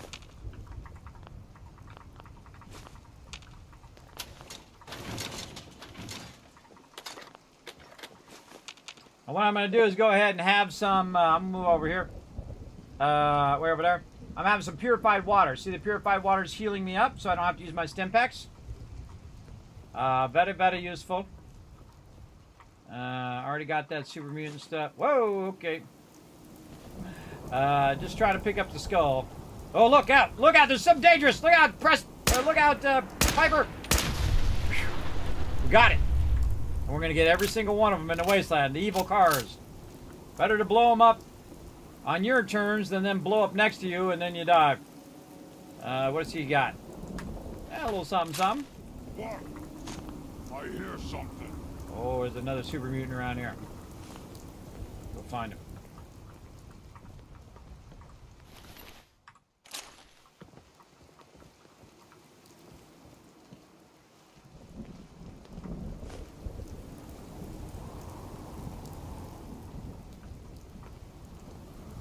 Oh, now this is like a in instance loot.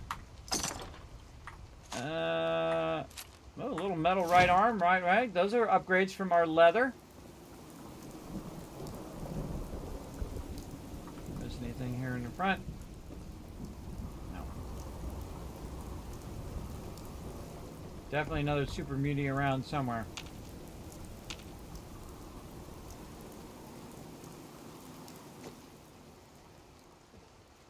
I think you should be able to get the helmet off of there. And in the early game, helmets are actually kind of hard to find to give to your settlers and your companions. Okay. Ah, there's some bones. Always double check, especially when I'm first getting back into super looting. Because I have a tendency to go right past stuff. Check this lower side. Using my bats. Oh God, Piper scared me.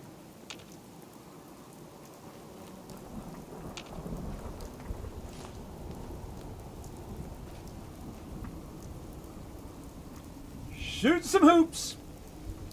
You're like, Kismet, hey, how'd you do that? Well, you can pick that up and you can throw it in the basket. Whoa. Or I can try to throw it in the thing over there. So you hold down E to pick it up, and then you hold down R to throw it. Now, the longer you hold down R, the longer it's going to throw it. So I highly recommend practicing. But I've actually shot some hoops with it in Fallout 4. It's very fun. Highly recommend. For sure. Alright, we already got all this loot. Can't go anywhere else. It's all dead end down here. Hopefully not my dead end. There's definitely another super muni around here somewhere. I heard him yapping.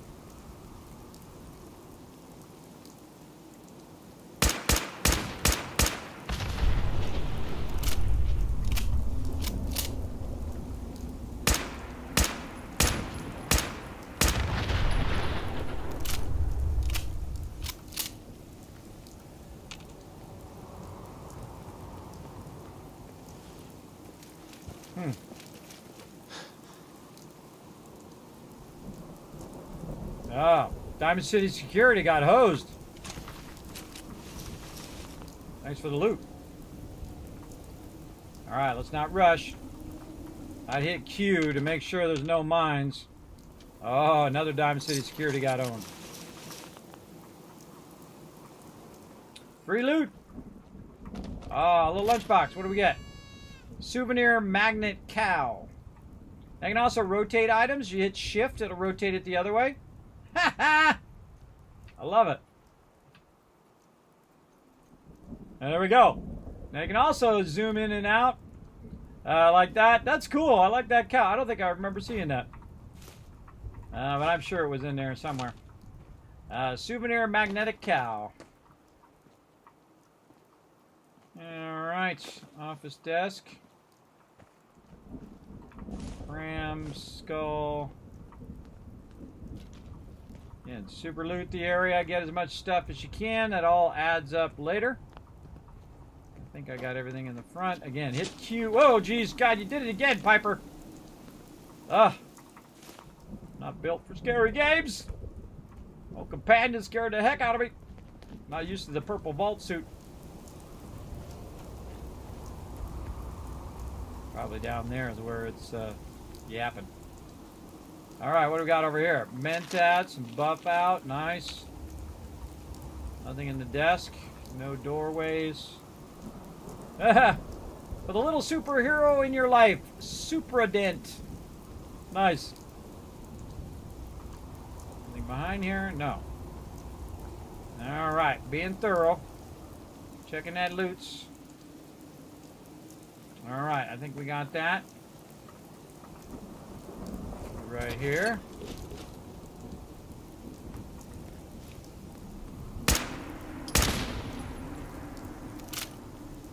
You like explosions?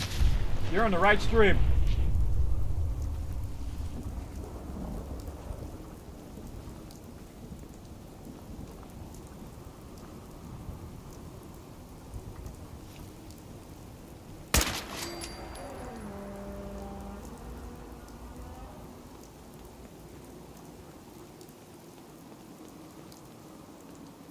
Pick up all this loot.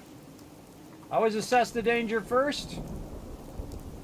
Take care of that first, then get the loot. I can't tell you how many times I've died and other people I've watched die who get all fixated on the loot and then don't see that mine or other stuff that's going to make them go boom.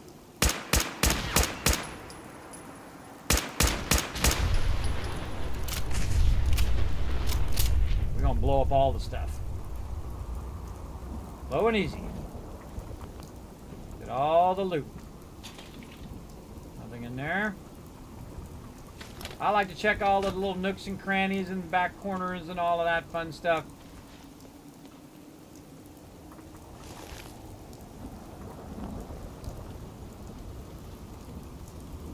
Blow them up before they blow up on you. Alright, let's check this back alley here. This is going to take us in here.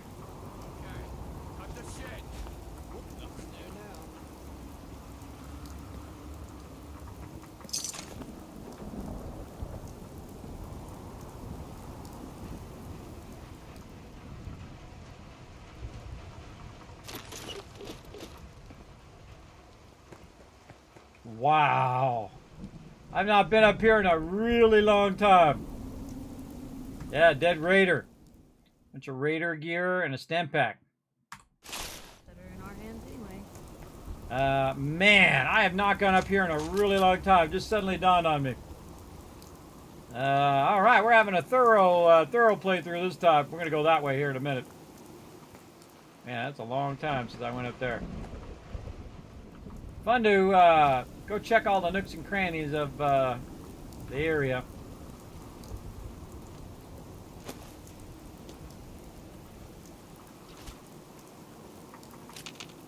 A bottle cap mine.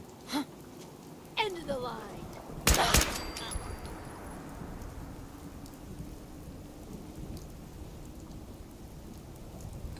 And that is why the Overseer's Guardian is so awesome. I didn't actually even need to shoot the second time, but I do just as a precaution. I think the raider died when I blew up the thing. I didn't even see him. He exploded. Oh, he's right here. Yeah, I killed the raider when I shot the truck. Go look in here. By the way, notice the weather difference? When you're in here. See this right here? I could pick this up and walk this back to my settlement. I did it at the very beginning of the game. There's a bunch of those up at Vault 111. I threw them down to Sanctuary and then scrapped them. If you see a dent in the back there, you can't open those. Oh, here we are, Hangman's Alley. We're in the underside of it.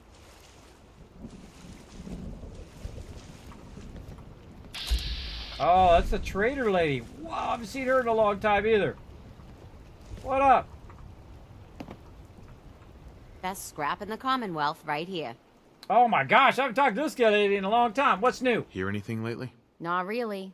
Let's get back to talking about all these great items I have for sale. Barter. I've got a few minutes to browse. Wow, I've talked to this lady forever. She's got a charge card, which is pretty funny. There's a funny quest for that later. But man, she got a bunch of loot in here. And this, by the way, these undershirt and jeans are really great for your farmers. Really fun. So this is actually plastic as well. I think it's funny that she has a charge card. All right, I'm just going to buy all of her stuff because I very rarely ever talk to this lady. So we'll drop a few caps on that lady. Man, I forgot she was even there. Taking her pillow. I forgot she was even there. Man, it's been a long time. Again, we're gonna play it big time. Nothing in the washer.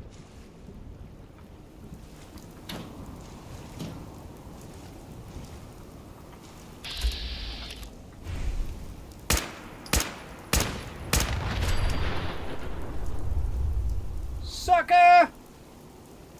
Got me another one. Got me another raider. The other one ran off. Scared, huh? You should be. Kind of cool to be able to see them on the radar again. Normally, I can't see them on the radar because I'm playing survival mode. It doesn't tell you where your targets are in the survival mode. She went up above. I don't think there's any way to get in here. There's a bunch of stuff we can loot on that side. I say we go get these guys first. And we're just kind of taking our time across the wasteland here. We'll get the Nick Valentine eventually. So she ran around the back. Get a grip on yourself.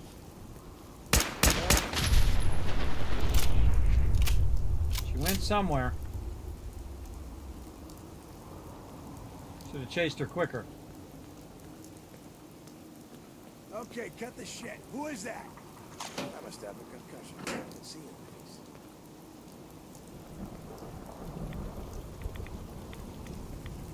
Are you fucking kidding me? Guess this is it for you. And this what's also great about the Overseer's Guardian is the fact that it takes like one bullet. So you're using a lot less ammo. Right now, again, I'm just using 45 ammo. Yeah, it was this guy who ran around the side. Thanks for all that leather outfit.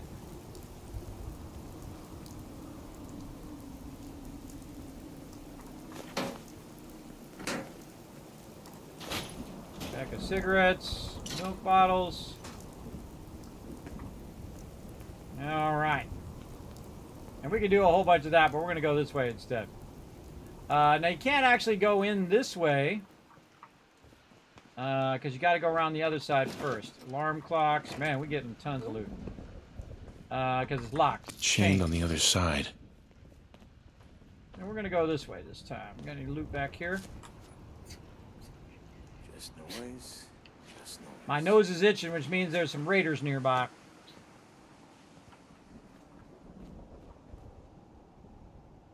Look at all that we could loot too. So much stuff to loot. Let's take our time.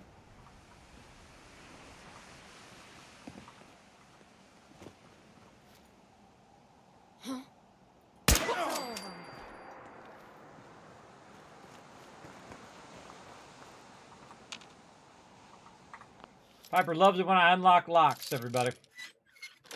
She loves it when that happens. Got it.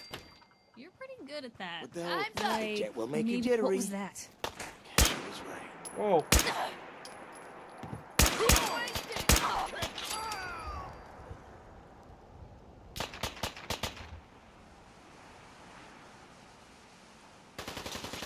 Ain't personal, just you or me. Ain't scared yet. It's me. In case you were wondering.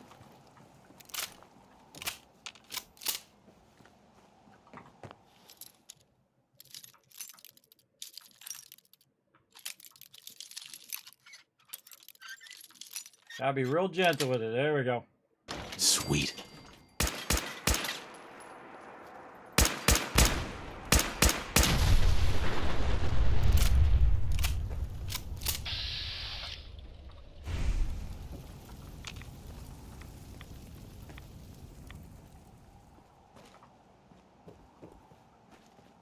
And this is where I was before, where I killed that other raider on the side there.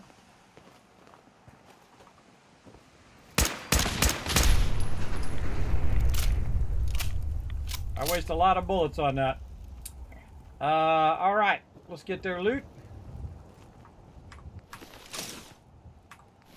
Man, a lot of good leather there. Caps, 45 ammo. Bunch of welding goggles there. We sniped that one person right off the top here. This guy. Didn't even see it coming. Alright, oh, then there we are, overburdened. Slow walking. Alright, let's go over here. Very slowly, apparently. And click the workbench. Boom! See, I don't need Preston. I go unlock my own workbenches. Hit T to drop that stuff in there. We're going to drop some of this loot in here for right now. We're going to come back for it here in a minute. Drop all this in.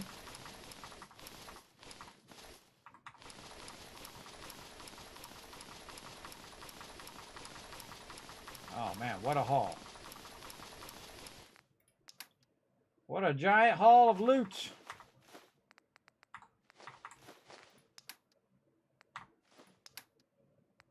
Ammo, we don't need to do anything with. Okay, now save. And we got ourselves a brand new workshop, everybody. Let's go. The first thing I do with this workshop is I scrap everything. All this stuff is completely useless. I scrap it all. I'd rather have the resources. All right. Anything else out here? Nope.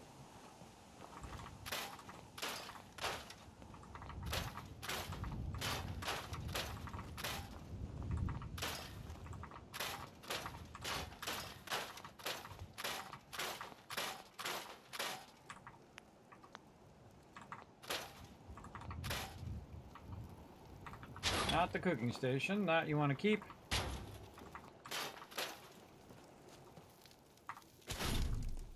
And the workbench. That we'll get rid of. That'll go in the workbench. Okay, keeping the barrel. Got the door first, and then the refrigerator. There we go. Get that double loot action. Get this. Put that there. Oh, lots and lots of concrete. Over there, keep that. Oh, another dead guy over here. What do you got? A little bit of something. Not much, but we'll take it. Scrap that, scrap this. Oh, metal. Oh, some metal armor there, too. There's some upgrades right there. Good upgrades. Okay, more concrete. Over here. Now, sometimes you have just enough to get a radio beacon going. So let's see if we have enough. Nope, not enough circuitry, not enough copper. Okay, now the real trick is what you do is you send somebody here, and then they become your provisioner. So if you send somebody here and then link them back to Starlight Drive-In, then you have all the resources from your other settlements that you can use at Hangman's Alley. But right now, we'll just leave it empty, because that's good enough. Speaking of shooting some hoops. Hoo-yah! I don't think that went in. Try it again. Hoo-yah! I usually give it like 3 tries. I've done it before. Oh, got robbed on that one. So close. All right, one more try. One more try. Oops. Don't throw the ball around. Come here. Hold down E to pick it up. Let go of E. Hold down R. Let go of R.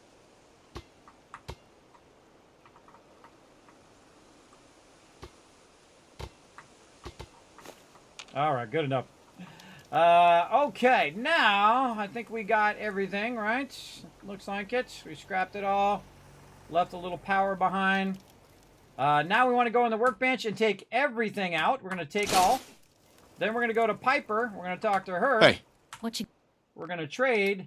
And we're going to say, Piper, carry all this junk. Now, one of my tricks is to sort it by weight. So you're giving her the heaviest stuff, and it's going to fill up her inventory the quickest. I find that when you trade stuff with her, doing the junk is the easiest, because then you can just take it out. There we go. Without her, you accidentally pulling her helmet out of there. I wish you could lock stuff, but you can't, sadly. So I just loaded her up with a bunch of stuff, and now this workbench is completely empty. So all the resources I just scrapped, I now just picked up, and except for the power up there, and I can take that back to Sanctuary and use it all right now. This is why it's so hugely advantageous to play this in any mode other than survival mode. Normally, I play survival mode. Right now, I'm playing normal mode because this is playthrough number 11. We're playing the Dark Wanderer playthrough right now. Thank you. It's like I can finally think. Okay, T to drop in here. I hear dude over here, and we're going to make him look good right now. What's up, Sheffield? Hey, Sheffield. What do you think about coming to work for me? I gave up alcohol after settling down here. Doctor said I shot my liver. Let's trade some things. Okay, now one of the first things I do is I make Sheffield look super nice. Just fix him up a little bit. Boom, there he is. Nuka-Cola's the only thing I can drink that wakes me up. Doesn't he look nice in his tuxedo? Hazy. Looking good, bro. We'll get him to work here in a minute. Okay, now we need a bunch of spots to put all this stuff. Oh, we gotta talk to Piper. Hey. Just let me know. All right, Piper, let's see what you've got. You got a bunch of junk?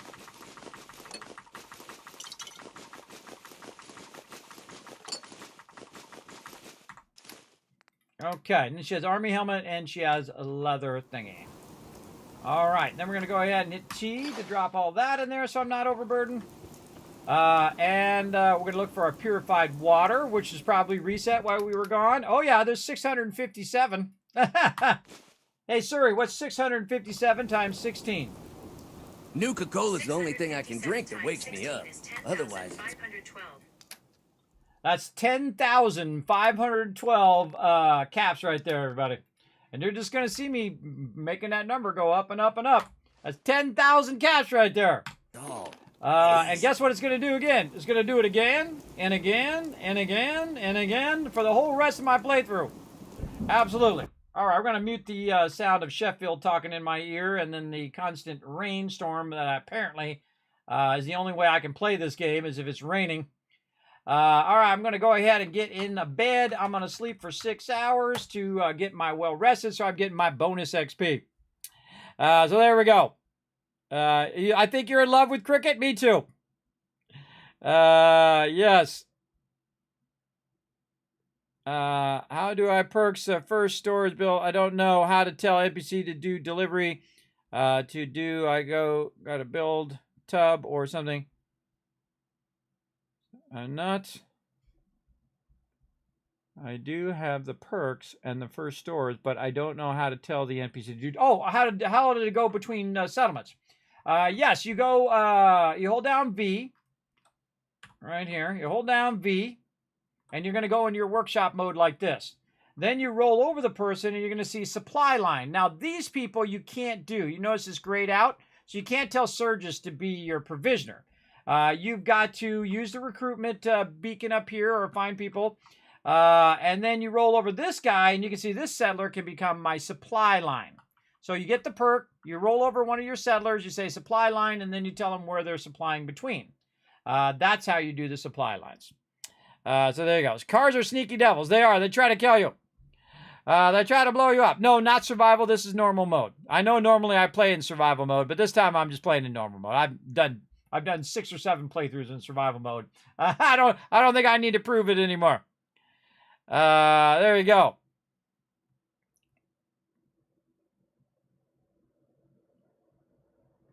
Oh, there's actually a playlist in there that is tip videos. Let me go find it for you real quick. And I'll throw it in the chat for you. How about that? You can actually look at my playlists on my thing where I have a bunch of guides and highlights, even from way back when I first started Fallout 4. Let me go ahead and find it in my studio over here. I'll get the whole playlist for you.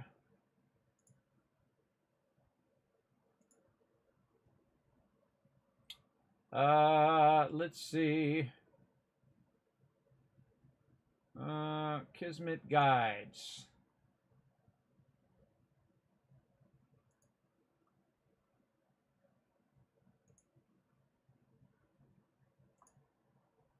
Holy mackerel. I got a lot of guides. There's 140 guides in there. Let's see. If I can find specifically where it's at. All right, how about I start you off with Settlement Overseer Guide, Getting Started. I'll start you off with that. Now, you can also watch my other episode, episode 1, where I talk about starting purified water and doing all of that. You're welcome to check that out, but I do have a lot of guides over there. I mean, I got like 150 guides on my channel. You can find the playlist, or you can start here. Start with Fallout 4 Overseer Guide, and this will tell you a bit about running your settlements and all that other fun stuff. I actually forget what else is in there. Honor. Wow, that's really old there, but that's my old intro. Yeah, it talks about how to use the workshop, and how to get in there, how to use all your different stuff at the workbench, moving structures, and then you can look at episode 2 and 3 and 4 on. It'll talk about food and water. It'll talk about setting up your purified water and all of that stuff. So enjoy that, everybody. I work very hard on all of those. Very, very hard on all of that stuff. Boom, close that out. Get this going. There we go. And more stuff coming down the line, too, everybody. Lots and lots more stuff coming down the line. All right, so I went and slept for 6 hours in there. Now, in any mode other than survival mode, 6 hours will get you well rested, which means you get a bonus XP for a certain amount of time. As well as if you're in survival mode, you have to do 7 hours. And of course, I have my radiation removal, so I'm going to go ahead and just run through there, then hit my purified water and get that going. Now, we need to go over here, and we need to switch up our armor. So let's go in here and see, did we put any armor in the workbench? Let's first check that. Let's check if I have anything in here. Not really. Not really in there. Okay, so now I've got upgrades to my armor, and that's the metal armor right here. And so I definitely want to go in and take a look and see what I have. So I don't need the one of these. I don't need the left leg. So I need everything else in metal because leather is going to give me 715. Now, leather, of course, is different than your heavier armor. The heavier armor is going to, of course, affect... Now, this is all lightweight metal. This is painted metal right here, so we already got an upgrade on that one. And this is right leg. So, again, I got to remember which one I don't need. I don't need right leg. That's how sometimes it goes, everybody. Let's start with the metal chest piece. So the first thing I do is I rename it Z-chest. So alphabetically it drops to the bottom. It's easier to remember which one's mine. And then this is metal. Boom. There we go. Now we're going to go ahead and mod it out a bit.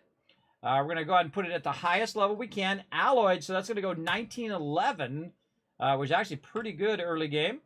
Then we're going to go pocketed so we can carry more stuff because we're going to replace one. And then, of course, the cool Enclave paint. That came with the next gen update. Now, we can go ahead and look at the chest because, look, they're right next to each other. Imagine that, having your different things right next to each other where you can very easily compare them. I know, it's amazing, right? Now, of course, the metal one is 1911, where the leather one is 715. So this one's much heavier main damage, but I add them up, right? So that's what I do. This is going to be 22 points of bonus, and then this right here is 30 points. So that's 8 more points you're getting by switching over to metal.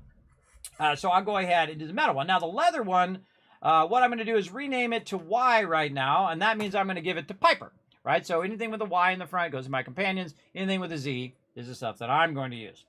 Okay, now we need arms, both left and right. So let's go ahead and try to find some metal arms left and right. There's left leg. Let's go with this one right here. We're going to rename that dash arm and then dash L for left. And then this is metal. See, that's how I wish they would do it. At least do the arm L metal instead of me going through and doing all this. Ooh, got a bunch of them in there, but definitely pocketed. And then paint Enclave. Okay, so now you can, again, see those two are right next to each other, so I can compare them. The leather is 3.6, right? 3.6 over here, and then the metal is actually quite an upgrade, 11.6, plus I modded it as well. So that's a huge upgrade. So this one I'm going to go ahead, again, change that to Y, and again, give it to my companions. If I don't have enough metal, if I have more metal, I will just do the metal one as well. Right over there. Okay, so now we need what? We need an arm right. Did we get a metal arm right? We sure did, right there. Rename dash arm right and metal. I don't put all the other blah, blah, blah, blah, blah stuff in there. That name's too long. Don't need to. Don't need to. I just want to get all of this painted up nicely. All right, how we do on our arm now? Let's see. That's 11.6. And the old one was 3.6. So yeah, big upgrade there. Rename this, put the Y in front of it. Again, notice how it moves alphabetically up. Now, see how these three are all by themselves up here out of that way. Okay, we got the chest, we got the arm. Now we need a left leg of our metal. Left arm, right leg, left leg. Wow, this is just too lucky right today. Wow, we got the full set right there. So Z, this is leg, left, and it is metal. And then we're going to go in and modify it to alloy, pocketed, and Enclave. And again, compare those two. So this is 4.8, and the other one is 11.6. So yeah, that's nice, nice. Then rename this to Y. All right, now we're going to get out of there. And we're going to equip all of our new stuff. Now, again, this is what my character looks like right now. He's rocking the leather armor. And now we're going to go ahead and upgrade him to the stuff I just put in there, which is all of this. There we go. And then now he looks like that. Very cool. Very cool. He can take a little bit more damage. Okay, now if we have any other metal stuff, we want to go ahead and also use that for our companions or even for our random peeps as well. Now I have an incendiary metal arm, so it might be better for me to use the legendary one for me and then give the other one to Piper. So that's what I'm going to do. So again, same thing, Z arm. This is going to be left. And it's going to be metal. I'm going to truncate it so I can put incendiary in there. And, of course, truncate the name like that. Actually, I will put MTL for metal. And there we go. So that one is now going to be mine. And then, again, we can compare the two. This one is 11.6, the one I just did. And then the new one is 9.3. It's less stats, but it has a legendary thing on it. But I also can go in and, of course, modify out this. I can modify out the pocketed over here. And I can get it with the enclave paint. And now if we compare it, we can see that this one, the legendary, is 13.16, and this one is 11.16. So this one actually has higher damage or higher hit points. Piper bringing her butt into the scene. So this one actually is better than this one. The legendary has a couple extra points. But they're modded exactly the same. One is alloy and pocketed, and this one is alloyed and pocketed, except for this one has a couple extra damage, again, between the two here, straight damage. Okay, so we'll go ahead and rename that one now. We're going to give that one to Piper, so she can be protected in the wasteland. And now we'll look for any other metal ones that we might have up here. Raider, leather. We got a right leg. All right, so Z, leg, right, metal. Actually, this is going to be Y. So that's going to be for her. And let's see, any other metal left arm. So rename Z arm left metal. Put that in there. Oh, I wanted that to be Y. There we go. So again, now just modifying some stuff for my companion. This is all leather. Okay, now I got to look at my stuff for my companion and see if I did upgrade all of that as well for her, so she can carry more, and she can have cool enclave paint too. And I have two of those. Oh, so one of these I want to rename. I want to delete out the name. Look at how you reset the name in here. How do you reset the name? You can reset the name really easily in, I'll just call it cell. Or no, I can give it to Mama Murphy. Yeah, that's what I'll do. You can, in Fallout 76, you can reset the name. I don't think you can do it in Fallout 4 now that I think about it. Okay, so if I can't give it to Piper, I'll give it to Mama Murphy, who is guarding the location as my defender right now. All right, so let's go see what Piper's got and see what we can do with her. All right, Piper, come here. Trade. Now, again, I have the sound off most of the time, so I have to listen to the ambient talking. But I'll turn it on when I go running around. Okay, so let's go ahead and give all the Y stuff to her to get her started. And so we got some chest leather. We got right metal. Now we don't need this one. Leg leather. Right arm. She's got one of these. Let's use that. Take the other one back. Arm left. Don't need that one. Arm right. So there we go. So now she's got a full set. Leg, arm, and then chest and a helmet. Really need to give her some... do we not have any glasses or something we can give her?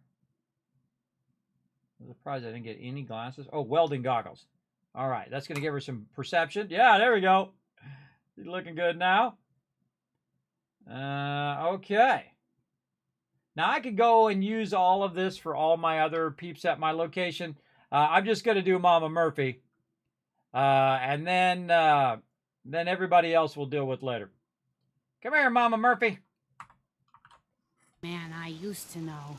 Never looking for trouble, but always finding it. True. I just want to trade a few things. Okay, now see, I already gave her a bunch of stuff, leather, armor, and whatnot. But we're going to go ahead and give her some of this extra stuff that I have. This, and this. And since I modified all that out, we'll go ahead and... Oh, she already got... that's already an arm, that one there. We don't need these.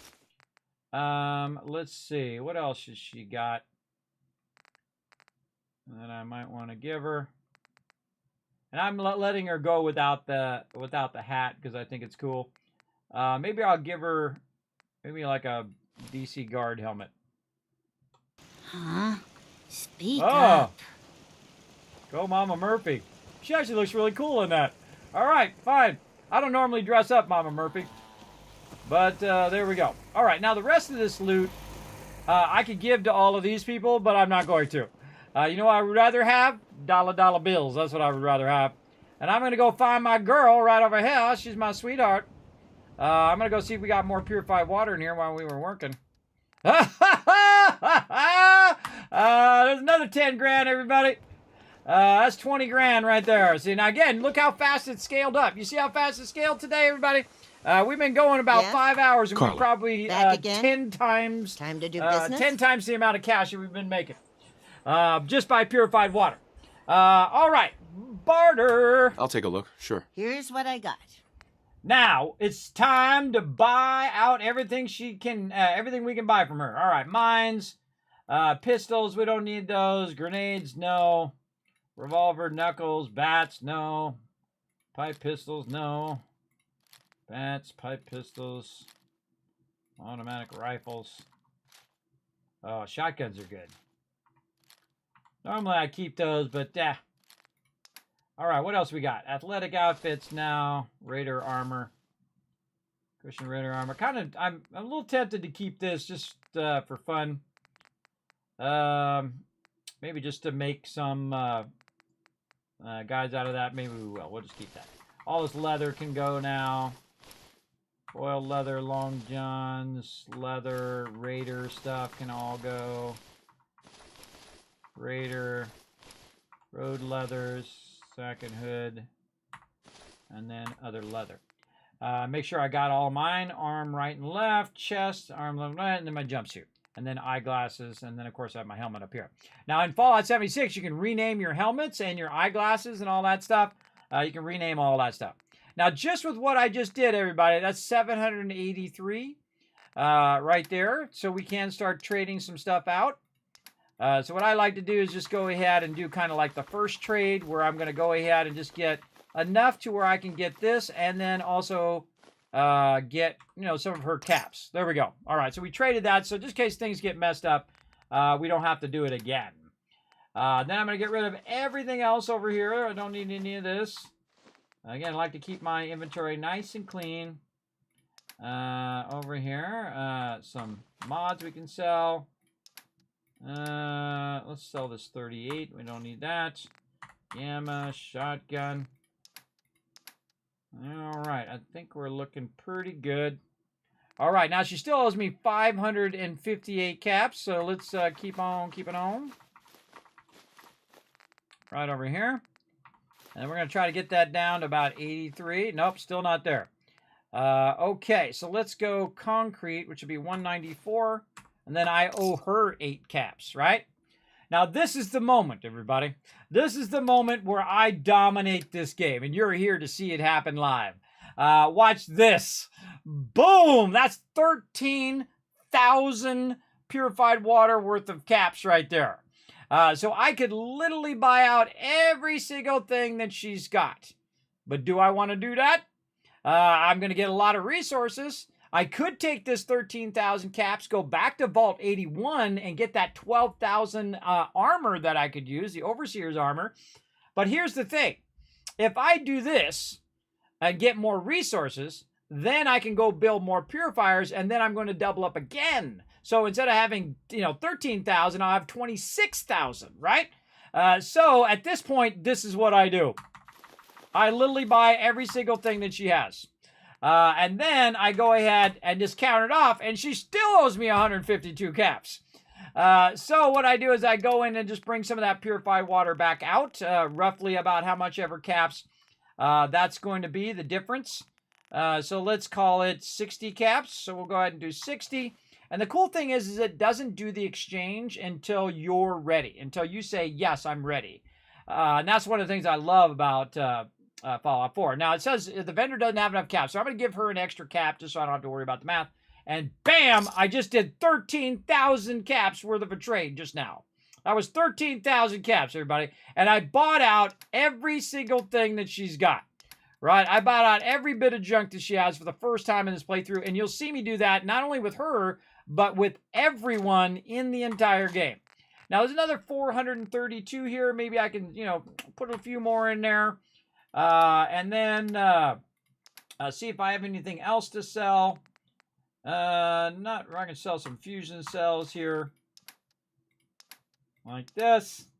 And I'll keep these. Actually, I'll keep one of each of these. That's what I'll do. There we go. And then now I just gave her 300 caps back. Now, if I wanted to, if I had something else to sell to her, I could do that and get that 300 caps back. But I'm not too worried about it right this second, because I use caps, or I use purified water more than I use caps in the game. And we're just getting started. I thought I had some mods in here. And again, if we want to get some of those back, we go find some loot. Back again? Time to do business? Let's see what you got. And try Here's to what get. I got. Try to get those caps back before she resets, because she's going to reset at some point. And you want to definitely try to get those back. And I feel like if you have a bunch of extra mods, you definitely want to get rid of those. Definitely get rid of those mods as well. All right, looking good. Look at Piper. Looking snazzy. Very nice. Snazzy, snazzy. Oh, look at Sheffield. Looking good, Sheffield. Hey, I just wanted to introduce. You want to introduce yourself? Well, get to work, slacker. All right, we got some new slacker in the settlement, and we're gonna run over here and use our settlement management vault-tec thing. Again, you can use it right at the beginning of the game. You don't have to unlock the vault-tec stuff. You can use it right at the beginning if you have the resources. All right, we got 2 unemployed people. What we're gonna do is assign them to scavenging. Oh, I only have 1 scavenging thing, so we'll put 1 person on that. Then we'll back out of here the second it lets us. There we go. And we'll go build some more. Kind of feel like just putting them right in the middle of the road. Right over here. I can build 633 of these, by the way. 629 now. All right, put a bunch of those up there. You know what I call a good day? One that ends. All right, then find jobs for the unemployed. Assign to scavenging. The 1 guy we have left. And you see that I have the bulk of everybody on scavenging. I want them to collect as much resources as possible, just like I want them to collect as much purified water as possible. All right, running back over here. I don't remember if we got any nuclear material because we got massively sidetracked on getting that nuclear material. Let's go see. Oh, we got a little bit. We can put 2 of them down. All right. So 2 more of these going down. And let's put it right there. Oh, another level up. And see, I'm leveling up just from building, everybody.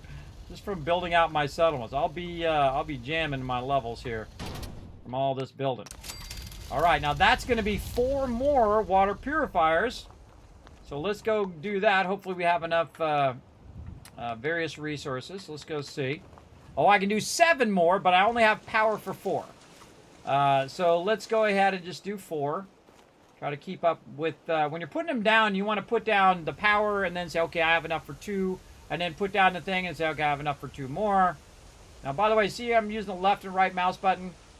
I can see that it turns green there at some point, and I'm just going to lock it in. There we go. Maybe sneak another one in here somewhere. This way, that way, anyway. Yeah, just looking for it to turn green. Plenty of room to put these babies down. Keep rotating it around until, oh, here we go, over here. Really like to put it in here, but I don't think it's going to let me. There's a shallow there.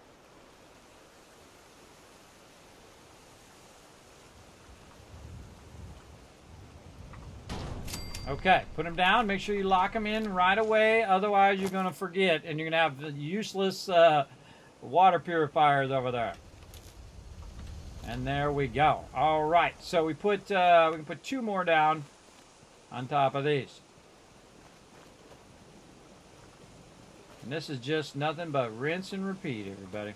I try to do the ones in the back first.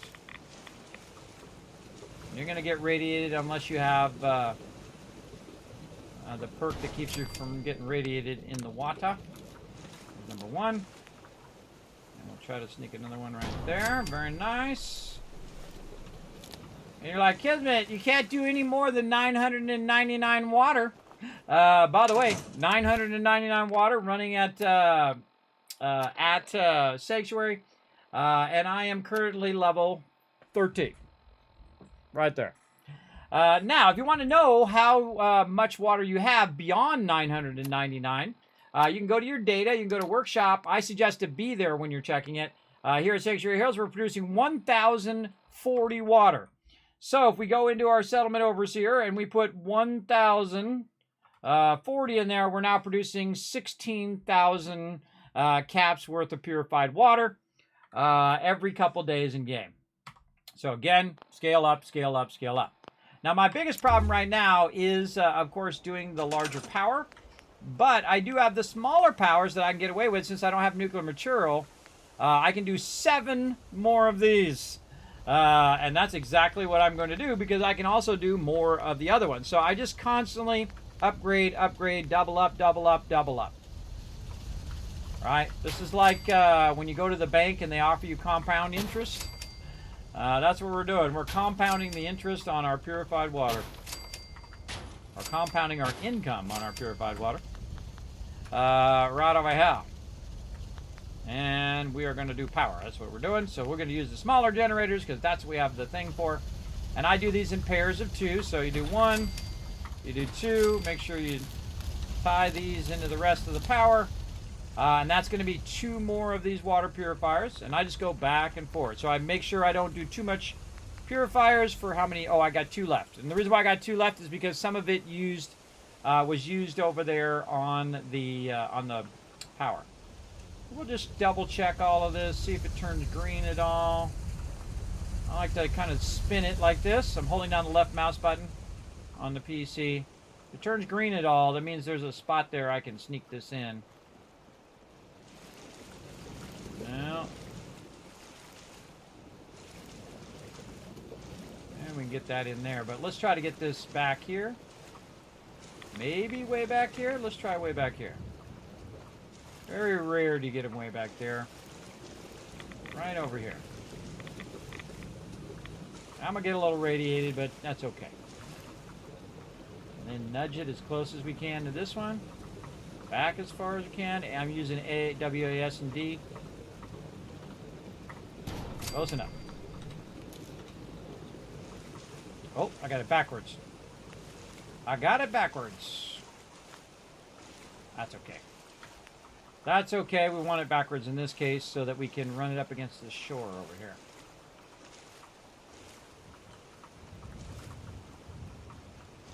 Whatever makes it work. Good enough. All right, now we got to go to the front of this so we can connect it to this one and then try to connect it to that one. And now we all good. And then we're out of screws again. Out of screws. Now again, this is one of the ways that I do shipments in the early game. I keep scaling it up. That's a lot of work too. Let's save that. That's a lot of work. All right, now how much money? How much dollar bills are we making right now? Now we're at 1120. Let's put that in our thing. 1120, making 17, actually almost 18,000 caps every couple days in game.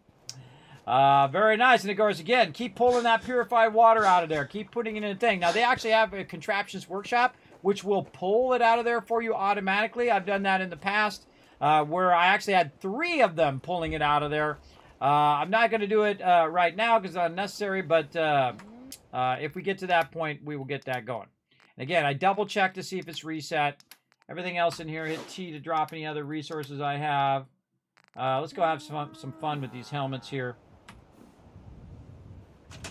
Let's go ahead and go to decorations. We'll make it into a dude this time.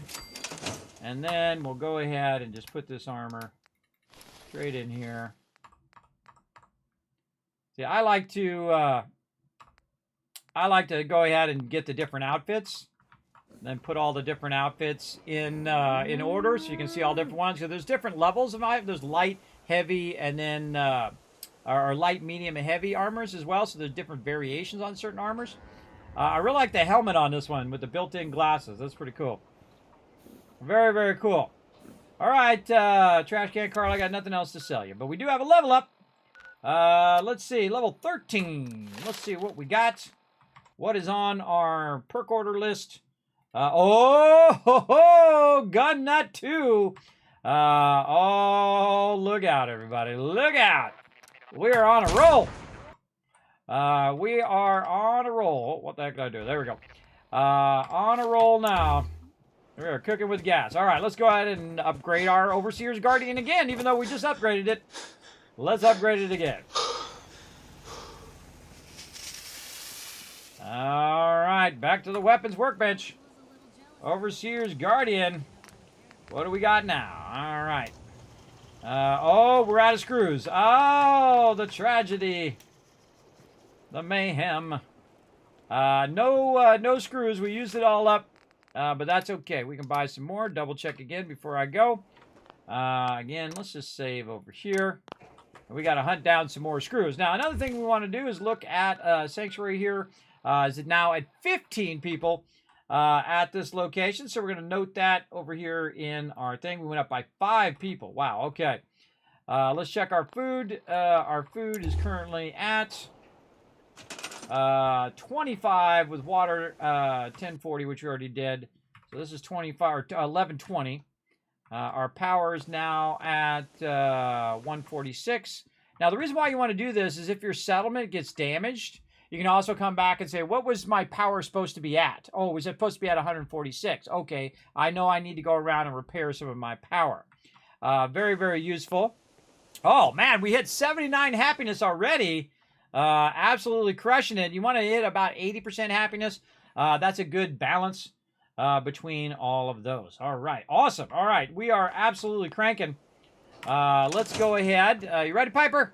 Look at you all geared up. Let's run over here and see if we can get this going. Every now and again, by the way, this resets right here, this wild mongrel. Let's go check our other settlements here. We're really cranking on our settlements today. Oh, the white with the white backpack. Oh, there you go. That does sound fun. All right, let's see how many peeps we got. Vocational overview. We got 2 unemployed peeps. I know just what to do with them. First thing we're going to do is we're going to hit the bell. And then we're going to go ahead and, while everybody's walking over here, we're going to go ahead and get ourselves a chair. Just like that. All right, I'm going to hit the bell again. I'm going to get in my chair. Then I'm going to forward time by hitting T. Oh, I'm going to try. What the heck are you doing? Get in the chair. There we go. Oh, not letting me forward time. Weird. What do you need? Well, I'm trying to call everybody over here, but apparently my seat's broken. All right, this person right here, she's assigned to defense. This person a provisioner. I see a person over here doing a whole lot of nothing. All right, you're going to be assigned to Sanctuary Hills. Off you go. Return. There we go. All right, he's going to walk over to Sanctuary. We've got one more person walking around here, which should be assigned to something else. Going to look for him. Or her. They're around somewhere. This guy. No. No. No. Huh. Supposed to be 4 people here. Alright, do that. Need something? Try my chair again. Huh. My chair is broken. Because normally you can sit in the chair and wait. That's the whole point of the chair. Oh, there he is. I see him over there. And then you, Sanctuary Hills, off you go. Okay, so what I did is I moved those 2 people from Red Rocket to Sanctuary Hills. Farming's as honest work gets. Now I'm going to run back to Sanctuary Hills and then assign them to getting me more resources. Does my provisioner going back and forth. Easy living? This ain't. Easier than living under a bridge. I shouldn't have to remind you of that. Okay. Now we're going to go ahead and find some jobs for those 2 new peeps who just showed up. Assigned to scavenging. 2 of them. And now... boom. All right. Then we're going to check our vocational overview. And you can see I've got 5 farmers, 9 scavengers, 1 guard, and 1 caravan. And you're like, Kismet, why do you have so many people on scavengers? It doesn't scale. It sure does. I've tested it many, many times, and it absolutely does scale up. The more people you put on scavenging, the more resources it'll gather. Absolutely. So they're going to walk over there now, and I've already assigned them. I don't have to tell them anything. They're going to walk over there to Sanctuary. Got it going. All right, now to Abernathy Farm. Of course, it's getting foggy. Foggy in the wasteland. Ooh, wild meat fruit. Get it while I'm at it. Hoofing it. Take it easy. Koshi, thanks for coming in and hanging out. Hydrate. Oh, good idea. Let's do it. Now's a good time to hydrate. Appreciate that, Funky. Boom. There we go. Gotta give Puppy some attention. There you go. Do you save your streams? Yes, every single one. Every single one's up on YouTube. And then also, it stays on Twitch for 60 days because I'm a partner. But every single stream I've done, almost, except for a few that got corrupted, is pretty much up on YouTube. So you can go back and watch thousands of them if you want. It's up to you. And they're also typically in order by date that they've been streamed. So you can go over there on YouTube. You can look for live, and you can go back and look and find them easy. Also, I have playlists that are for like Fallout, for Fallout 4, playlists that are for like Fallout 76, and so on. You can find all of that because I work very hard for you guys to organize all that stuff for you. All right, who else we got over here? Do we have anybody else over here that we could utilize? Find jobs for the unemployed. No jobs available. Okay. Oh, we should have looked and see if there was people who were unemployed. How about that? Vocational overview. We got 1 unemployed person. All right, sounds good. Now, they don't have anything to do because we need to pick up more loot. Growing well. Pick up all of our mute fruit. And again, remember, we started with 1 mute fruit, everybody. We started with 1, then we made it 2, and now we're making a whole lot more. As well. Again, mute fruit is incredibly great for just quick starting any settlement. For sure. But we're going to get these guys to really go to town. Now, all the mute fruit down. We want a lot more corn, so let's get our corn in there. Over here. Yeah, we'll just go along the outside edge here. A little bit of corn there. And let's pick up this corn. And again, since my peeps are on it, maybe some more of this mute fruit. And then put down more corn. And again, we're going to come over here and we're going to actually make resources from this food. So you want to scale this one up big time. Now again, the more food you put here, of course, the more chance it's going to get attacked and all of that.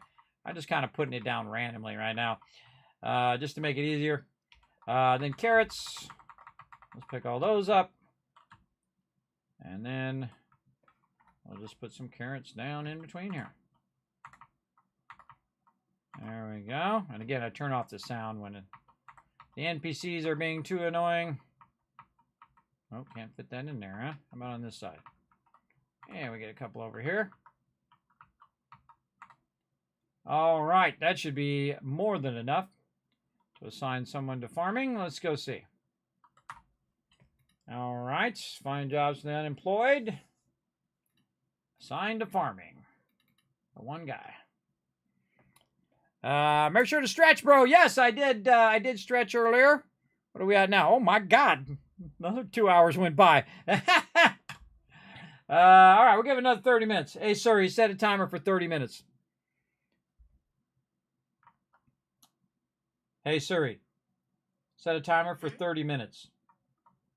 30 minutes, counting down. Now, I could also be collecting all of these potatoes and whatnot, but I'm not going to worry about it. I want to get the razor grain next. Let's get that popping off. Lots and lots of razor grain up in here. We're going to utilize all of this stuff. Is it a big one? Oh, this is a smaller one, yeah. I don't like using the big one. It just takes up way more room. Razor grain, razor grain, razor grain. Now, see, what I want to do is collect all of this stuff. Okay. Oh, our gourds are in the way.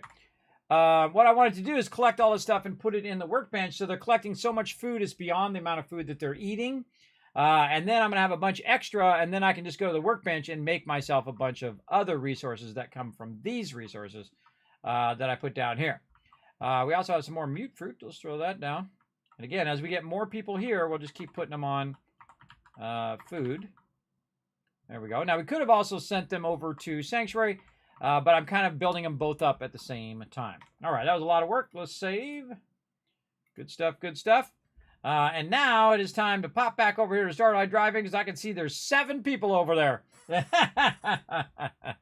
I'm going to show you plenty of adhesive there. There you go. Lux knows what I'm talking about. Yes, we're going to make a lot of adhesive. We made some earlier. We're going to make a bunch later. We also made a bunch of oil, by the way, if you guys missed that earlier, from bones. We'll get into all of that.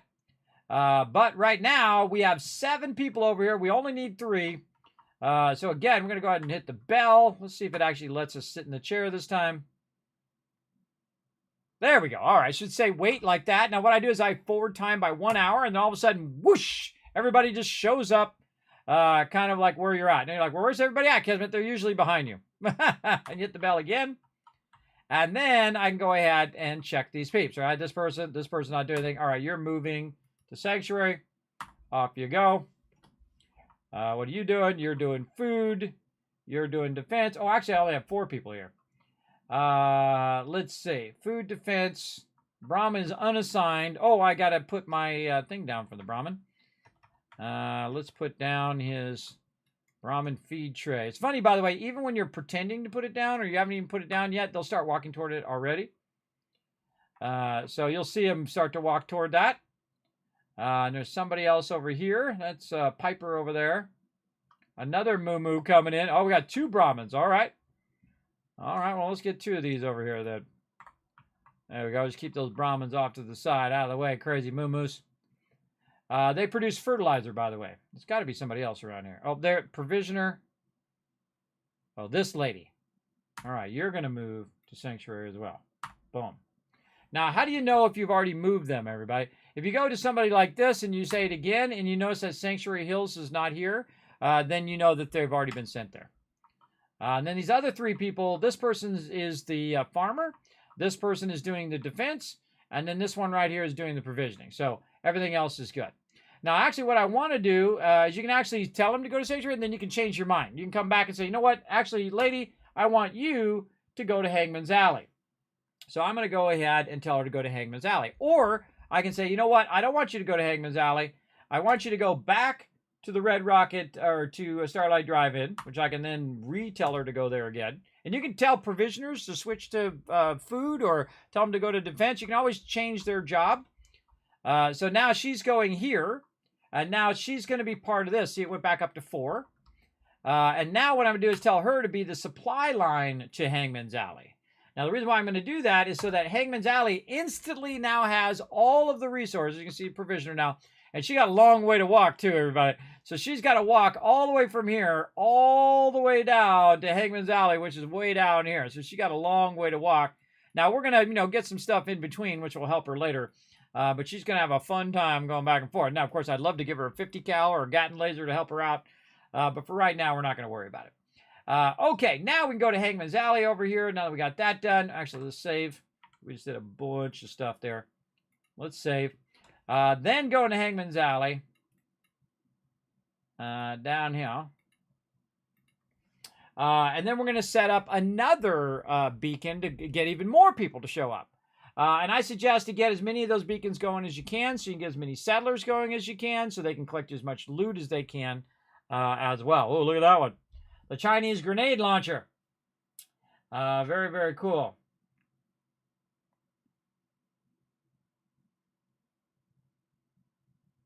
Okay, now we're back at Hangman's Alley. And now, since we have people who are going to show up here, we're probably going to need to do a little bit of stuff. But first, before we do that, there we go. And I can do 22 radio beacons, if you didn't notice. And that's because now I've connected it and do it. Now, but of course, if she gets down, by the way, your connection to over here will go away. So I suggest you do it as quick as possible before some bad stuff happens. And it gets difficult. I'm going to go ahead and put this inside here because this is an interior location. Put this one at the end. Again, I have the sound off, so I don't have to listen to the crosstalk. That one's probably not good there. Let's go ahead and put one over this dead body. And another one there. Now, if you can get in there, they can get in there. There we go. So again, I'm going to have like maximum 3 people here. And then, of course, all the stuff that we just picked up, like all the food we picked up, especially the mute fruit, we could go ahead and just plant it in the back here, whatnot. But I don't have any mute fruit right now because I'm waiting for it to go. So I'm just going to go ahead and do some potatoes. So when some peeps show up, they can go straight to doing the potatoes. And again, I'm going to do 12 of these, which is going to be 6 food. More than enough for everybody here. There we go. Also, they're going to need some water. So let's go ahead and give them some water. And we'll just go ahead and put these back here. Now, again, if you put them back here in the corner, less chance they're going to get destroyed, right? So that's why I put them back here. Kind of tuck them around the back. Corner over here, just kind of out of the way. Okay, so now we got food, water, power. And, of course, our happiness is 60 right now. And then we want, of course, some a little bit of Kismet kill box going on. We'll just build a simple one. We're going to use the stairs, wood stairs. And I'm going to kind of aim it toward, I should probably put it down the center. Let's just put this one right here down the center. Like this. And we do 2 stairwells. Then we're going to do wood. Because wood, we have plenty of woods, cheap. Later on, we'll do some more fancy kill boxes. And then we want this so it can shoot at the door. It can shoot back this way. It can shoot really anybody who wants to poke their face out of there. Now we want to see how many turrets we can do. Whoa, we can do 12 turrets. All right, yes. Oh, man, we can put our kill boxes down everywhere now. One there. And one there. And I usually do 3 in the beginning. Later on, I'll do a lot more. And then put them also in strategic locations where they can shoot way beyond the settlement, which is super useful. All right, so now we got our 6 food, our 9 water, 3 power, 24 defense, and 5 beds, and happiness is 60. So we're going to go ahead and put that in our, where is it? Hangman's Alley right here. We also need to go through our checklist as well. Did we scrap and clear it? Yes, we did. We got that done. Did we do a supply line? Yes. Do we have a beacon? Yes. Did we do our quick travel? I don't think we've done our quick travel yet. Let's go ahead and double check it. Now, you can only do 1 of them, so if it doesn't let you do it, you know you have it somewhere down already. Now, me, I like to put the quick travel right here where I end up on the top of the kill box. So if I come in when it's danger, I'll be up here, kind of out of the way. I can also crouch. I can get behind the turrets and let the turrets take the hits. As well as I have like a, an advantage. I'll have the high ground as well. All right, what else do we got to do here? Also, if you notice that the food already is working, that's because the first person that got recruited over here from the radio beacon went straight to the food. So she's now working on the food, or somebody, I saw him walking around down there. They're working on the food. Now, also, when you bring people here, eventually all these dead bodies will get moved out of here by the settlers. And so she has plenty of food now, plenty of water, power's good, defense is good, and enough beds for everybody, and the happiness is on the rise. So we did our quick travel, yes. Did we do our quick shop? No. Did we do our bell? We have our kill box. Oh, hold on, we can go back to that. Kill box is a yes.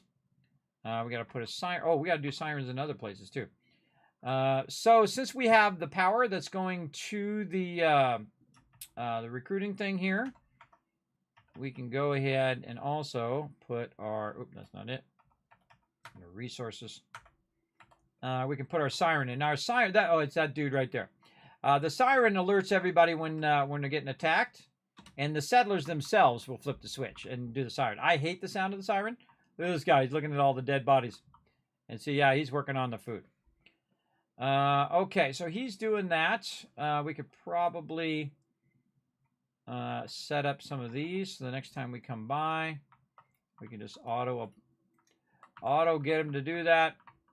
And again, we could build a whole bunch of defenses and really get elaborate and all of that. I'm not going to bother. We'll get our moo-moo, and we'll put our moo-moo way back here in the back. Yeah, somewhere back here maybe. And maybe over here. There we go. So when our cows show up there, we're good. So we put our siren down, and then we're going to put in all of our people info. So it's 1693. oops.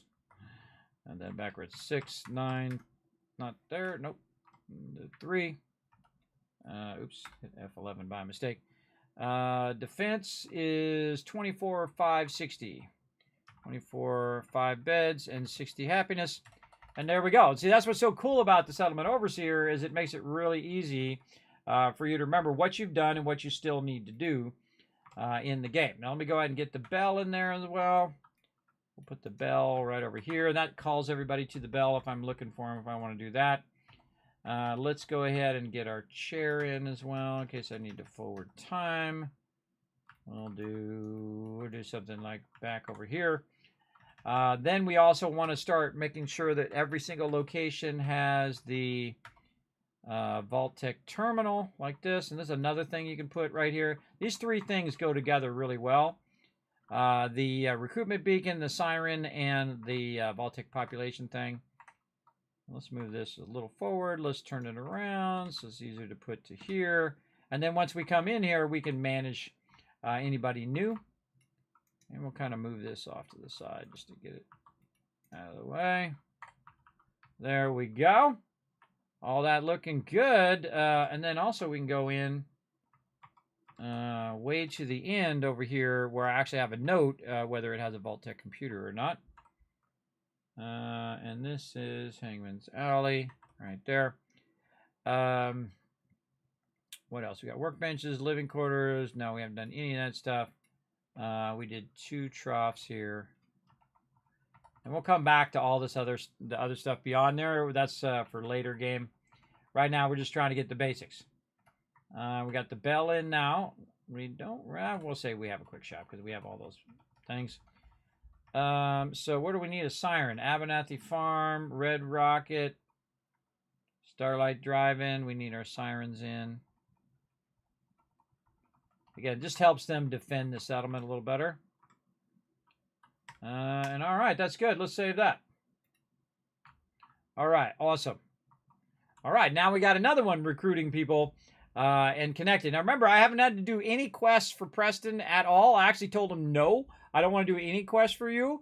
And so I've done no quests for him at all in this playthrough.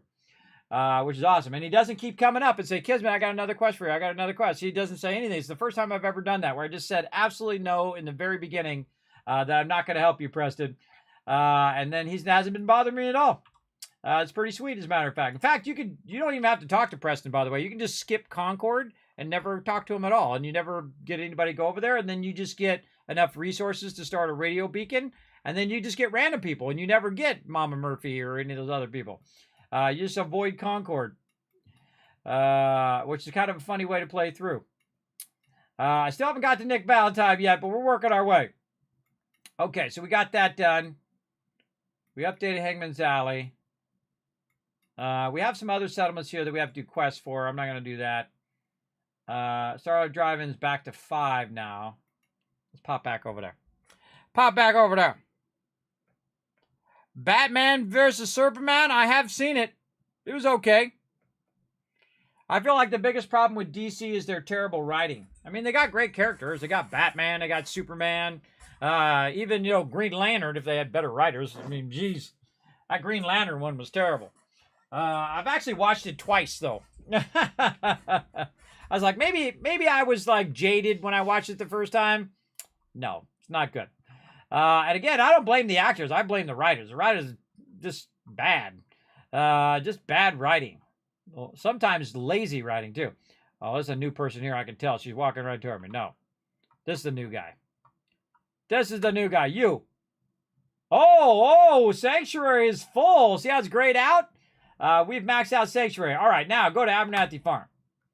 Now my next job is to max out Abernathy Farm. What's your problem, lady? What? Hi. Hey there, friend. We're in some real trouble. Maybe you can help. What do you need? What do you need? It's these damn greenskins, the super mutants. Whenever they come through, we just have to run away or hide. They take everything they can eat and destroy most everything else. And if they ever took us by surprise, we'd all be dead. We can't live like this. Please, you've got to help us. Sorry. Sorry, I can't help. Oh, okay. I guess we're on our own then. The Dark Wanderer, I just like, nah, I don't want to help. Now, actually, that'll probably cause your happiness to go down, but my happiness is 68%. Now, I could probably talk to that lady again and get that quest again, but you got to think that it affects your companions when you say, nah, I don't want to help, no, I don't want to do this stuff. And so I'm just playing as the Dark Wanderer, where I'm just smart aleck, I'm not going to help people, no, screw you, do it yourself, I'm too busy. Doing all of that kind of stuff. Because, you know, the other 10 playthroughs that I've done, I've literally done 10 playthroughs. And each of them, by the way, is like 500 hours.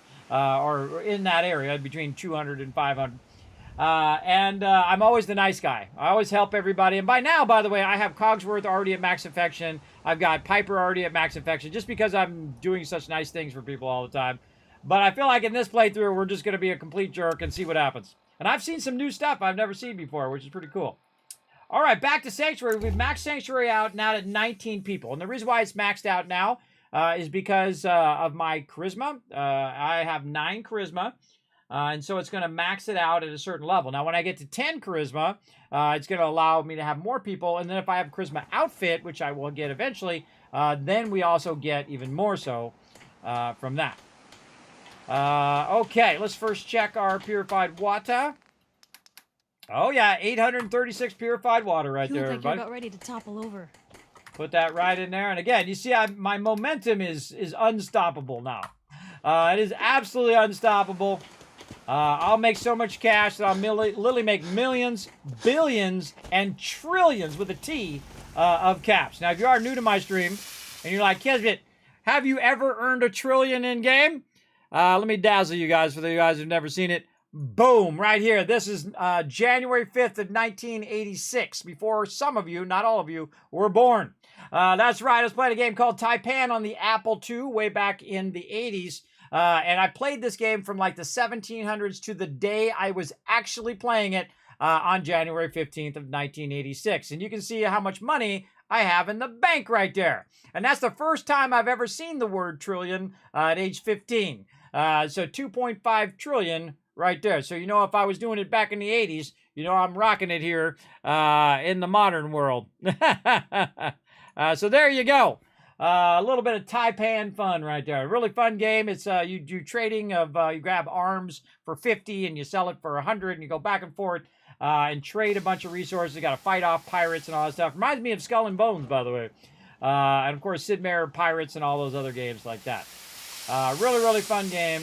And you can actually play it for free, which you can do by going onto my website here, Kismet.gg right here. You can also see my studio gear and see my massive behind the scenes there.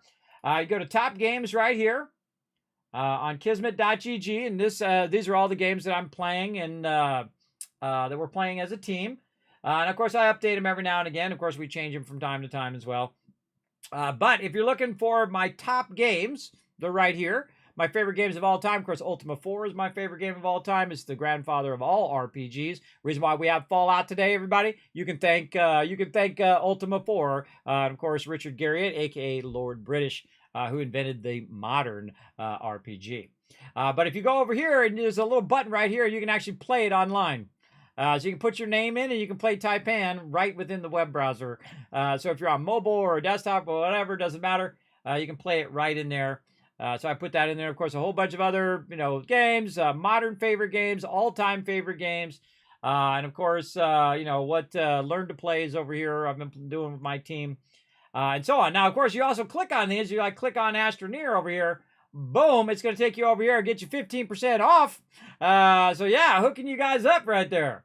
And again, those are affiliate links. They do help the stream. Now, of course, if it doesn't have, discount or whatever, then I just give you a direct link to Steam.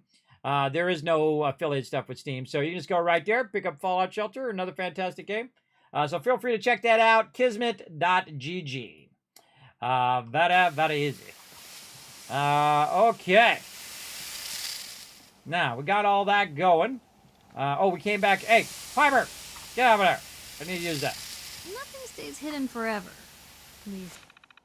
All right, I ain't got time to talk about that right now, Piper. We got things to do. Let me turn the sound off as well. All right, there we go. We got one unemployed person assigned to scavenging. Get to work. And now we have the whole settlement working, and we can't put any more people here. Now, there is a little trick, by the way. You can put more companions here. And you can also build an infinite amount of robots. Look at this guy running around. You can build an infinite amount of robots that will also help you as well. Now, somewhere around here is Sheffield. And did I get another level up? No, not yet. Is Sheffield. That's who I'm looking for now. I don't see him. But he's around somewhere. He's going to be really easy to spot.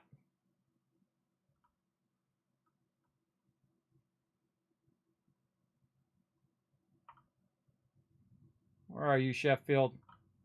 There he is. I put him in a tuxedo so you can dress up all of your settlers and whatnot. What's he doing right now? He's doing scavenging. So he's in there scavenging and finding me some loot. Very, very cool. And again, you can dress up all your peeps, put them in vault suits or power armor or whatever you want to do. Usually after they battle, by the way, they'll get out of their power armor automatically. You don't want to leave power armor laying around. Though I have them laying around over here, but I don't have any fusion cores. So I take the fusion cores out so they can't get in there and get crazy. And I don't really use my power armor till like level 25, just for fun. Because it's kind of fun to struggle in the very beginning. Whoa, look at Mama Murphy. She's switching between realities there. Crazy. Okay, so what else can we clear out of our inventory? We got anything else? Oh, we forgot to put our other legendary item on. Oops, nope. Put that on. There we go. Now we're up to 75 resistance. We're getting there. Everything else done. Yes, we still got to get some screws for our upgrade. Over here. Let's see if we got any screws while we're doing all of that. What was it we were looking for? I can't remember now. No, we got some screws. I can't remember why I was looking for screws now. That's a problem when you get distracted. We got all that. The recoil. We got the dots. The bayonet. No, I think we're good. And we all good there. Okay. What else do we need screws for? I can't remember. I can't remember. Let's check my armor. Allied Pocket Enclave.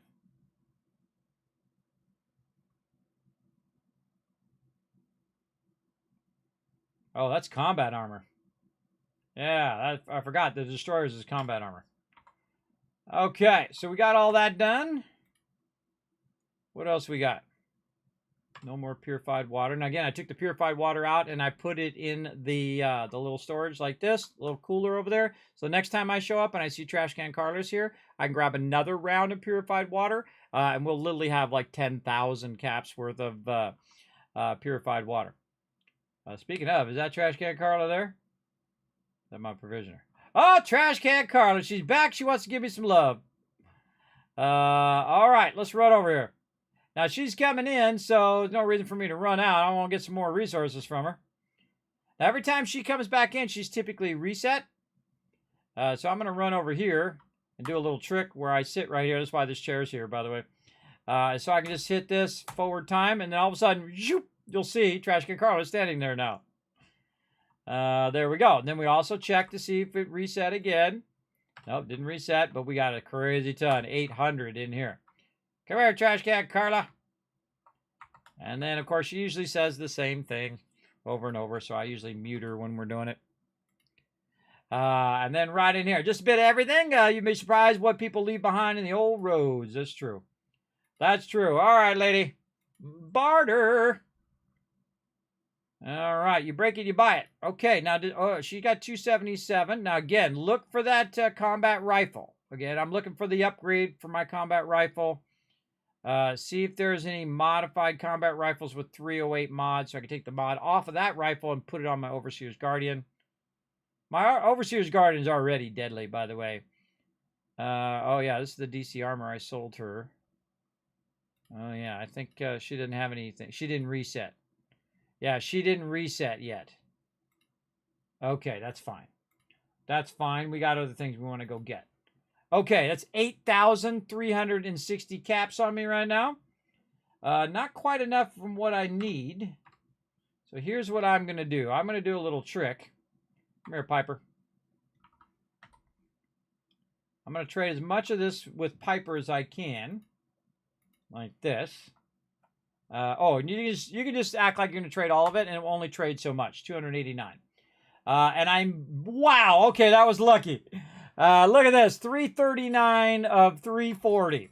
So what I'm going to do is take the first round of loot and bounce on over to either I can go to Diamond City or I can just go to Vault 81.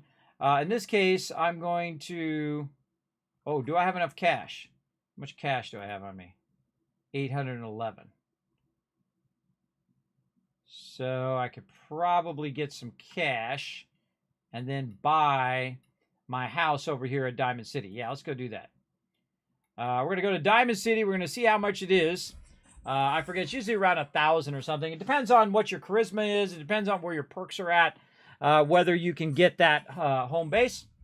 So we're going to bounce over there. Turn the sound on. We're going to go upstairs. So we should save, too. We're doing a lot of stuff here. Save. Let's go upstairs, talk to the mayor. He'll be super excited to see Piper. He'll be like, yay, it's Piper. Let's talk to Piper. Snooze you lose, girl. I'm out of here. Up we go.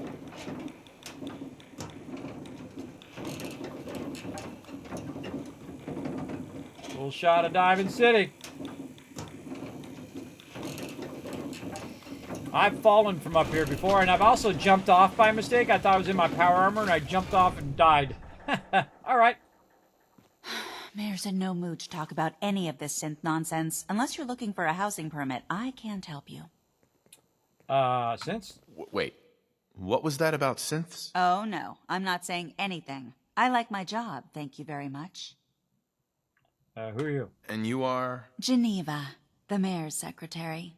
I handle all the day-to-day. Housing permit. Well, let's hear about the permit. We have one home available. It's in the center of town, right near the market.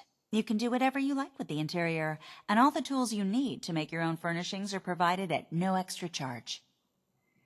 2,000 caps. All right, details. Tell me more about this house. The previous owner bought an adjacent warehouse and knocked down a few walls, so it's bigger than most. And he left behind his old tools, so you'll have everything you need to modify the inside however you see fit. All right, maybe. Let me think it over. Take all the time you need. All right, so we need another 1,200 caps. Let's do it. Back down we go. Later, Piper! Whoa! Down she went. Got my leg. She's gonna get crushed. She's right underneath us. There you go. Just walk it off, Piper. You'll be fine. Now, in the normal mode, everybody, your companions, when you're out of combat, they'll eventually just heal themselves and get back up. In survival mode, you have to go heal them. Otherwise, they'll reset and go back to where they originally came from. So watch out for that. Okay, let's go make some money, everybody. Let me show you how I make caps. Let's do it. First thing we're going to do is talk to Percy. Oh, I do hope you're here to make a purchase. Uh-huh. Barter. I'll take a look, sure. Here you are. The only thing I want to do is get his caps. So I'm just going to dial it in right here, 232.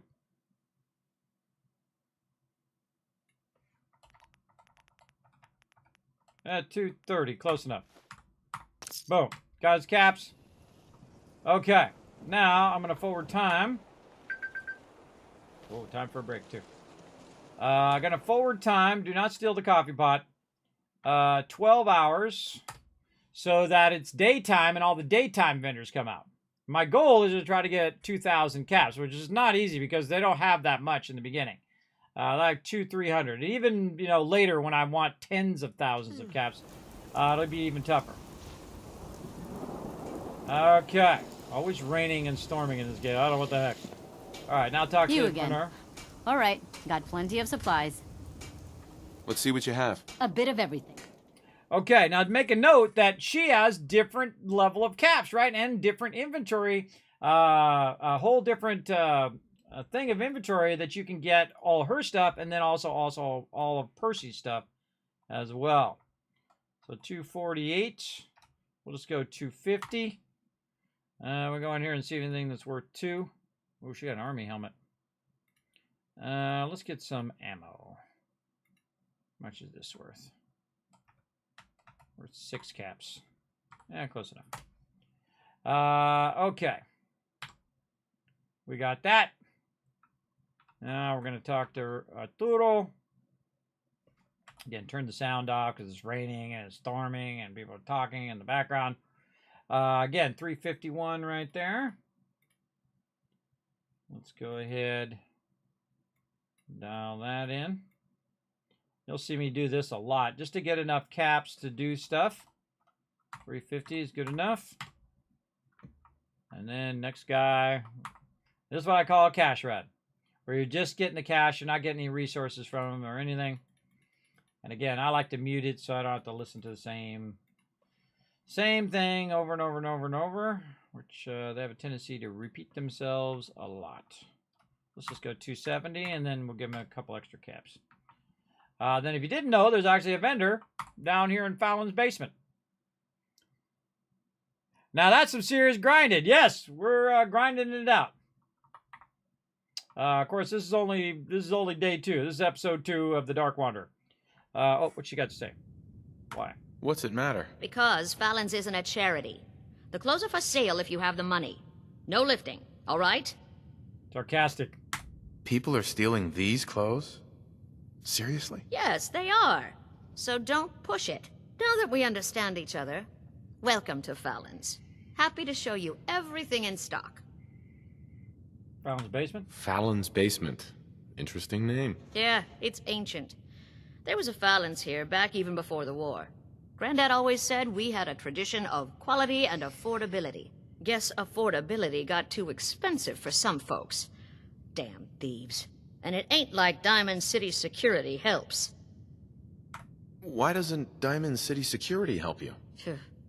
My husband got taken, all right? By the Institute. Security wouldn't look into it. I raised a stink, and now I'm blacklisted. Your husband was taken by the Institute? Well, he ain't here anymore, that's for sure. Not like the Institute leaves a trail besides those damn synths. What do you know about synths? Just what I read in the papers. That the Institute builds them, and some even look human. So much you can't tell the real difference. Lucky me, huh? Institute takes my Charlie, doesn't even bother replacing him. Barter. I'll take a look, sure. A paying customer. Finally. There we go. Now look at this. More legendary armor, everybody. Yes, and we can buy that right now, by the way. We have enough purified water. We can buy all that. But I'm looking for something very specific. And she doesn't have it, sadly. She does not have it right now. Bummer. Bummer-rooney. But I'll buy all those legendaries eventually, too. Anything else she's got? She's got cloth. She's got leather. But what we really want is her caps. So we're going to get that 137 caps. I'm going to say 140. Close enough.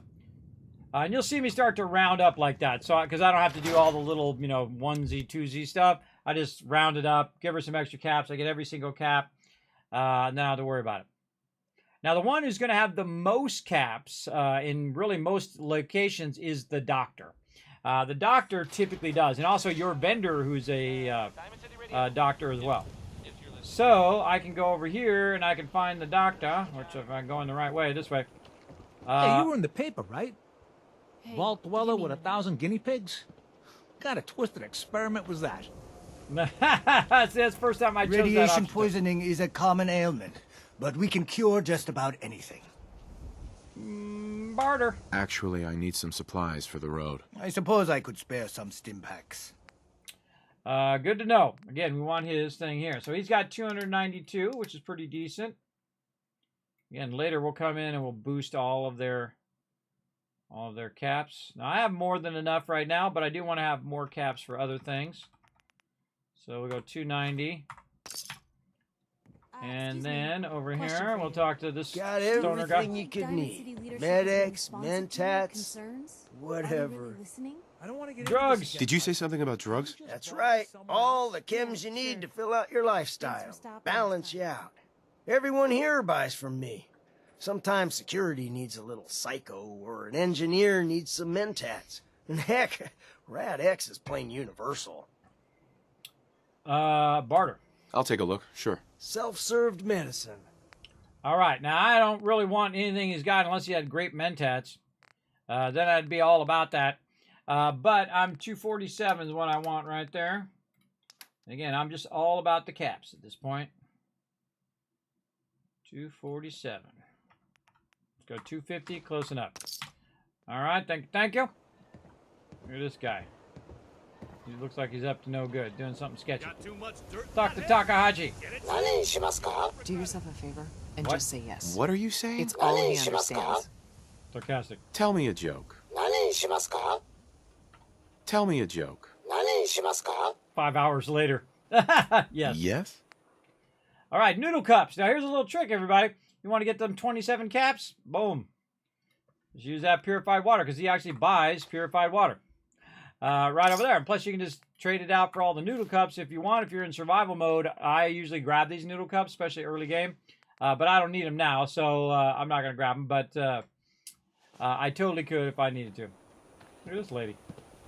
You're looking good, lady. Hey, swada, swada can hit. Swada! Okay, that's all the vendors in there. And now there's another vendor around the corner here that we can talk to. Word is, something bad went down in the old Museum of Witchcraft up near Salem. Why would anyone even go there? Been abandoned forever. All right, another witchcraft thing on my list of millions of quests to do. Scabber. Got plenty of Brahmin meat on the hooks. Ramen meat. Wait, what kind of meat is this? You never heard of Brahmin? Big, dumb, got 4 legs and 2 heads. They're the only cattle around. Everything's fresh from the Codman family farms. Sometimes, they get weird stuff from the caravans, too. Weird stuff. Weird stuff? Weirder than two-headed cow meat? Yeah, Prince Charming. Weirder than that. Mirelurk bloatflies, rad stags. It's all protein, right? Ain't like you can be picky in the Commonwealth. All right. I'll take a look, sure. Check out these cuts. Check out those cuts, everybody. Again, she don't have much caps, but, you know, we're hurting for caps right now. So let's just go ahead and get as much as we can. There we go. Give her a little tip. Peace out. Now, Diamond City, of course, has one of the largest areas with the most vendors. You're that vault dweller from the paper. You're right, I am. I'm the vault dweller from the paper.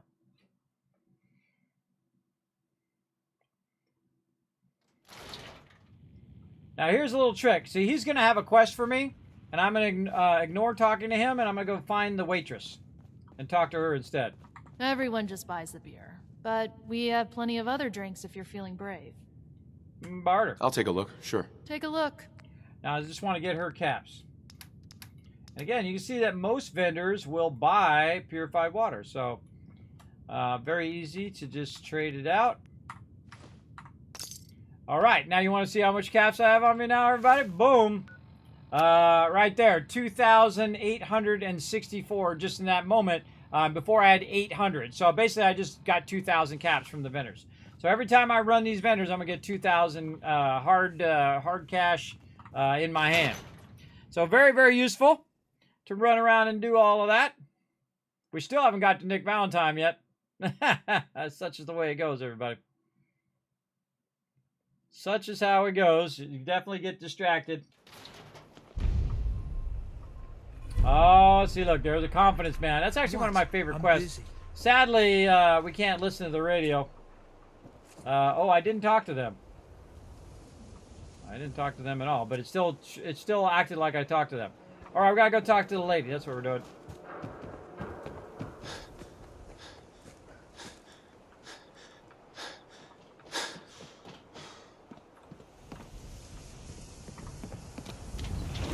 Oh, look out, Piper. She looks good in purple, don't you think?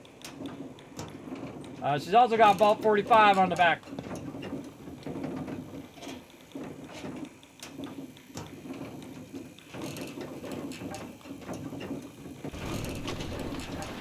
I bet I could sell those purple vault suits. Imagine you made those. Man, Fallout fans would go nuts for those. Need something, honey? Housing permit? Looking for a job? Housing permit. Tell me about the permit again. One home available, center of town near the market. Interested? Buy it. I'll take it. Here's the key. Let me be the first to welcome you as a resident of the Great Green Jewel. There we go. Visit my home. See you at the bottom, Piper.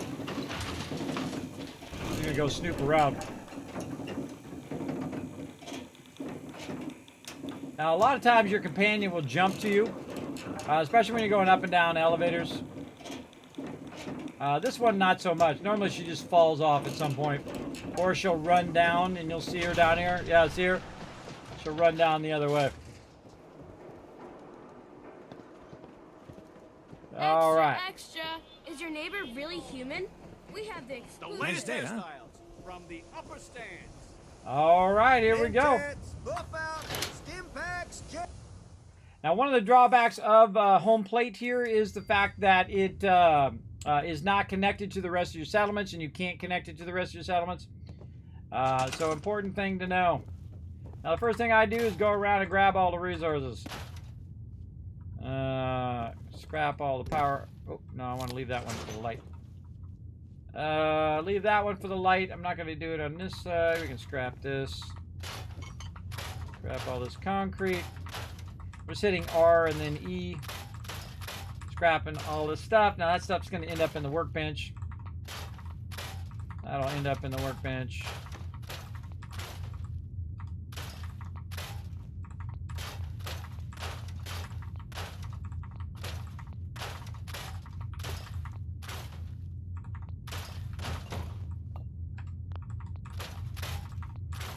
Work your way down from the top.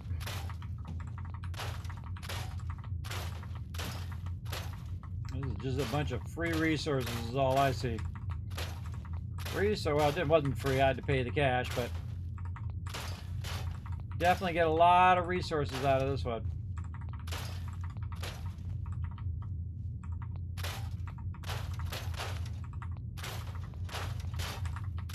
You can see I've scrapped a few settlements in my day.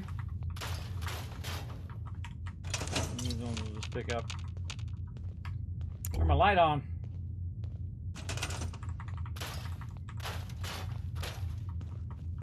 Okay, anything else? I think we're good on this level. All right, and then let's take this and move it down here.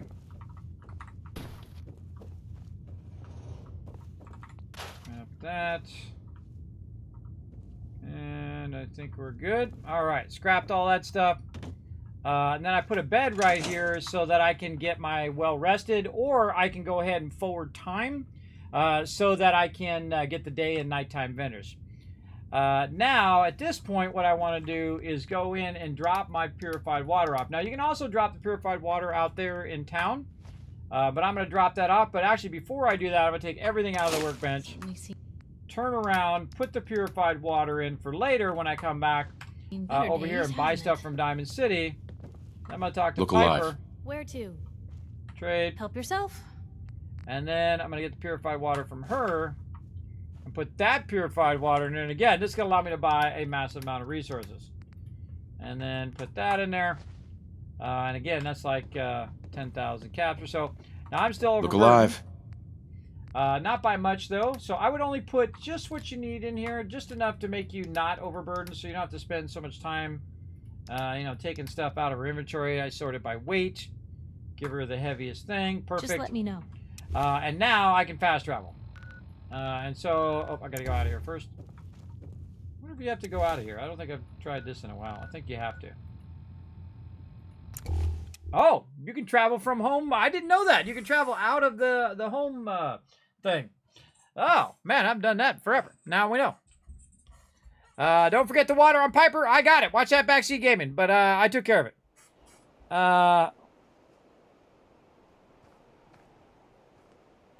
Oh, yeah. See you soon, man. Have a great night. Okay, back over here. Check our purified water. We got some more?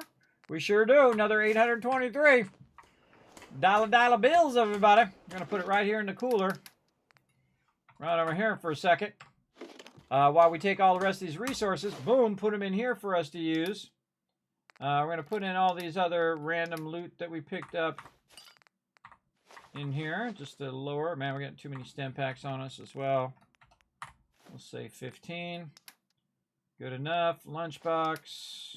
Don't need to do ammo because ammo doesn't weigh anything. I just get rid... Oh, I forgot. Yeah, wait. Stem packs I don't have to worry about because I'm in the normal mode. That's like a habit, everybody. A habit to take the stem packs out because they usually weigh a lot.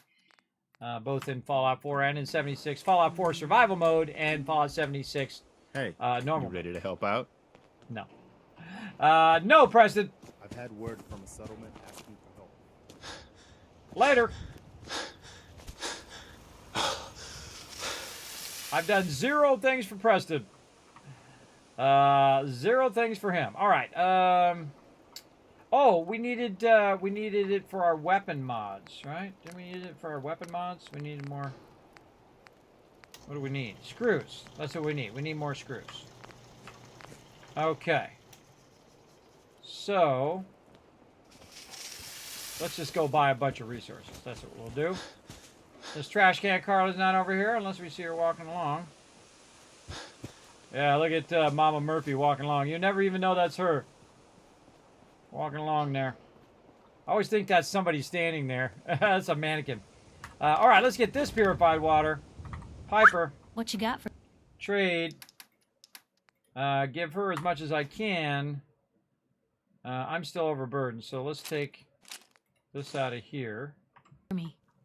Then we'll go ahead and put these extra things here for when Trash Can Carla comes by. Very close. Put weight in there. 345. So we'll just drop a little bit of this purified water. That makes us no longer overburdened. What's the weight? 0.5. So let's say 10. Right on the dot. Right on the dot, everybody. 340 out of 340. Okay. Back to Diamond City. This is going to be fun. Back to Diamond City. And then we're going to get into some trouble. We're going to start buying out vendors now. Let's do it. Because we are going to have serious bank. Serious bank.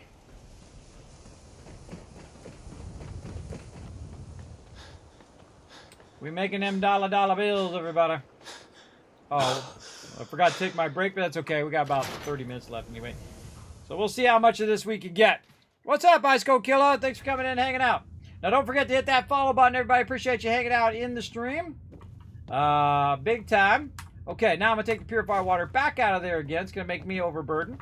Hey. I'm going to talk to Piper. I'm going to get her purified water, because if you're going to be overburdened, you might as well be really overburdened.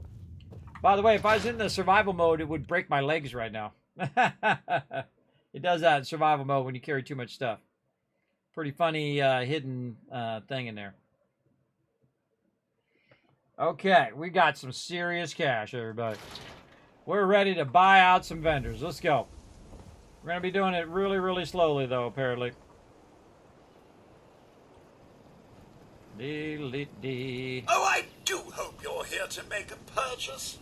It's what I live for. I'll take a look, sure. Oh, goody. Okay, 308. 45. What has he got? Please have a 308 combat rifle. Usually those are later game, by the way. When you get higher level, it'll start showing those. But every now and again, it'll show up. Do we have any combat armor? No. Wastelander's chest piece. Don't feel like grabbing it right now. Let's see. Any 8 items? Nah. All right. Let's buy it all. We're going to skip this. We'll come back to that in a second. Now, in the beginning, I always like to grab the stuff I really want. Copper. He didn't have any screws. String there. Adhesive. All right, that's 6,000 right there. And we have 14,000. So we can go in and say, okay, 6,000, no problem. Just dial that right in there. Now, we also want to get his caps as well. I like to go ahead and get close like this and then do the trade. And then you can see how many caps he has left. And then you can go in and say, okay, I want those 246 caps because he's reset. So we'll say 250. And boom, I just got all of his resources just like that. Nice. Now, what I want to do is forward time. Yet again. Shopping at night? Diamond City Surplus is always open. All right, and then we'll forward time. Let's see. Let's just do 3 would be 6, 7, 8. 5 hours.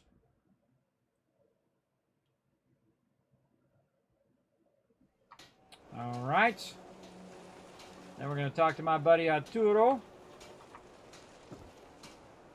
Apparently very slowly. If you're thinking safety, a long-range rifle lets you stay in cover and out of sight. But you might want a secondary weapon for flexibility. True. Sure. Let's take a look. Something for everyone. Okay, more 308. 45. All right, what's he got for weapons? Does he have a combat rifle? That is modded. Here's a regular combat rifle. I don't need those. Nope, doesn't look like it. Also, he's got, again, some armor here that's worth 3,000. We could probably buy both of those.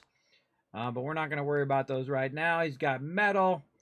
He's got metal helmets. Don't need any of those. Don't need that. No.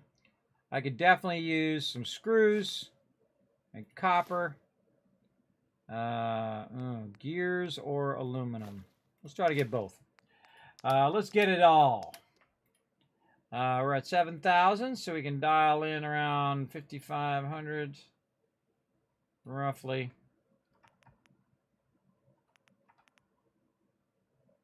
Let's just do 50.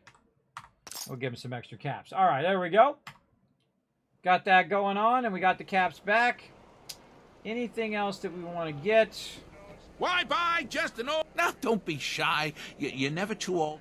Okay, barter. I'll take a look, sure. Handmade. Left clicking to skip. 308 ammo. This is really fun, by the way, when you're doing a melee run, and you have the one where you knock them out. Home run. Very, very fun. I had one where I knocked him out as a home run. The guy went flying, and then the mysterious stranger showed up and shot him. It was awesome. Very, very awesome. All right, he's got cork, and he got some wood. Let's get that. So 677. And we're all about the resources now. So let's just do 680. Thank you, thank you. Now we need the dock. Let's get you examined right away. Time is not on the side of the surgeon. Yeah. Nope. Take a look at me, Doc. Go over your symptoms with me. Nothing. No, we're done. Off you go then. Ah, how do you want to do that? Don't dally. If you're here to be examined, the doctor barter's not down. It's that way. Could use some supplies, actually. All right. Throws but me off go every easy time. on the chems. especially when I'm trying to rush. Okay, he's got 308. Let's take that for later. And then, don't need any of that. And then we're just going to take this, 728. So this is probably more than what I've got. Let's see what we've got. 131. It's about 1,000. So let's say glass. And let's go rubber. All right, now I owe him 100 caps. Now I'm going to sell him some stem packs. We're 106 worth. Well, 100. And we'll give him those extra caps. All right, there we go. Good enough. And now we just used up all that purified water. We just did basically like 15,000 caps worth of a trade there. And got ourselves an insane amount of resources. Now, I could also go back to Minerva right now, and she has a ton of resources I could get from her as well. But we're not at that stage yet where we can do both, where we can do all the vendors yet. We can get all their caps, but we can't get all of their resources yet. So we need to keep scaling. There's Trash Can Carla. And when we come back, let's see, more purified water? No, not yet. Let's modify our weapon before I forget and use up all these resources.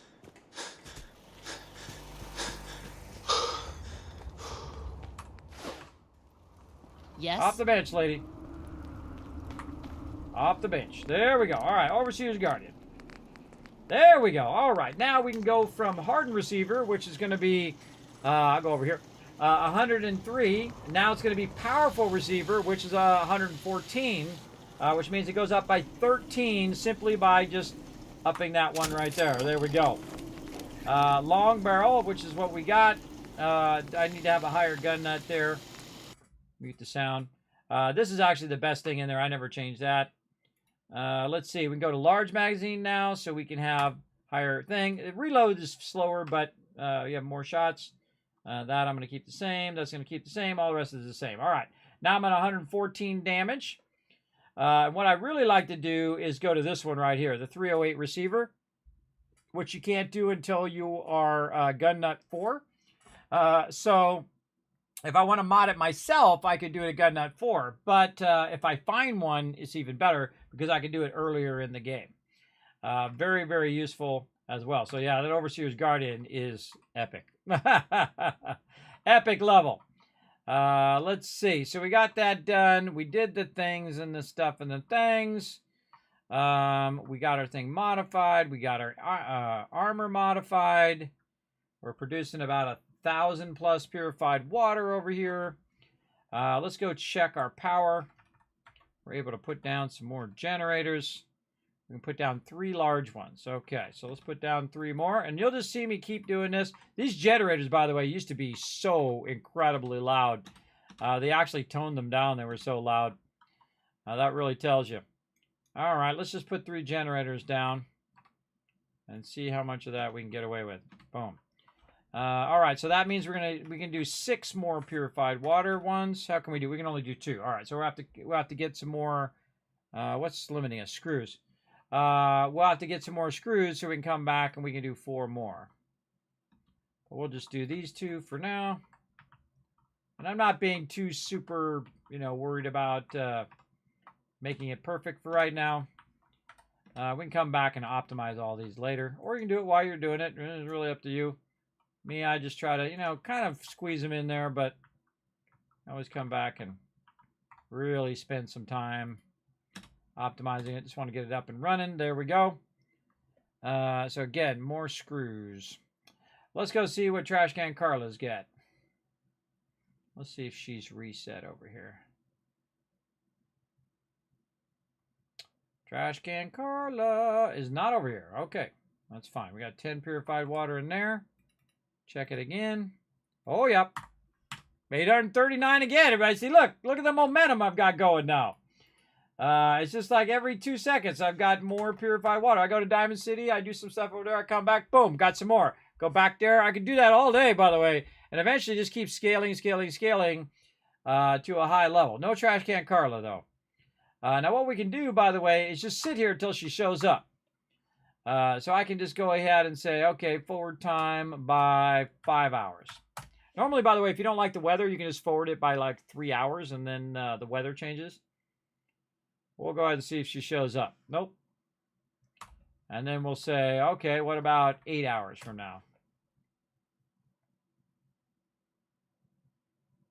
Because they're walking. It's calculating everybody walking and sleeping and, all across the whole entire wasteland.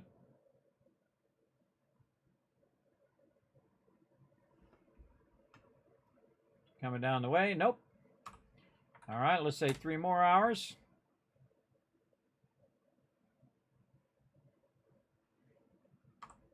All right, 8 more. And just keep wait until she shows up.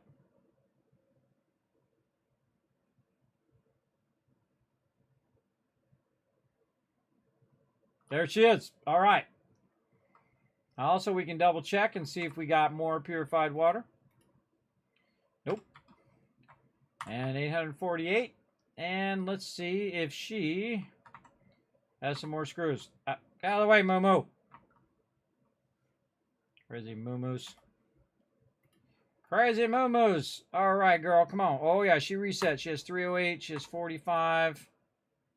Does she have a thing? No. Don't need any of that. Nothing I need in there. All right. Grab all that loot.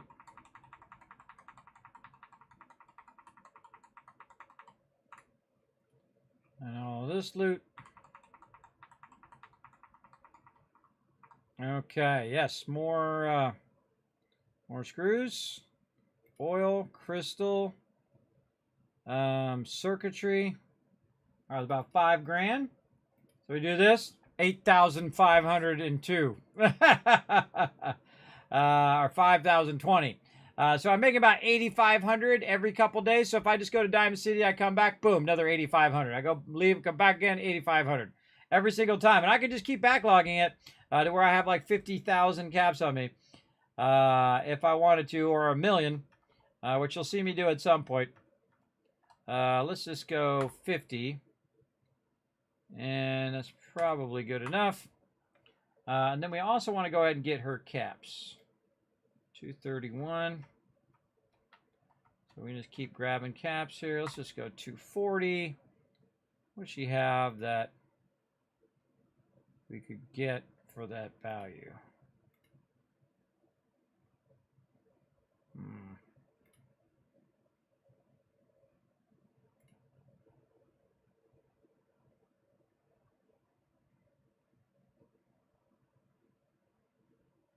Tempted to buy that quantum back again.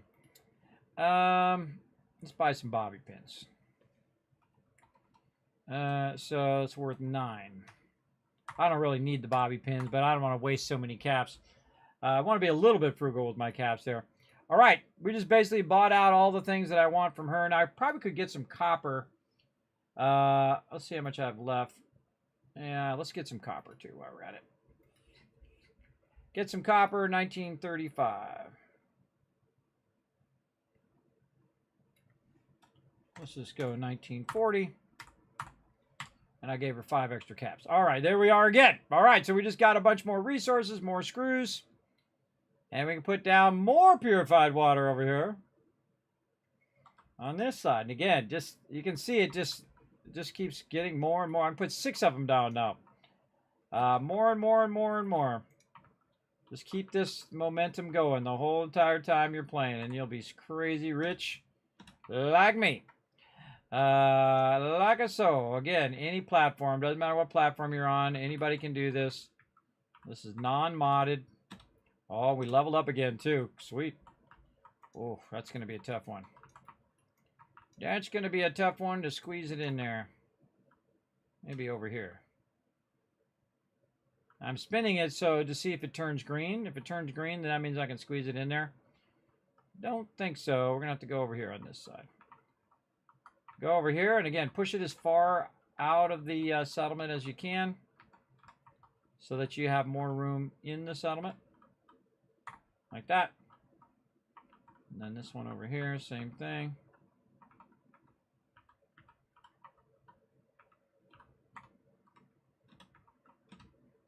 Okay, now the tough part, getting it over here. Oh, it did work. All right, awesome. Then 2 more over here. Kind of tough with that thing in the way. Also getting radiated like crazy. We can't hear it because I have the sound off. But I'm getting radiated. And Fallout, also there's a current right here too, which is annoying. Alright, there. Oh, we're out of power. Alright, out of here we go. You can see I got radiated a bunch over there as well. But no worries. We'll just go through here. Boom, takes it right off. Hit my purified water. Heal me right back up. Alright, we need more power over here. And we should have bought more resources enough to make more power. Let's go make some more generators. Now, there's another great little trick. Is you can add a generator like this. And then connect it. And just so you're watching that thing up there at the top that's red. And see if it does enough. There's 3 there. What do we need? More screws. Okay, so there's not enough. So when it says there's not enough, here's what I would do is I would run to the other side and I would just disconnect 1 and remember that you disconnected it, or disconnect 2, as many as you need to disconnect so that your water is not stopped, because otherwise it'll be completely stopped and not producing anything. You don't want that to happen. So I'm just going to take out this right here, and there we go. We're doing over 1,000. Let's see where we're at now. The only way to see over 999 is to go into your workshops here in your Pip-Boy. Go to Sanctuary Hill. We're producing 1,400 right now. So we go into our spreadsheet and we put 1,400 in there. Bam! We're at 22,000 caps every couple days. Passively. For the whole rest of the game, by the way. That's why I do this early game. Because passively, this is going to be making me tens of thousands of caps every few days. Now, this is just... Oops, nope, don't want to do any of that. This is just this one location, by the way, everybody. This one location is producing that. Now, of course, there's many other locations in which you can put purified water down. You just need the resources. And the biggest resource that we're having trouble with right now is screws. Screws is going to be tough in the beginning. Same thing with circuitry and things like that in the beginning. But over time, as you loot stuff and you get more and more stuff, especially just general loot, it will get a little easier, but depends on how much stuff you build. If you build a lot of stuff, then you're going to need to get more and more resources over time. Okay, more purified water on me here, so I could use that purified water for something else later. Did I level up? Oh, I did level up. Okay, what are we on our level ups? Let's see.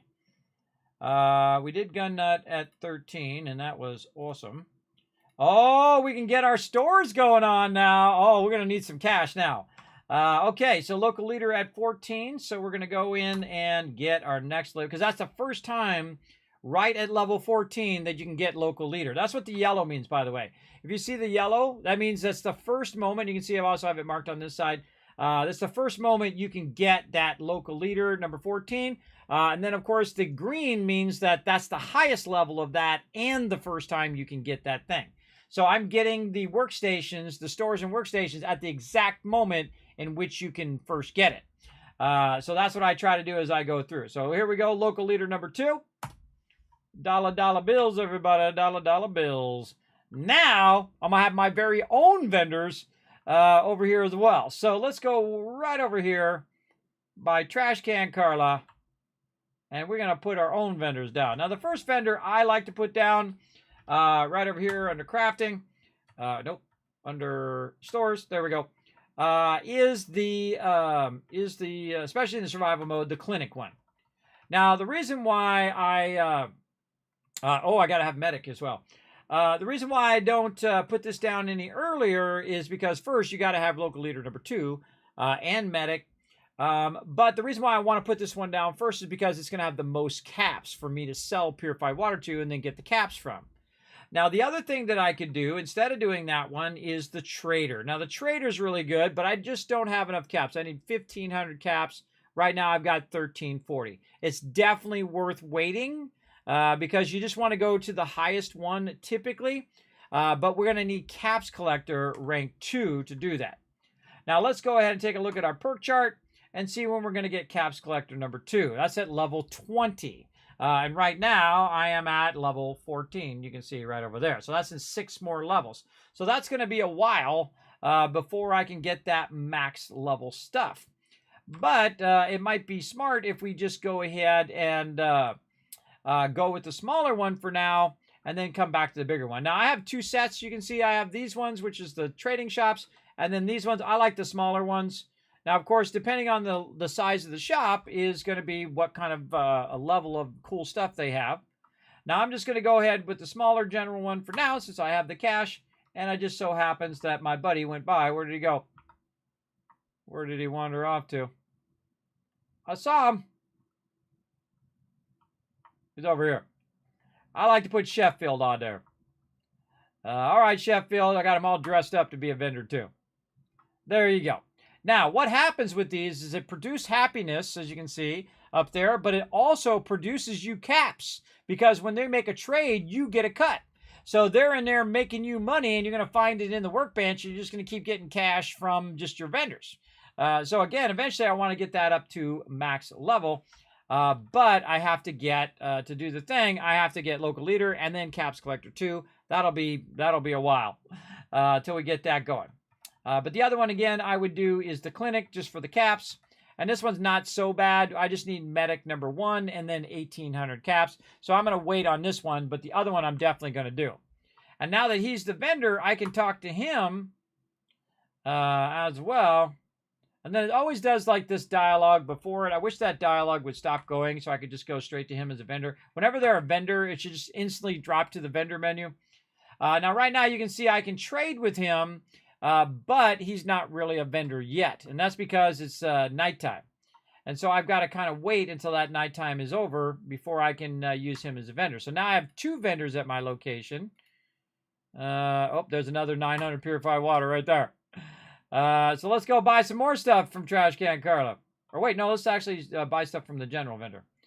So what I'm going to do is go over here in the chair. And then I'm going to forward time. So instead of me having to run back to Diamond City, I'm just going to forward time by 12 hours. So it's the daytime. And then I'm going to go talk to my buddy Sheffield.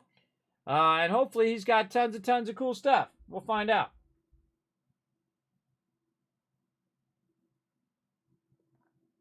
All right. Trash Can Carla are also still here. All right. Actually, I should have probably put him on this side of the road. All right. Let's talk to Sheffield.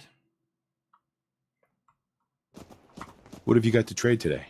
All right. Now, as you can see, he's a trader now. Also, he has caps, too. He has 270 caps, which I can get from him. He's got Nuka-Cola. That's appropriate. And then tokens and whatnot. But this is what I want. All of it.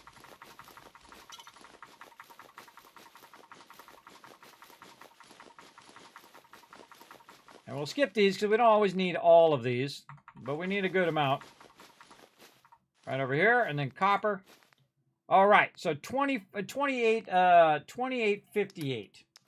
And I have 9,980 worth of caps. You see, I won this game already? I already won this game, everybody. That's it. I'm like level 12 or 13. I already won the game at like level 1, everybody. But once I had the purified water down, and then once I had the Overseer's Guardian at level 10, I won it again. And then right now, I've won it again. You see.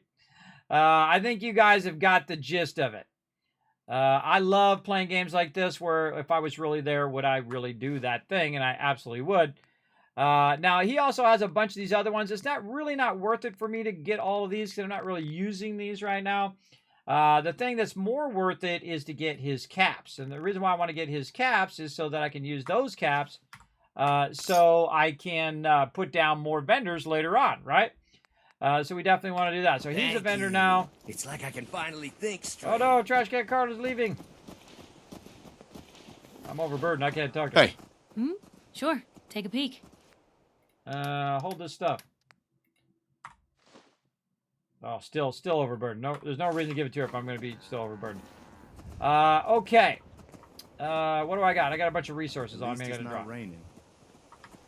That's what I got to do. All right, there we go. Drop those resources. Go to Piper. Hey. Point the way. Take a look. Then give her some of my purified water. There we go. All right, now I can catch up. Now I can catch up to her. And double check her before she Hey, walks away. Carla. You again. Here to trade? Then barter. Let's see what you have. I got a little bit of everything. I think she's already doesn't have anything I need. Yeah, I already bought all of her stuff. Don't need any of that right now. Eventually you'll see me just buy everything out. But see, my charisma is not high enough, and also my caps collector is not high enough to really make it worth me buying all that other stuff. So I'm going to wait for the cost of that to go way down as my, again, I get charisma items and things of that nature. Now, I could wear a nice suit like Sheffield's wearing, and then, of course, glasses, which you'll see, which are actually after, these are fashioned after those glasses. And, of course, also a helmet that I have that gives me charisma as well. So I can boost all of that, and, of course, the cost of everything will go down. Now, back over here to Diamond City we go. Now, of course, see, when we came over here, they reset over here. And then we go back over there, they're going to be reset when we go back to Diamond City. So you can just go back and forth and back and forth. Now, sometimes you'll get ahead of it, and they wouldn't have reset yet. You that trader up from Quincy? You selling any ointment? Whatever you're gonna ask, I got don't me know this anything itch. about it. Okay. Thanks for sharing about your itch, bro. All right, back to my buddy. Got some great Arturo. stuff, if you're interested. Sure. Let's take a look. Feel free to test the grips. Okay, 308, 45. What else you got for me? Oh, we're going to buy all this stuff eventually. But I'm looking for that modified combat rifle. It's a regular combat rifle. And again, it's going to be pretty random. So you got to check it every time you come through. No combat armor. Again, we can get this protector stuff we wanted to. Copper and screws. And we'll give him some cash. Ooh, just about right there, too. And again, we want to get his caps as well. So he's got 334. And we'll just get close. And then we'll do the rest. Try not to go over, obviously, because then you'd be wasting. So you want to get it right on the dot. Just like that. Bam. Nice. And then over here. Remember, I don't serve sense. Supplies are just for humans. So you got to listen to that every single time. Let's I think see what they you should have. cut that Here's out. what we got. Once you've listened to it a few times, they should cut that out. 45. Right to the junk. Let's see what kind of shipments she has. I probably have enough copper for now. Maybe some springs. And then everything else she's got. Now, I could specifically go in and just buy the stuff that I want. But I know I'm backlogging a bunch of resources for later. Which I'm going to need for other things. And they're fairly cheap. I mean, that stuff's fairly cheap. All the little miscellaneous things. Is pretty cheap. Oh, I forgot to get Piper's stuff. So I'm going to go ahead and cancel out of there and talk to Piper. Heads up. Point the way. Sure, take a peek. And get all the water from her. Hey, Myrna. I may sell just about everything, Skip. but none of it is scrap. Uh-huh. Skip. I'll take a look, sure. Left click, you can skip. Okay. There we go. And then again.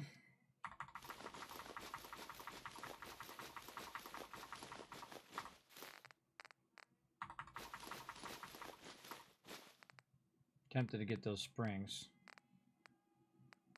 I really need springs right now. Nah, I don't think I do. All right, 1268.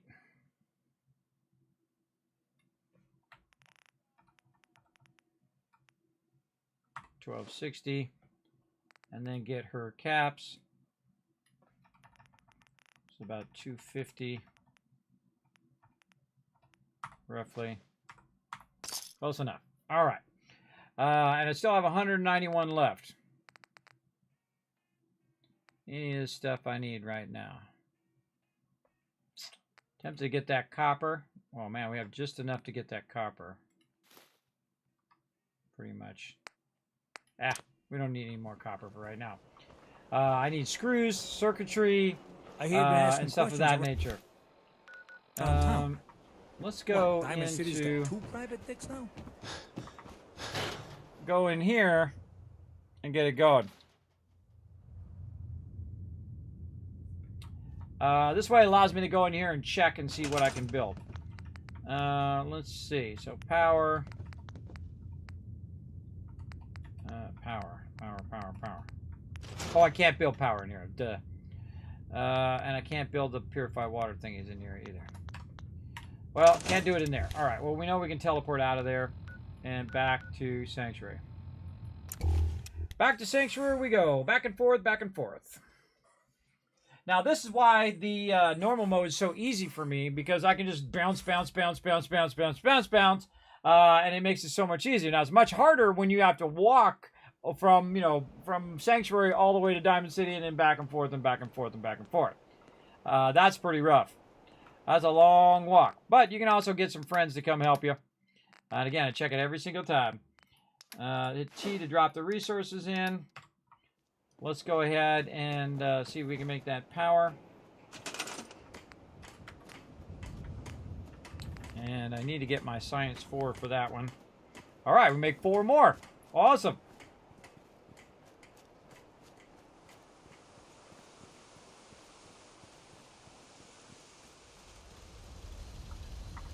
Let's just add 1. Like that. You can see the size of my settlement's only halfway, because I do a basic build for my settlers, and then it's really all about that water, purified water. Now, I've lost track of where I was at with power and how many of these I got to put down. So what I'm going to do is I'm going to put this one down, and then I'm going to put another one down and see if I run out of power, and that will tell me how much more power I need, and then how many more of these I can put down as well. That current is really annoying. Okay, so I can put another one down, so that's good. Let's see what happens if I put this one down. We run out of power. Maybe like this.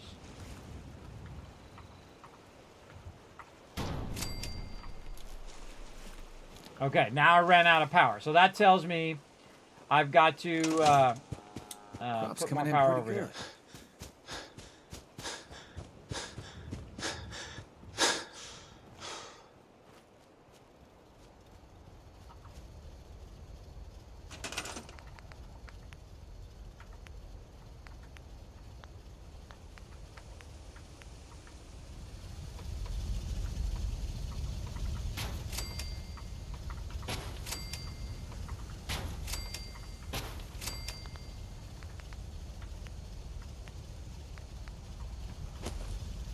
Put 2 more down.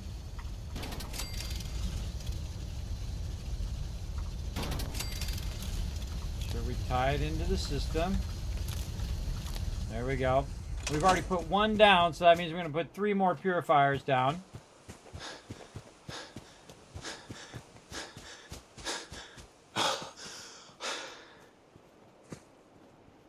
And you can see I scaled that up pretty quickly, everybody. Over the last, 7 hours, you can see I scaled that up to the point in which we're just making an obscene amount of cash. At this one location. There's a location that's going to put this location to shame if you've never seen it. I'll show you in this playthrough. Definitely hit the follow button, hang around in the stream. And I'll show you some even more cool tricks. Now to dominate the wasteland. Oh, that's a good spot right there. Just nudge it back just a little bit. There we go. And that's it. All out. More screws. All right. How much water are we at now?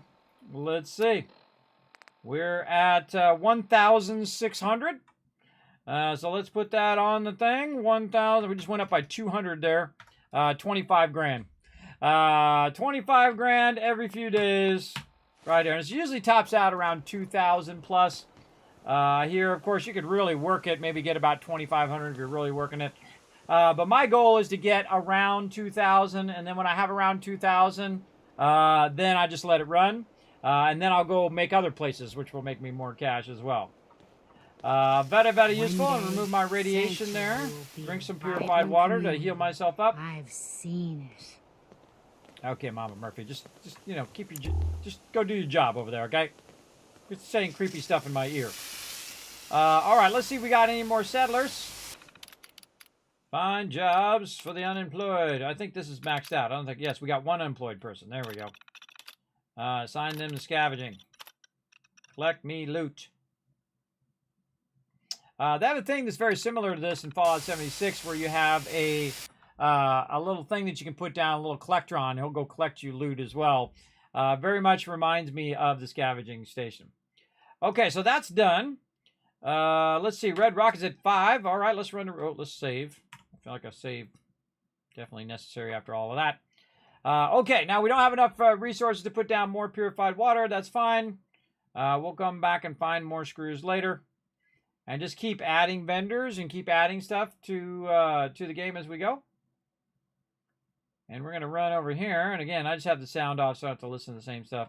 She totally looks like she's just wandering around. Let's go ahead and get her. Oh, where'd she go? Right there. And move her Abernathy Farm. All right, now I'm down to 4 peeps. Let's see if we got anybody else just screwing around. That's our provisioner. I think we should have just 3. Where are all these peeps? Sleeping? Yeah, sleeping. There's definitely somebody else around here. Murmurs. Another thing I like to do is to put your moo-moos inside here. So you just put this inside, and then the cows will hide inside so they don't get killed when the thing gets attacked. Not that one. That's a trader one. But this Brahmin right here will go inside there. You can also open it up so the Brahmin can get in there. I'll do that real quick. Then the Brahmin can path in there. Normally they get stuck and do weird stuff. So while he's trying to make his way in there, I'm going to get this person here too. Move. Already set to go to Abernathy Farm. This is my person here. Oh, the 4th person is my other provisioner. Right, because I sent the provisioner all the way to Hangman's Alley. That's right. All right, Moo Moo, you don't want to go in there? Fine. I'll take care of it for you. When I come back, that cow will be in there, everybody. Somebody will have opened the door. Oh, it's blocking me. Oh, God, all the Moo Moos are blocking me. They're blocking me. All right, save. People have been complaining about the bed situation. You're talking about, I got 10 beds in there. You got plenty of beds. I'll be complaining about nothing. All right, we'll also check the vault-tec population, see what we got. We can just look at the vocational overview. Oh, we do have one employed person. Farmer, guards, caravans. Oh, that person's going from, they're going from the other spot. All right, let's hit the bell. Wait, this guy. Or girl, whoever that is. Move. No, I already moved her. Somebody. Somebody. All right, let's hit the bell. Let's go in the chair. Oh, she sat in the chair right when I wanted to get in there. Piper! Get out of my chair. Ugh. NPCs, everybody. NPCs. Oh, and there's the crash. I knew it was coming. Yeah, go ahead. Sink to Steam already. Cloud sinking. I think it's trying to tell me it's time to go to sleep, everybody. I feel like it's fate trying to tell me something. Let's go back in. See where we left off here. I wanted to send that other NPC. Trying to send that other NPC.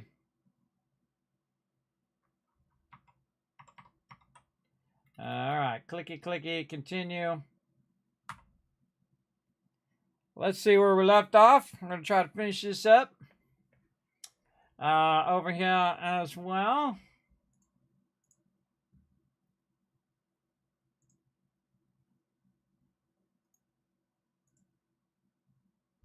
All right, where'd we leave off? All right, Piper went in my chair. Let's see. Still got the one person? Yes, one person unemployed. All right. I was going to try to put down another chair. She totally snagged my chair. Okay. Hit the bell. Now she gets out of the chair. Go in the chair. And then forward time by 1 hour. Then everybody should show up. And then the missing person that I couldn't find should be here as well. This lady. Yep, Abernathy Farm. Go. Boom.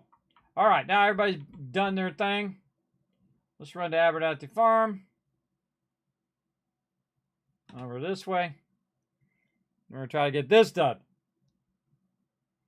So much cool stuff going on, everybody. Again, I love this moment when I just start scaling up and scaling up at the early levels. Just absolutely dominating.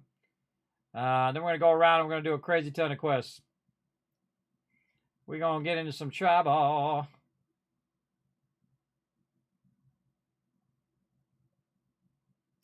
Okay.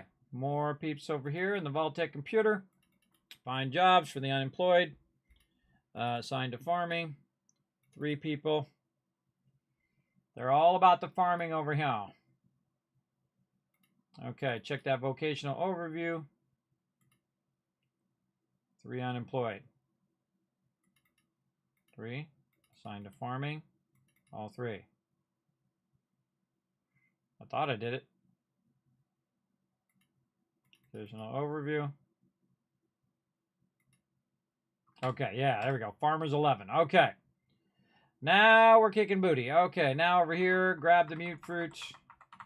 Grab the corn. And just keep that loot coming. I don't think anybody's working on that. Razor grain.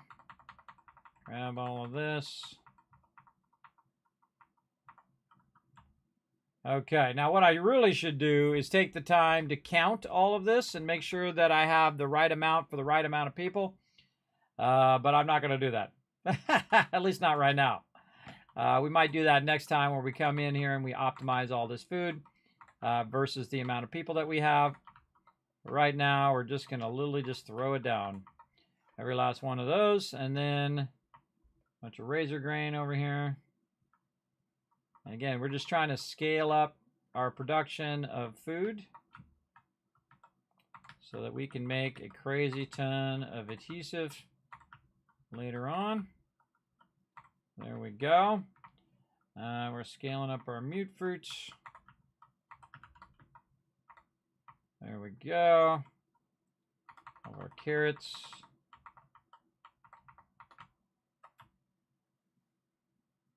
And carrots.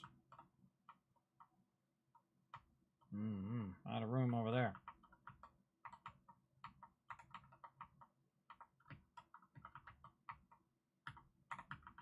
Put them wherever you can.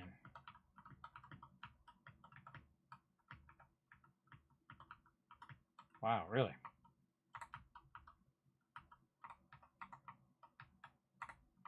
Good enough. Oh, we're out of beds. Okay, we got to do more beds. I'm on it.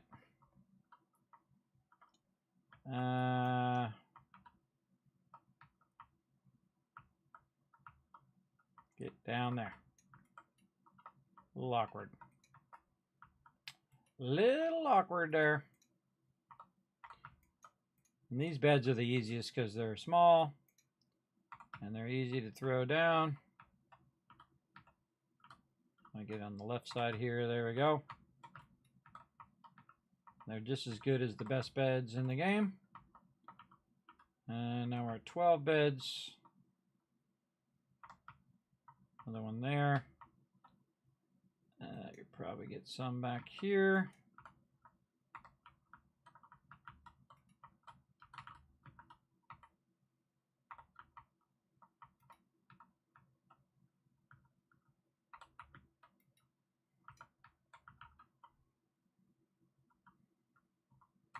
Again, I just treat it like a bunkhouse. I just give them as much as I can. That's 17 beds. That's enough for now. And then this way, when I up the beds, the happiness should go back up as well, so that they're not having trouble. Now, the other thing I need to worry about is water. Because right now their water is not so good. So I'll put some more water there. Right here. And now you can see it's going back up again. So they have plenty of beds. Let's just go ahead and finish out the water. 24 water, 24 defense, 17 beds. Normally I want 24 beds. 69 food. All right, and all these are getting done out here. Now, when these people show up, they should automatically trigger in to all of this new stuff. And again, see how I roll over the new stuff that I put down, and that stuff's already being worked on. Oh, there's one mute fruit that's not being worked on there. But that's okay. All the rest of this is being worked on, and that's what I need. All right, save. Okay, and then back to Sanctuary. And again, I can just play this endlessly, everybody. I can just go on and on and on, keep getting it going. I just keep building up more and more and more massive, massive, massive resources, and just buy everything. And that's my goal. My goal is to make so much cash that I can even buy vault-tec if I wanted to. Oh, Trash Can Carla back. Did you reset, girl? Again, I have the sound off, so I have to listen to him say the same thing over and over. I left click. Try not to shoot them when you left click. Oh yeah, she's reset. I can see by her caps have reset. Let's check in here and see if we got some more. Oh yeah, 1,200 this time, everybody. 1,200 purified water right there. And again, in the last 6-7 hours, everybody, you see me go from around a couple hundred purified water to now 1,000 times more, or 1,000 more. So now I go to Trash Can Carl over here. And again, you'll see I buy very, very repetitious of the same thing. So I can go in, get 308 for later. I'm going to need that 308 ammo when I switch my Overseer's Guardian. So I just start backlogging like crazy. Look and see if she's got a combat rifle that's modded. She doesn't have it. Don't need anything else. And then all these resources. All of them. Like this, especially screws. Probably don't need crystal and copper and whatnot, but we're going to get it anyway and just have a little extra. Copper, don't really need it right now. I think we got enough of that for now. And then just dial it in. This is like my favorite thing when you just dial it in. Just get close. Trade that out now, 214 to get her caps. And then we'll dial in 214.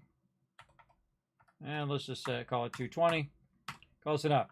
She's done. Now, off to Sheffield over here is my general vendor. Let's see if he's reset. Let's trade. Oh, he's not a vendor yet. I'm gonna walk over here. Hey, get out of my chair. I don't want to sit there.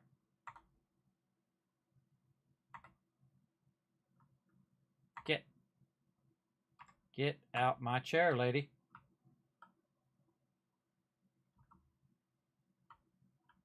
Lady.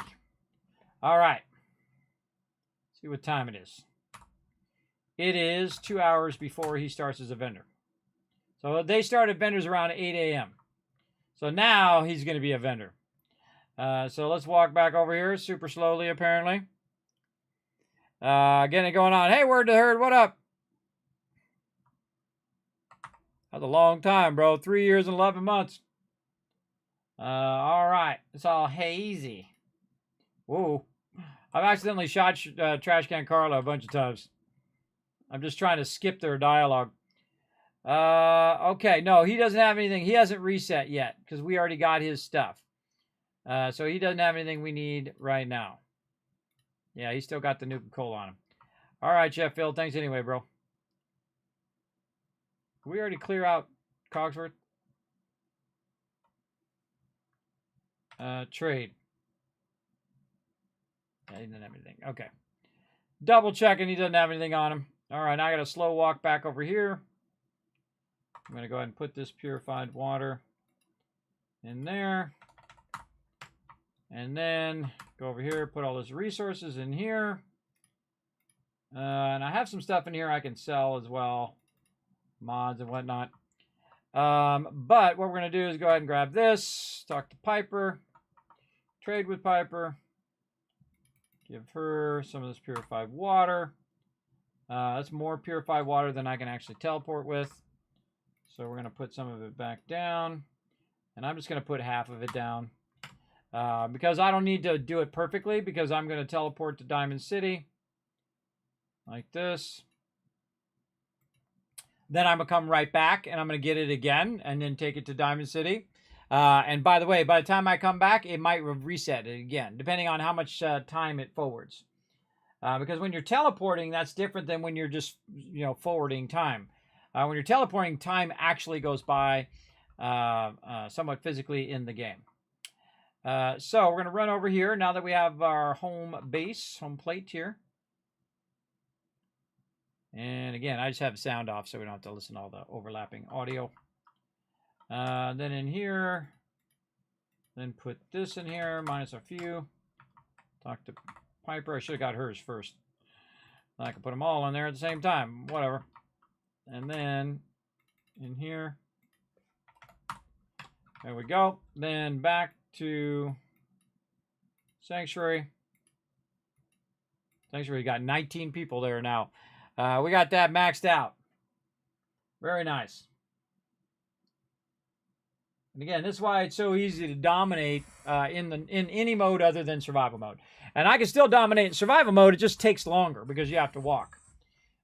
But when you can quick travel like this, man, you're just... Oh, there's still 300 in there. I forgot to put that in there. Let's go see if we got some more. No. Okay. Or actually, that's what I was coming back for right there. And then back the other way. To Diamond City. There's a thing of beauty, everybody. I figured this out all on my own. It was amazing when this game first came out. And again, this is what I would do. If I was really there, I would go and build up a water empire. And then just make money from that. Everybody needs purified water. And everybody takes purified water. That's the real trick. Is that basically all the vendors, you can trade purified water to them and be just fine. Now, this is not the only way to make cash in the game. Of course, I could be doing all the quests and picking up all the loot and doing it that way. I could also be making, picking up a bunch of flowers and things like that, making a bunch of, like Med-X and stem packs and all of that stuff, and selling that to the vendor as well. I could be doing a bunch of side quests where, like, okay, I can make caps doing this, like going and helping get the collectibles for the guy and all of that. I could be doing all of that stuff as well, but this obviously makes me just so much more money, everybody. Just massive amount of cash. And so we're going to run over here slowly. We're going to waddle on over here. Now, again, you can put it in these workbenches too, and then just come back and grab it out of the workbench and then talk to the vendor. Again, the point is to scale it up and then keep scaling it as far as you want to go. And then I come back to her. She's reset again, 308, 45. Check and see if she has combat rifle. No, I see she has a bowler hat. Let's grab that. I can get that chest piece too. I'm a little tempted. Let's stay on our resources. Stay on our resources for now.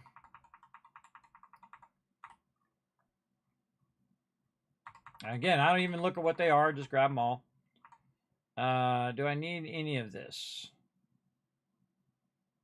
Adhesive. Adhesive is always a good one. Okay, what you got? 3,000? Okay, I got 9,000. So let's call it roughly about 4,000. So just a little under 4,000. We'll do that trade. 192 left. Do that trade. And this is just rinse and repeat at this point. Just over and over and over again. An infinite amount of cash and money, whatever you want to do. I've shown you how to beat the entire game. Again, as you can see, I'm tempted to buy those legendaries and things like that. Or I can just keep scaling up what I'm doing. I'm also, by the way, collecting massive sums of ammo while I'm doing this as well. Every time I come through, I look for ammo, and then I'm also looking for that modified combat rifle.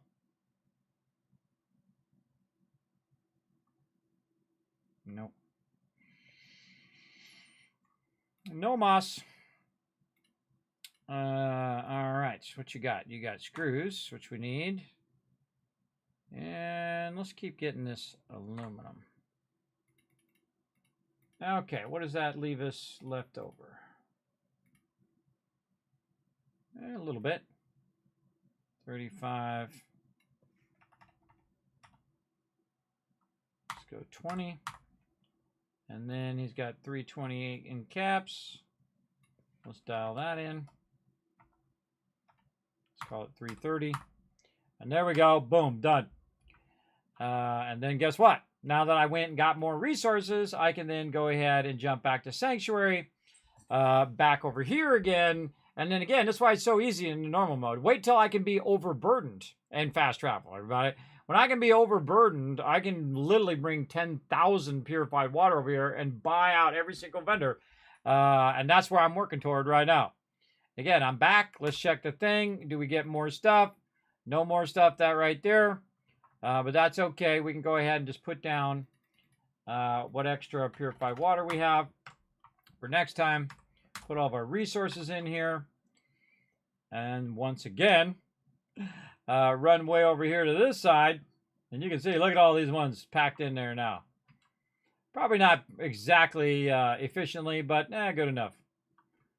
Good enough for now. All right. And then back over here. More water resources. I can make 11 of them. Okay.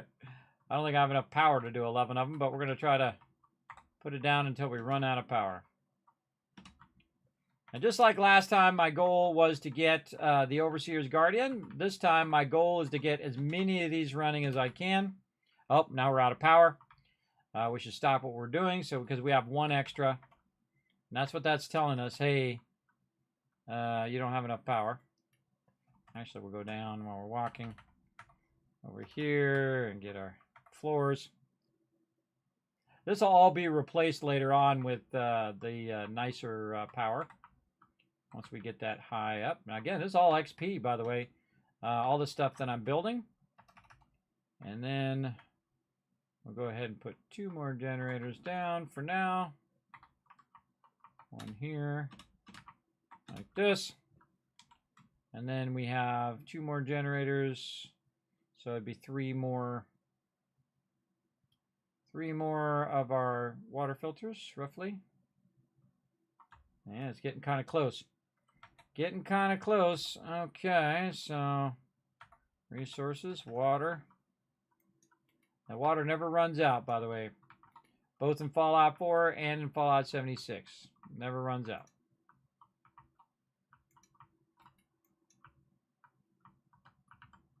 Oh yeah, that's going to be tough to get 3 more of those in. There's 1. There's 2. Oh, well, maybe not. There's 3. Might connect this one back that way. And these across here. Okay, let's see if we can sneak 1 more in. Come on. Come on, I know you want to. 1 more. Somewhere in here.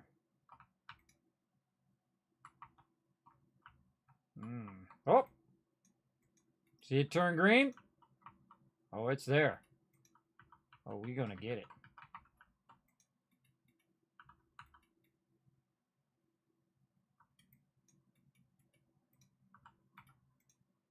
If it turns green, you know there's some sort of combo in which you can get it. Oh, not enough power. So that means actually I can do 1 more on top of this one. Let's put 1 more water purifier down here somewhere. We get it in here? Somewhere. No, I don't think we're going to get another one of these big ones in here. That's pretty tough.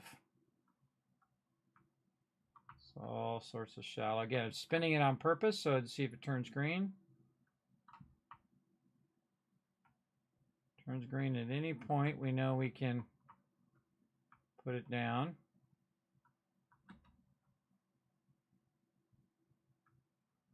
Surprised I can't do it over here. Right here. In either direction.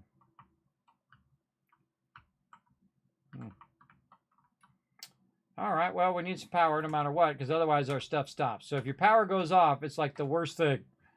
You do not want your power to go off. And we pretty much have maxed this out as well over here.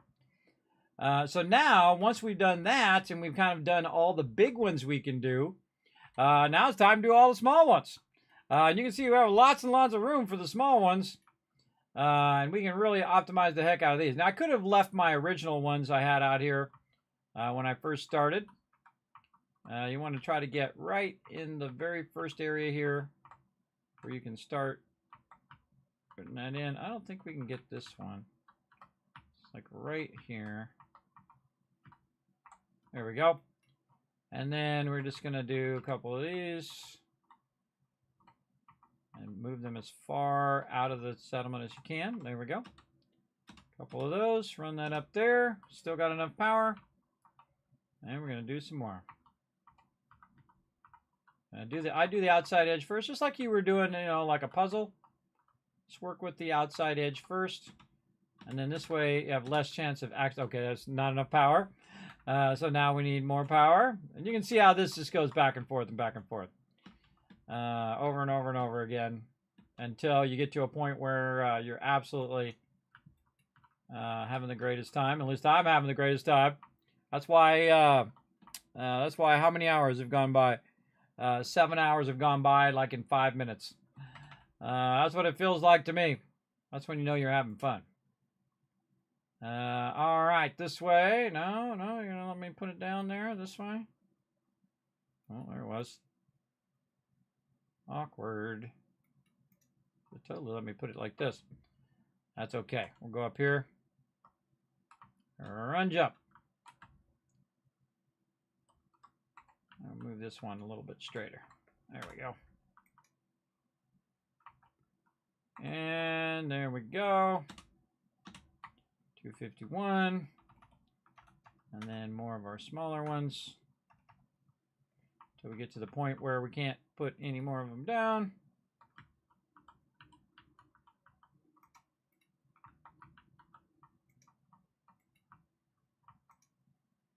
Bingo. That one's connected.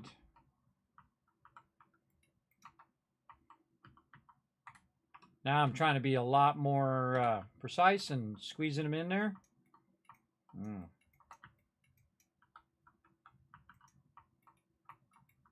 Try them backwards as well. Spinning around. Oh, there it was.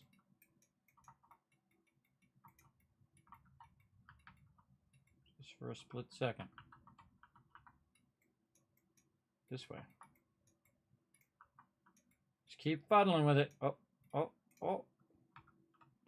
And see, once I have the angle, then I kind of nudge it a little bit forward. There we go.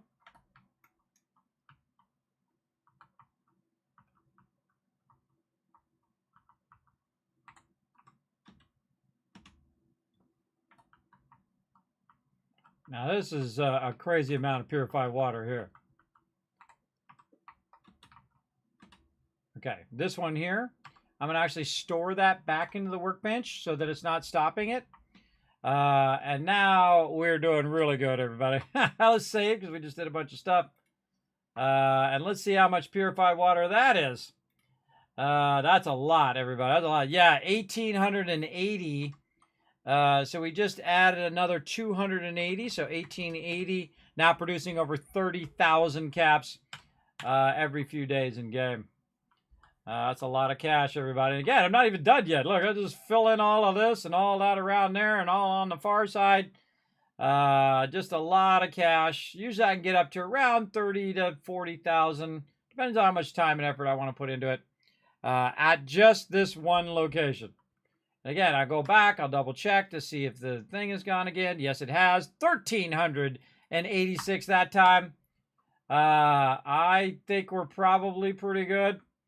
On that, we've got some purified water in there as well. Let's talk to Piper. Trade. We'll go ahead and give her some more. Yeah, and this is all in-game mechanics, everybody. This is all something you can do. It's all part of what they gave you to do. And again, it's just like this is what I would do. I would do this exact thing if I was really there Just extract as much resources as possible as well. All right, back to Diamond City again. Over here. And bring the resources that I have. Back and forth. Almost level 15. Oh, I should have went to the Diamond City Market. That would have been more useful. Because Diamond City Market will teleport you over here, and Diamond City will put you over there. All right, nighttime vendor. Let's talk to the dude. Oh, we should talk to... Hello? Piper.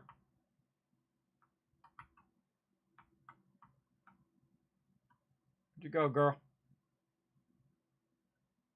She wandered off somewhere. There she is. Piper, why are you so crazy? Why are you so crazy, girl? All right.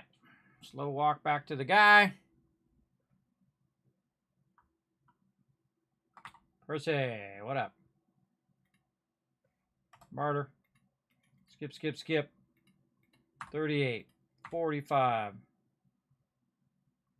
Combat rifle? No. Man, still no. Still no luck. All right, I think it's time to buy this these legendaries. Let's grab them. Let's make sure that we also grab all this loot.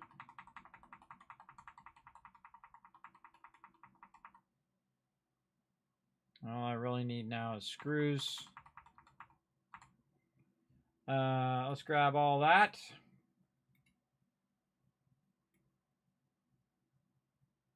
$22.98. Roughly. Let's just do $22.90. Should I get some springs?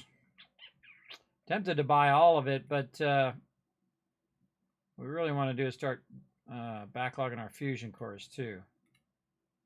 Because I'm going to eventually get to the point where I'm also using my power armor. You'll start to see me build... Oh, metal helmet. That is very useful as well. Wraparound goggles. You see me start to buy stuff for other peeps. Now I also want to get a different color suit. I'll try to get a different color suit. Yeah, I think that's really all I need from him now. Let's go ahead and 456, 650, close enough. And then get his caps. Now remember, not only am I getting all these resources, but I am also getting tons and tons of caps, everybody. Look at this, I'm at 2,500 plus caps right now as well. So I'm doing all of those things simultaneously. Okay, we got to go sit over here. Or I could go inside there and sleep on the bed, I guess. I could do that as well. But this way I don't have to go inside. And I'm just going to forward it 6 hours. And then when it gets to 8, I'll just stop. Or if it already is at 8 or past 8, then it's good. All right. Now, if you notice that I don't go to maneuver first, I always go to him because I'm looking for that 308 mod. That's what I need. I need that 308 mod. Okay, what has he got? Oh, he's at 0, so he hasn't reset yet. But he does have a bunch of fusion cores, so we're going to grab his fusion cores. Double check these weapons.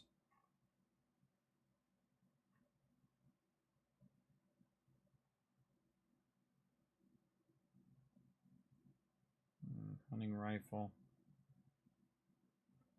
Nope. I also see that I can buy a power armor frame from him. Yeah, that's probably good. 1548. Sometimes it gets on the dot, sometimes it doesn't. I usually just round it up a little bit. And then this will be 100. And give him a couple extra caps. Okay, and that wasn't even all of the purified water. There's still more purified water back there I can grab. Now, at some point, I'm going to get where I cannot sell the purified water fast enough to counter all the stuff. Metal left leg. A little tempting.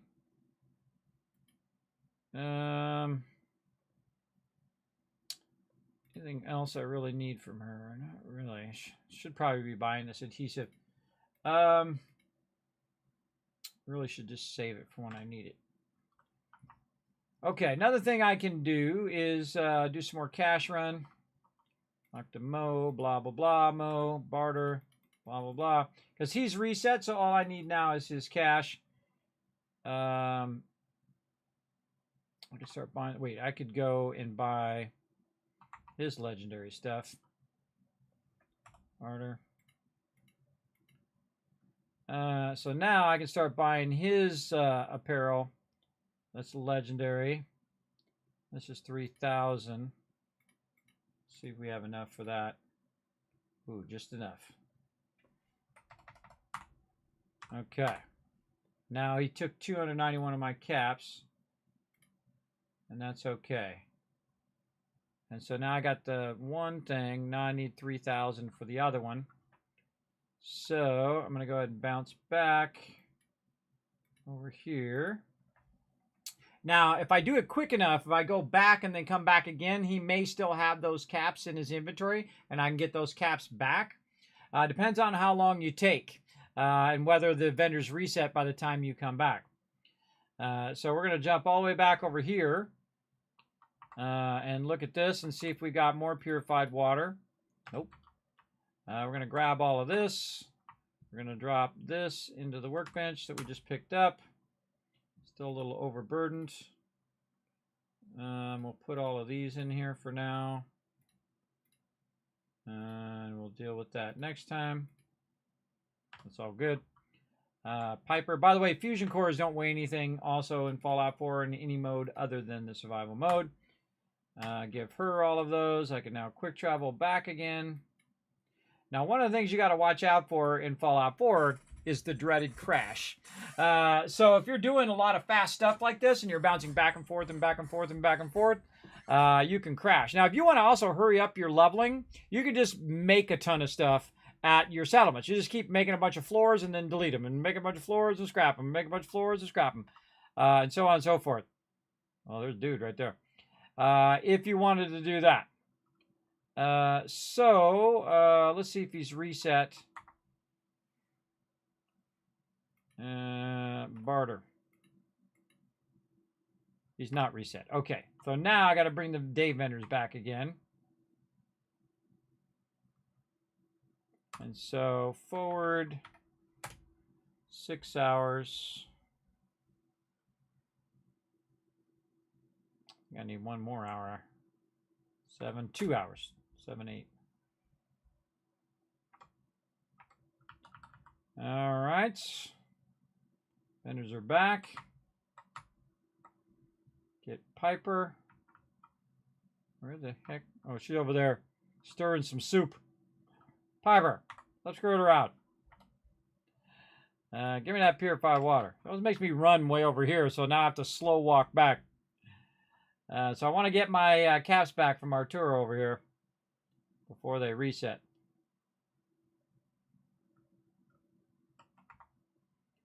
All right, everything will keep me safe. Yes, I get it. All right. Now I can go in again, get this other arm guard. I don't even know if I need these. I'm just buying them now because I can. 7,500 caps on me now. Let's just get close. Now is it 460? Then I'll get those 460 caps from him. Bingo. Bingo! A lot of metal stuff in there I could use for my peeps. A little tempted to get some more of this, but what we should do is just keep building up caps. So now, again, we're going to go to each vendor and get their caps. All right. Barter. Blah, blah, blah, blah, blah, blah. Let's see what he's got. Let's just get a little bit of each of this. There we go. and all of this. And just to have some of that for when we need it later. And it's going to be around, let's call it 2,000 roughly. 148 left. You see I do a trade first, and then I come back and do another trade just to try to, you know, make it easier and faster. And then over here, blah, blah, blah, blah, barter, blah, blah, blah, blah, blah, skip, skip, skip. Nothing I'm looking for there. And then, yeah, he didn't have anything except for caps. That he does have. 255. Let's call it 260. Make it easy. And then this lady over here. Now, sometimes I skip this lady because she doesn't have that many caps. After a while, she only has 125 caps. But right now, it's definitely worth it because you never know, those extra few caps could be the difference. Oh, and she got 308 there too. I should have got her 308. Close enough. Close enough. All right, and this is actually a really good place to come if you're in survival mode to get like ribeye steaks and squirrel bits and all that stuff for actually using food to keep your character going. I very rarely ever do any of that. Now, there's also another vendor down here. We don't want to forget her as well. And I'm trying to build up caps so I can use those for my vendors at my location when I get to that level. Might start giving you fashion advice. Barter. Let's see what you got, girl. Okay, she got a chest piece. She got a right arm. She got a clean blue suit. Yes, we want that. Clean boot suit. Nuka cherry t-shirt. Yeah, nice.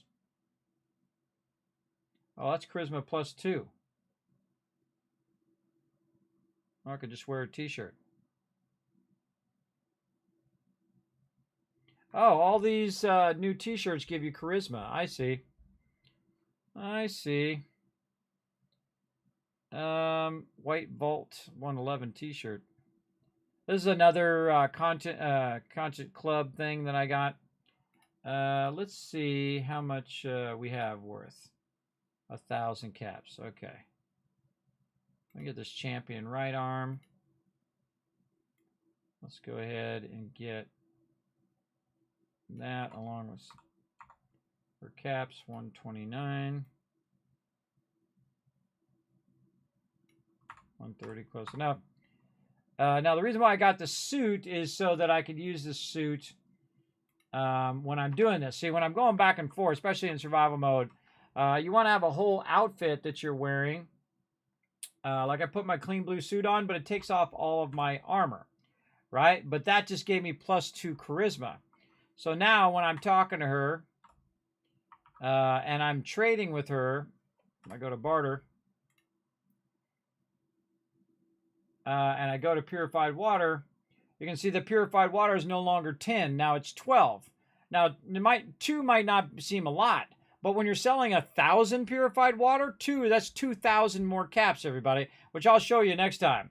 I'll have my my outfit on. Now, also, she has like a pompadour where you can wear as well, like a hat that gives you charisma. Oh, formal hat's another one I could use as well. Yeah, trilby hat. Yeah, I get the formal hat. What the heck? Oh, there's the pompadour. I just saw it. Pompadour wig gives you, you know, +1 charisma. So again, you want to have different parts of your armor which are all charisma based. So where did my formal hat go? There we go. And then we'll give her some purified water to counter that cost. See, now you can see it's going, instead of it being 20, it's now 24. We'll give her 1 cap back. And there we go. Now, if I go ahead and put this on, instead of my current hat, I got a formal hat. Now my charisma is +12. Now I'm going to talk to her again. And this is the point in which I start to scale up my charisma, start scaling up the trade value. Now, I could have done it earlier, and I would have got there that much faster. But you can see, again, now it's 13. And again, 3 over, 1,000 is a lot. And then every time you do a trade, it's 3 more. So what happens is I'll start doing this where I'm just like in my charisma outfit and just straight up talking to her the whole time. Now, you can see I look pretty good. Look kind of like the Silver Shroud. And so I'll just kind of show up and then just keep doing business like that. Now, I'm actually looking for the fashionable glasses, which I can't seem to find. Nobody has any. But the fashionable glasses are glasses that look just like mine, or at least somewhat like mine. And they give +1 charisma as well. So that's going to get me to 14. And then eventually when I get Caps Collector going, it'll get me to 15, and eventually 16. And then the amount that we're going to be getting is 6 more each. So it's like 1.5 times the amount we're getting right now. And so that's going to really scale up how much we're doing. So right now, when we look at it, we're really getting, a lot less than the 30,000.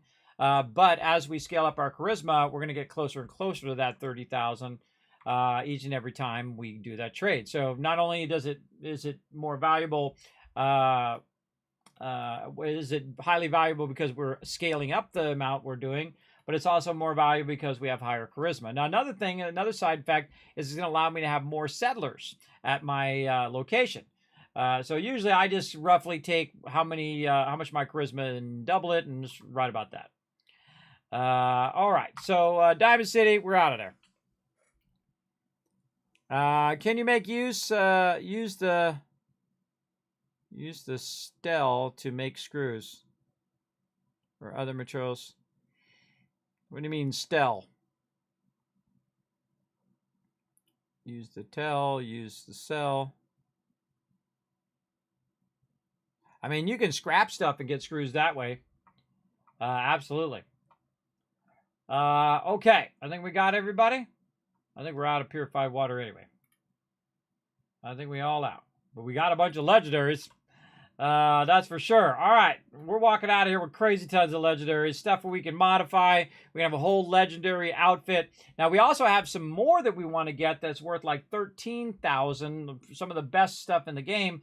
The Overseer's items that we want to get as well. Now, some of these items I'm going to be given to my companions or to random people who are defending my base.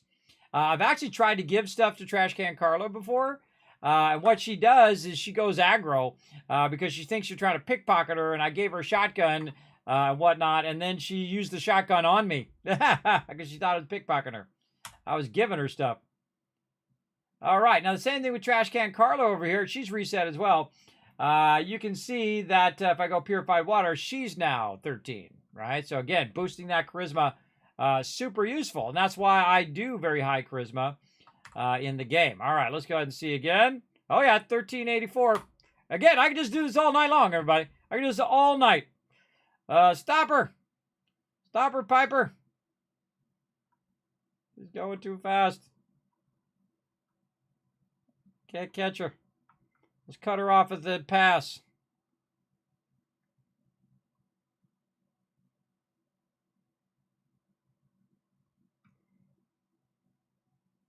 Now later, when I get my perks up, I can use my action points to go while I'm overburdened. Oh, there we go. Trip her up a little bit. Trip her up a little bit. Come here, Trash Can Carla, before you go. Come here. I want to talk to you, girl. Carla, let's do some business. Partner. All right, there we go. Doing some business. 308. 45. She don't have anything there I want right now. No. No. Okay. And get all of her stuff.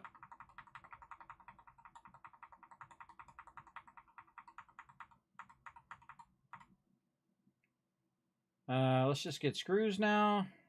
You know what? Let's just get all that. Let's just keep getting that until we know we have a bunch extra. Circuitry. We got an absolute ton of it now. Look at that, everybody. Now scaled up to 18,000. And that's just because I boosted my charisma. So it went from like 12,000 to 18,000. It was like 6,000 extra caps just because I just did that with my charisma. That's a huge difference, everybody. Huge difference. Now, I happen to have really high charisma right now as well. I have 9 charisma to start, plus the other puts me at 12 charisma. And that's just dollar bills in the bank, everybody. Dollar bills in the bank. Still 14,000 left. Let's go ahead and do our 231. Let's just say 234. Thank you, Trash Can Carla. All right, come here, Piper. Trade. And then now I got rid of some of it. I can try to give Piper some of it. Still overburdened.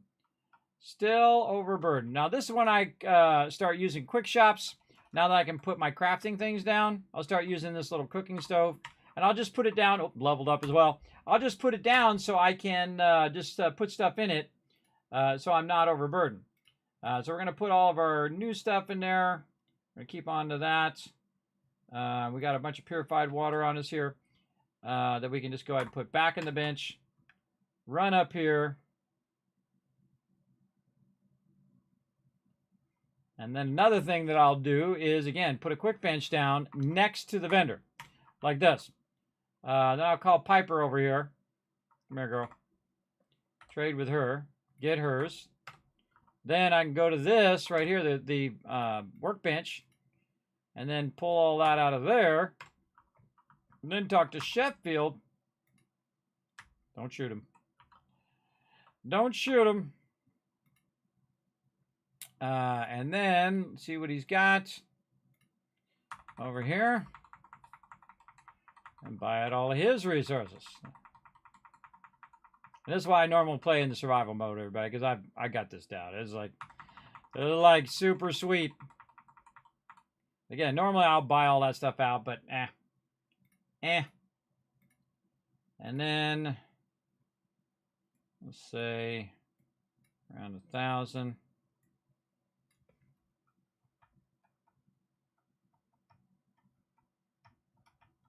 Not close enough. 288 left. So let's get close. 286, close enough. And there we go. Now we have 9,000 left.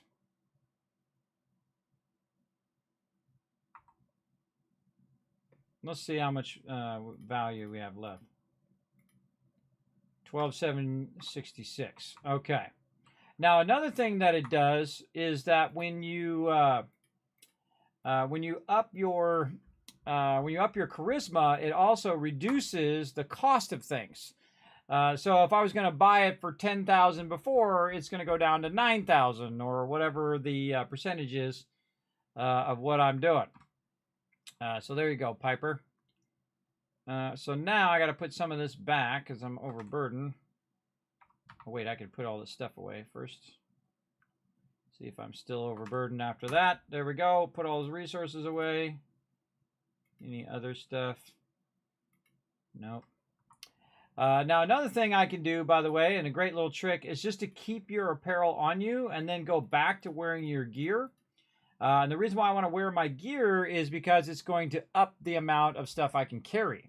If I'm in my clean blue suit, I actually go down by 30 of what I can carry. So I'm just at this point trying to buy all the cool stuff. But I'm too overburdened with this purified water right now. So I'm going to go ahead and put some more back in here. 372. Now you're like, well, how do you carry so much purified water so that you can buy these really expensive ones in Vault 81? I'm going to show you how to do that here in just a second. There we go. And then save, because we did a bunch of cool stuff. And then now I can buy out pretty much any legendary in the game. That's it. I can buy out any legendary I want. Any gun, any weapon, from any vendor. That's it. Level 15. Level 15, I can buy out any legendary item. All I have to do is just keep collecting that purified water. So what I did is I put some of my companion and then some on me. And then I'm going to jump to 81 here. Oh, and there we go. Since we're level 15, we now have the Automatron DLC is now kicked in. as well. Let me see also what I've got going as my level 15 here while that's loading. What do we got going at level 15? Medic, okay. Caps Collector is not till 20, because again, when we get to Caps Collector, it's going to be even more. So Medic, and then we can also do the Vendor, which is a Medic. So let's do that while we're thinking about it. Medic. Nice. We get to 20, we'll be able to do the full-size Medic. And we're just going to run in the vault like this.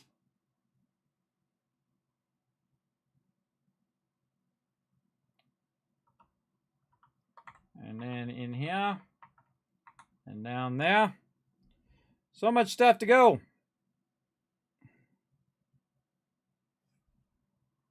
My companion usually catch up to me at this point. I get in the elevator. She was too far away. But she'll show up in a minute. And again, I just turned the sound off, so I don't have to listen to the overlapping audio. Fallout 76 suffers from that as well. Yeah, see, she appeared in there. All right, lady. Oh, she's not there. Okay, I got a forward time. Now, what you want to do is look for a workbench in here. And honestly, I can't remember where that workbench is. We can't do anything in here yet. Come back and do that quest. Not sure where their workbench is here. I think it's on the other side.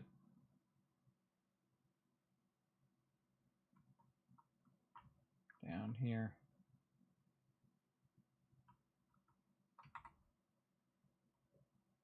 Where is that workbench? Must have asked me a favor. No. No favors.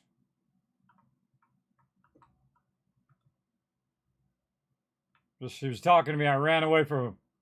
Yeah, I can't remember where there's a workbench. I'm not sure if there is one in here. Now that I think about it. All right. So we're going to probably have to do this with Caps. And she's not there.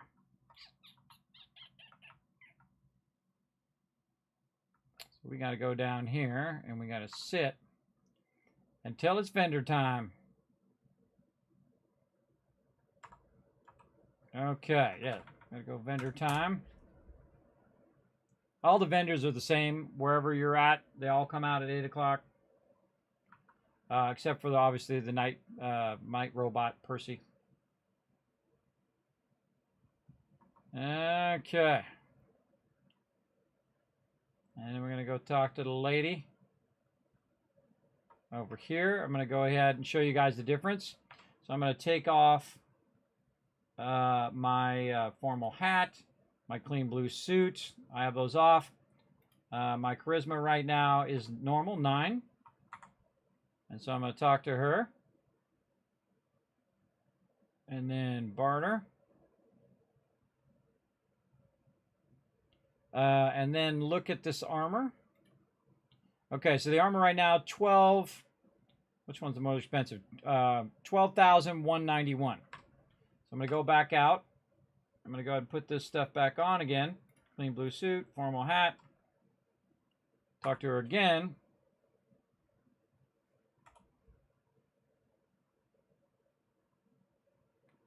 And again, if she had like great mentats like this, I would totally have those right now.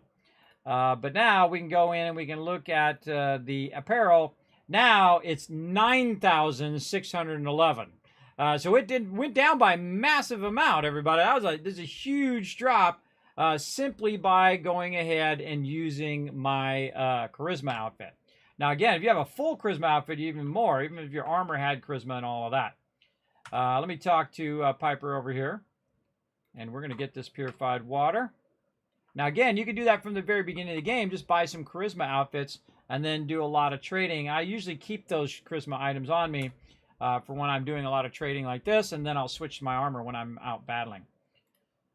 So let's go for it. Let's see which one we want first. Reduce damage or reduce action points. We do reduce action points. right there, 9,000. And here is 10,000 on me. So 9,633 roughly. Now she's got 98, so we'll do close to 100 here. 104, close enough. And boom, there we go. Now I just bought some of the nicest armor in the game at level 15. And then, of course, we can't quick travel out, so we have to run out. Which kind of sucks.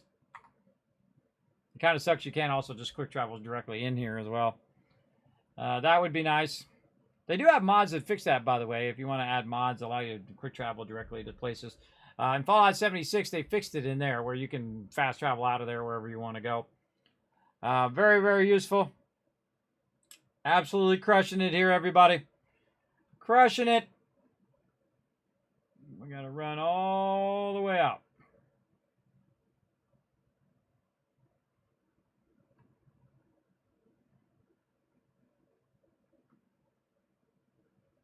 All the way up to here.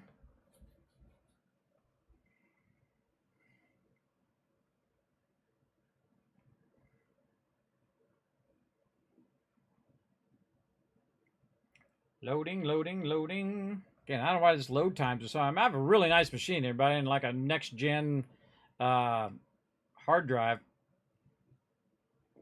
Should be loading that like a beast at this point.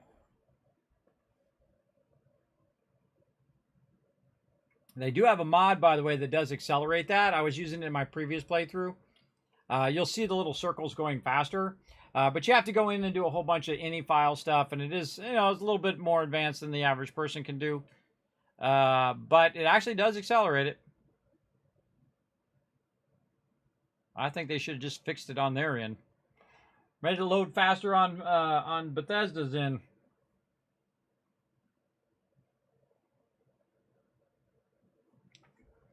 All right, we're out. And then back to Sanctuary again. Back over here.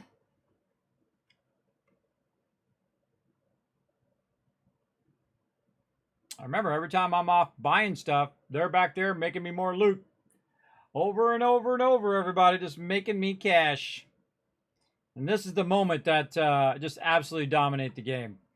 And then back, check again, 1392, there's a whole bunch more. By the way, there was still more left inside here from last time. Talk to Piper. Or you can bring Cogsworth if he can carry more, or you can make your own robots to carry the stuff as well.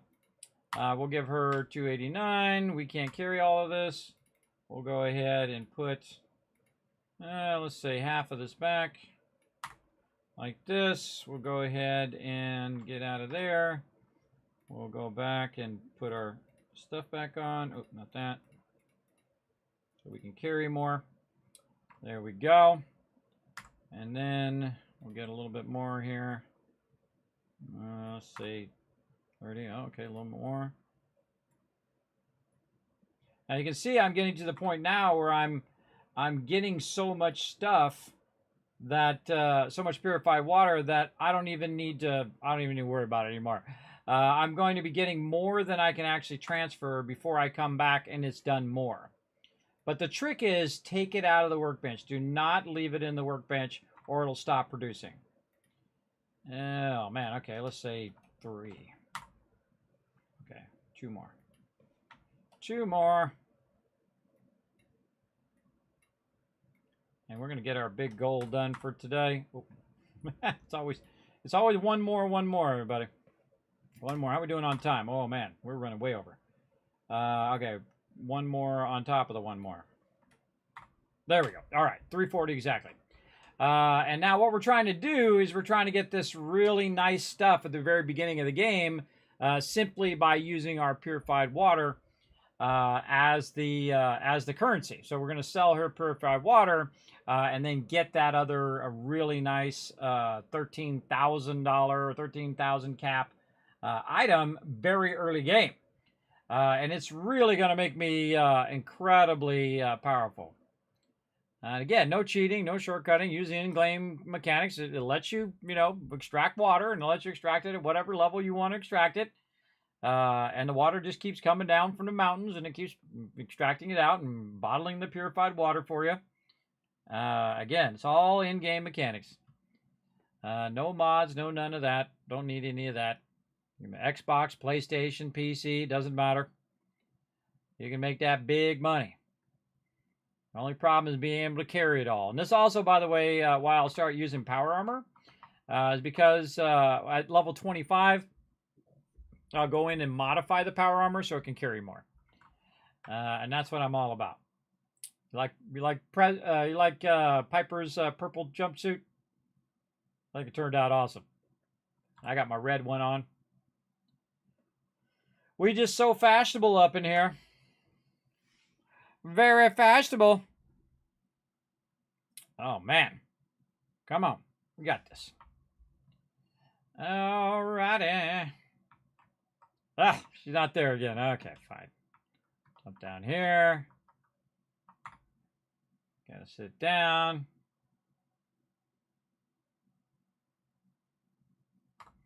And then we gotta go all the way 8 hours.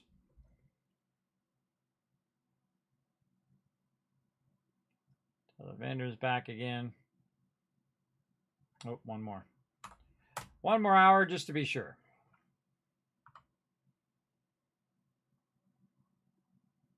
And we get up. We go ahead and put our blue suit back on before we forget. There we go. And then we walk very slowly. Oh, because, hold on, I got to put my blue suit on when I'm there. Now I can't carry it. There we go. Oh, I'm wearing my tidy whities. I'm sure nobody's going to mind. Now I put my blue suit on so I don't have to walk slowly. Then I talk to Alexis. And then I'm going to go ahead and barter. And instead of 12,000, it's going to be 9,000. So it's like 2,000 I'm saving right there. Again, 9,638. So roughly around 2,000. I just saved. And then all of this purified water. Oh, I don't have enough. I forgot to talk to... Where's she at? Piper! Get up here. Piper. Get over here. So I hit E on Piper and then E again so she'd run to me. I find the best way to trade with your companions is to tell them to come walk right in front of you so they're not walking off while you're trying to talk to them. There we go. All right. Let's see if I have enough. Barter.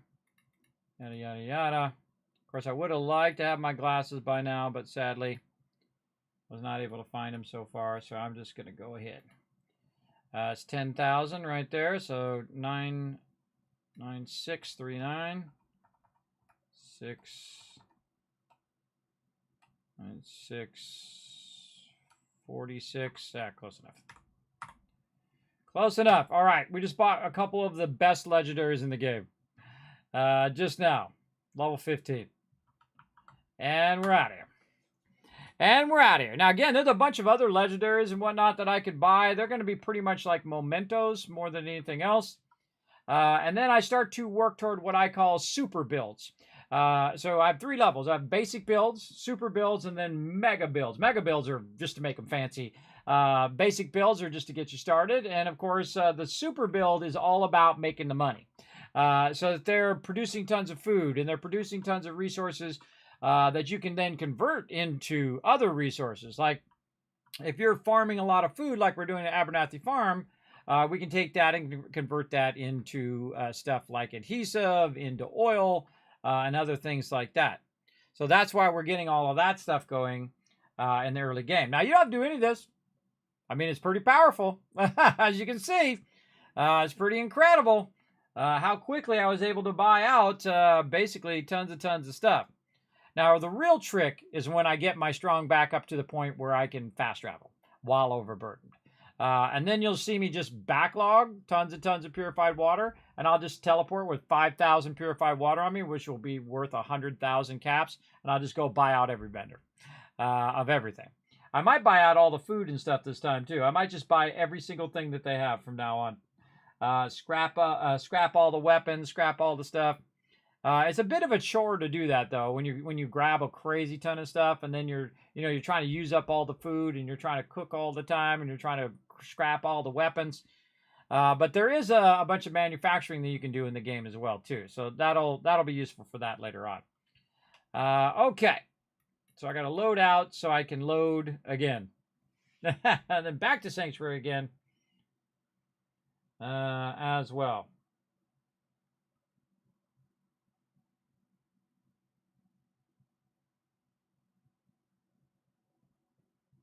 I've seen that before, and yeah, I've seen that.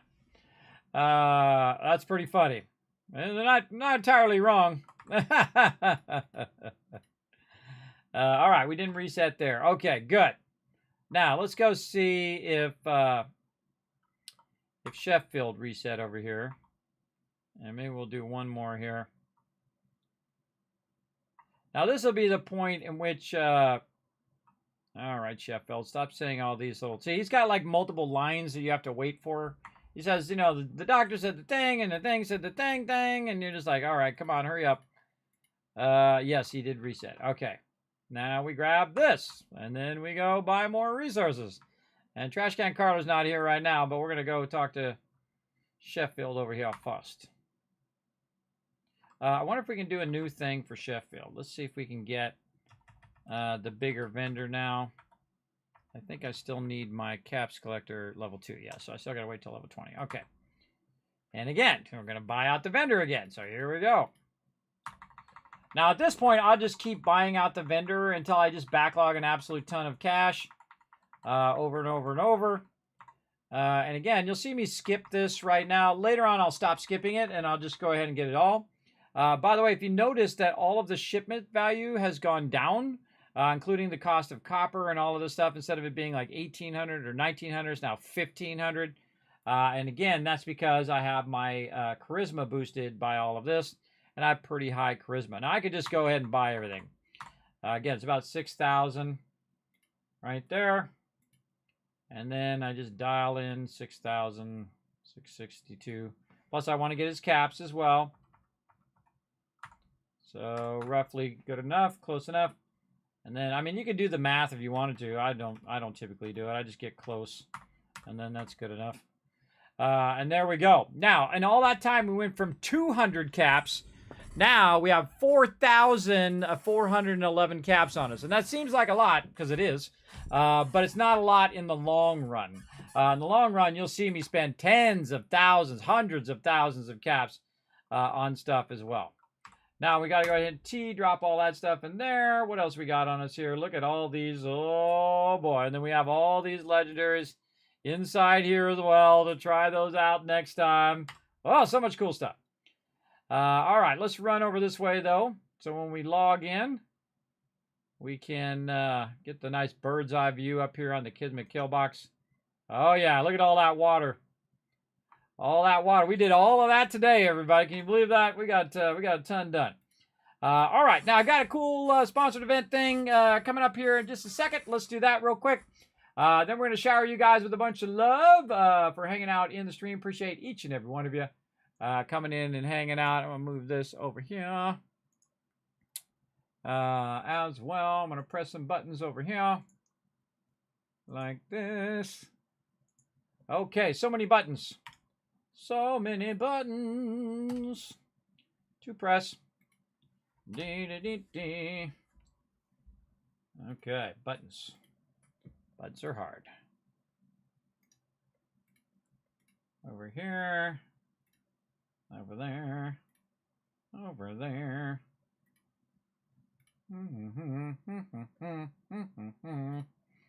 All right, everybody. Now, I think this is one of my favorite peeps. Over here, boom, Men's Warehouse. Now, if you're going to prom, everybody, or you know someone who's going to prom, maybe a child of yours or a neighbor or a grandchild, now's a good time to show them how to get a good suit and look sharp for prom 2024. You can get up to 60% off right here on rental packages. I always feel like it's better just to rent a suit. I used to own suits that cost thousands of dollars. I had a whole closet full of them back in the day because I thought I had to keep up with the Joneses. And I thought, well, man, why am I just not renting these suits when I need them? Because I didn't use them as much as I thought I would. So it's smarter just to rent them. And so that's when I would start to rent them from Men's Warehouse because that's the way to go. For sure, for sure. And anytime I need a suit now, that's what I do. I don't have any more suits. I just go and rent them when I need them and then return them and done. I don't have to store them in my closet. So again, you have the whole steps here that you can do for renting a suit as well. Now, I've got some stuff I wrote down here. I'm going to tell you guys a little bit more about. I appreciate you guys staying through this sponsored event. I appreciate them sponsoring the channel as well. It does help the stream tremendously.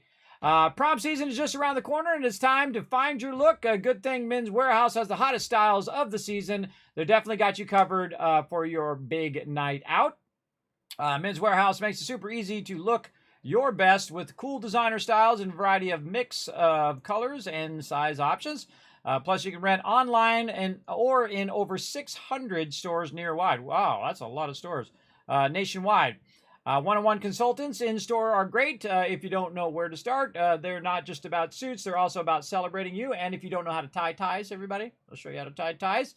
If your child has not learned that yet, I struggle with tying ties because I don't do it all that often anymore. So sometimes they got to tell me as well.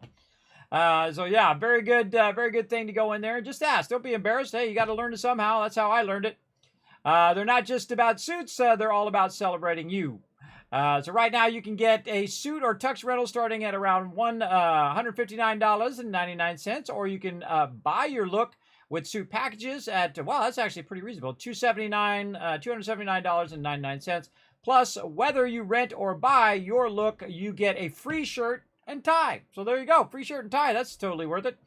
So yeah, so definitely go out there on prom night. Now, actually, one of my daughters is already out of high school. But my other daughter is going out with a senior. So she is a junior, I think.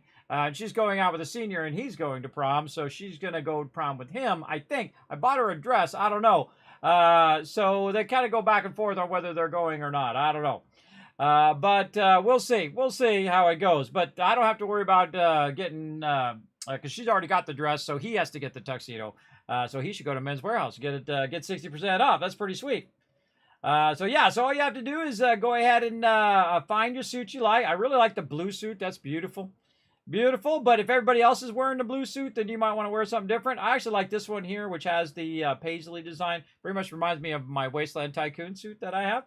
I do have that suit, but I don't really use that as like a suit, everybody. If you want to rent something nice like this, I'm a big fan of having an undervest as well.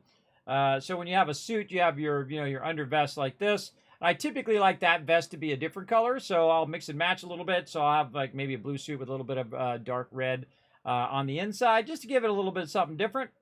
So you can mix and match whatever you want, and you can see down here a bunch of different ones you can choose. You can choose different colors. What about purple? Let's go click purple.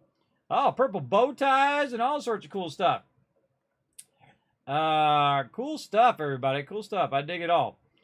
So yeah, boom. Let's go back and let's say, no, stop asking me that. Let's see, what are down here? Oh yeah. Oh, look at the white suit. Oh, I like the white suit with the black edges. That's cool. Very, very cool, everybody. Now, I strongly suggest you guys go and check it out. It is pretty awesome. Again, I appreciate them sponsoring the channel here. I'll press some buttons over here. Press some buttons. Up there and over here. There we go.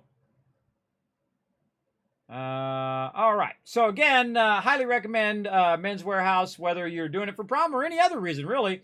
Go over there and find your perfect outfit for prom and look awesome, everybody. Again, take good care of yourself for prom, and hopefully everything goes safe. Be safe out in prom as well. Watch out for all the crazy peeps. I know I grew up with them, so look out. There's always crazy peeps every single generation, so be careful out there and look great by going to Men's Warehouse. All right, let's go to the Kismet Love Train. We're out of here. Let's go.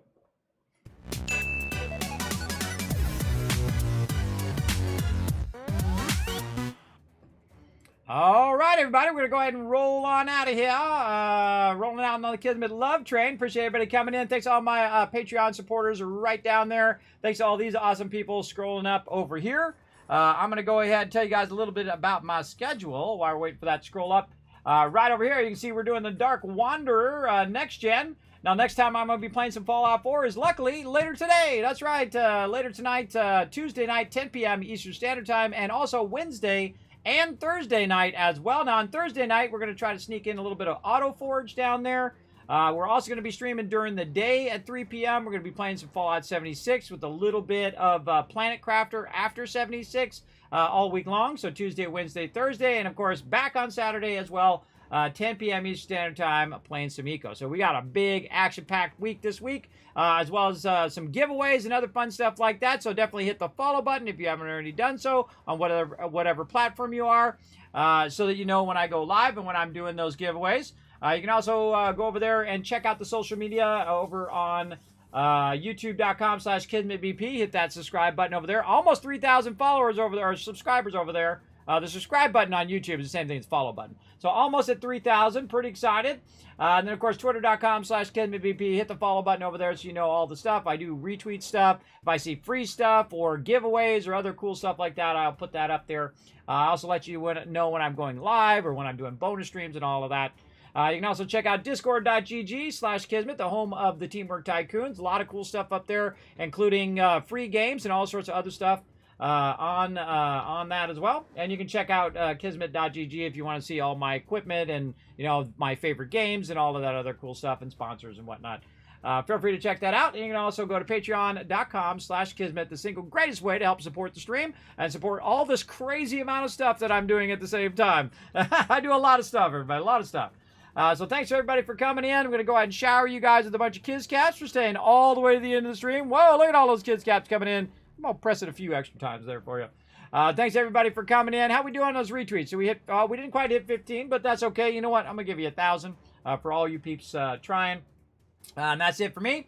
Again, we'll see you guys next time, Tuesday afternoon, 3 p.m. Eastern Standard Time with some Fallout 76. Now, I'm also going to move my Skull and Bones, not this week, but I'm going to move back to next week. And we're going to get back to that as well. So we got lots going on, everybody. So we'll see you then.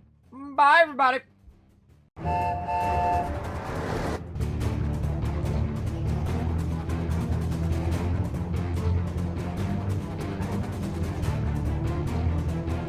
Hi, this is Norbert. Thanks for watching. Hit the subscribe button. We'll see you all next time. Bye.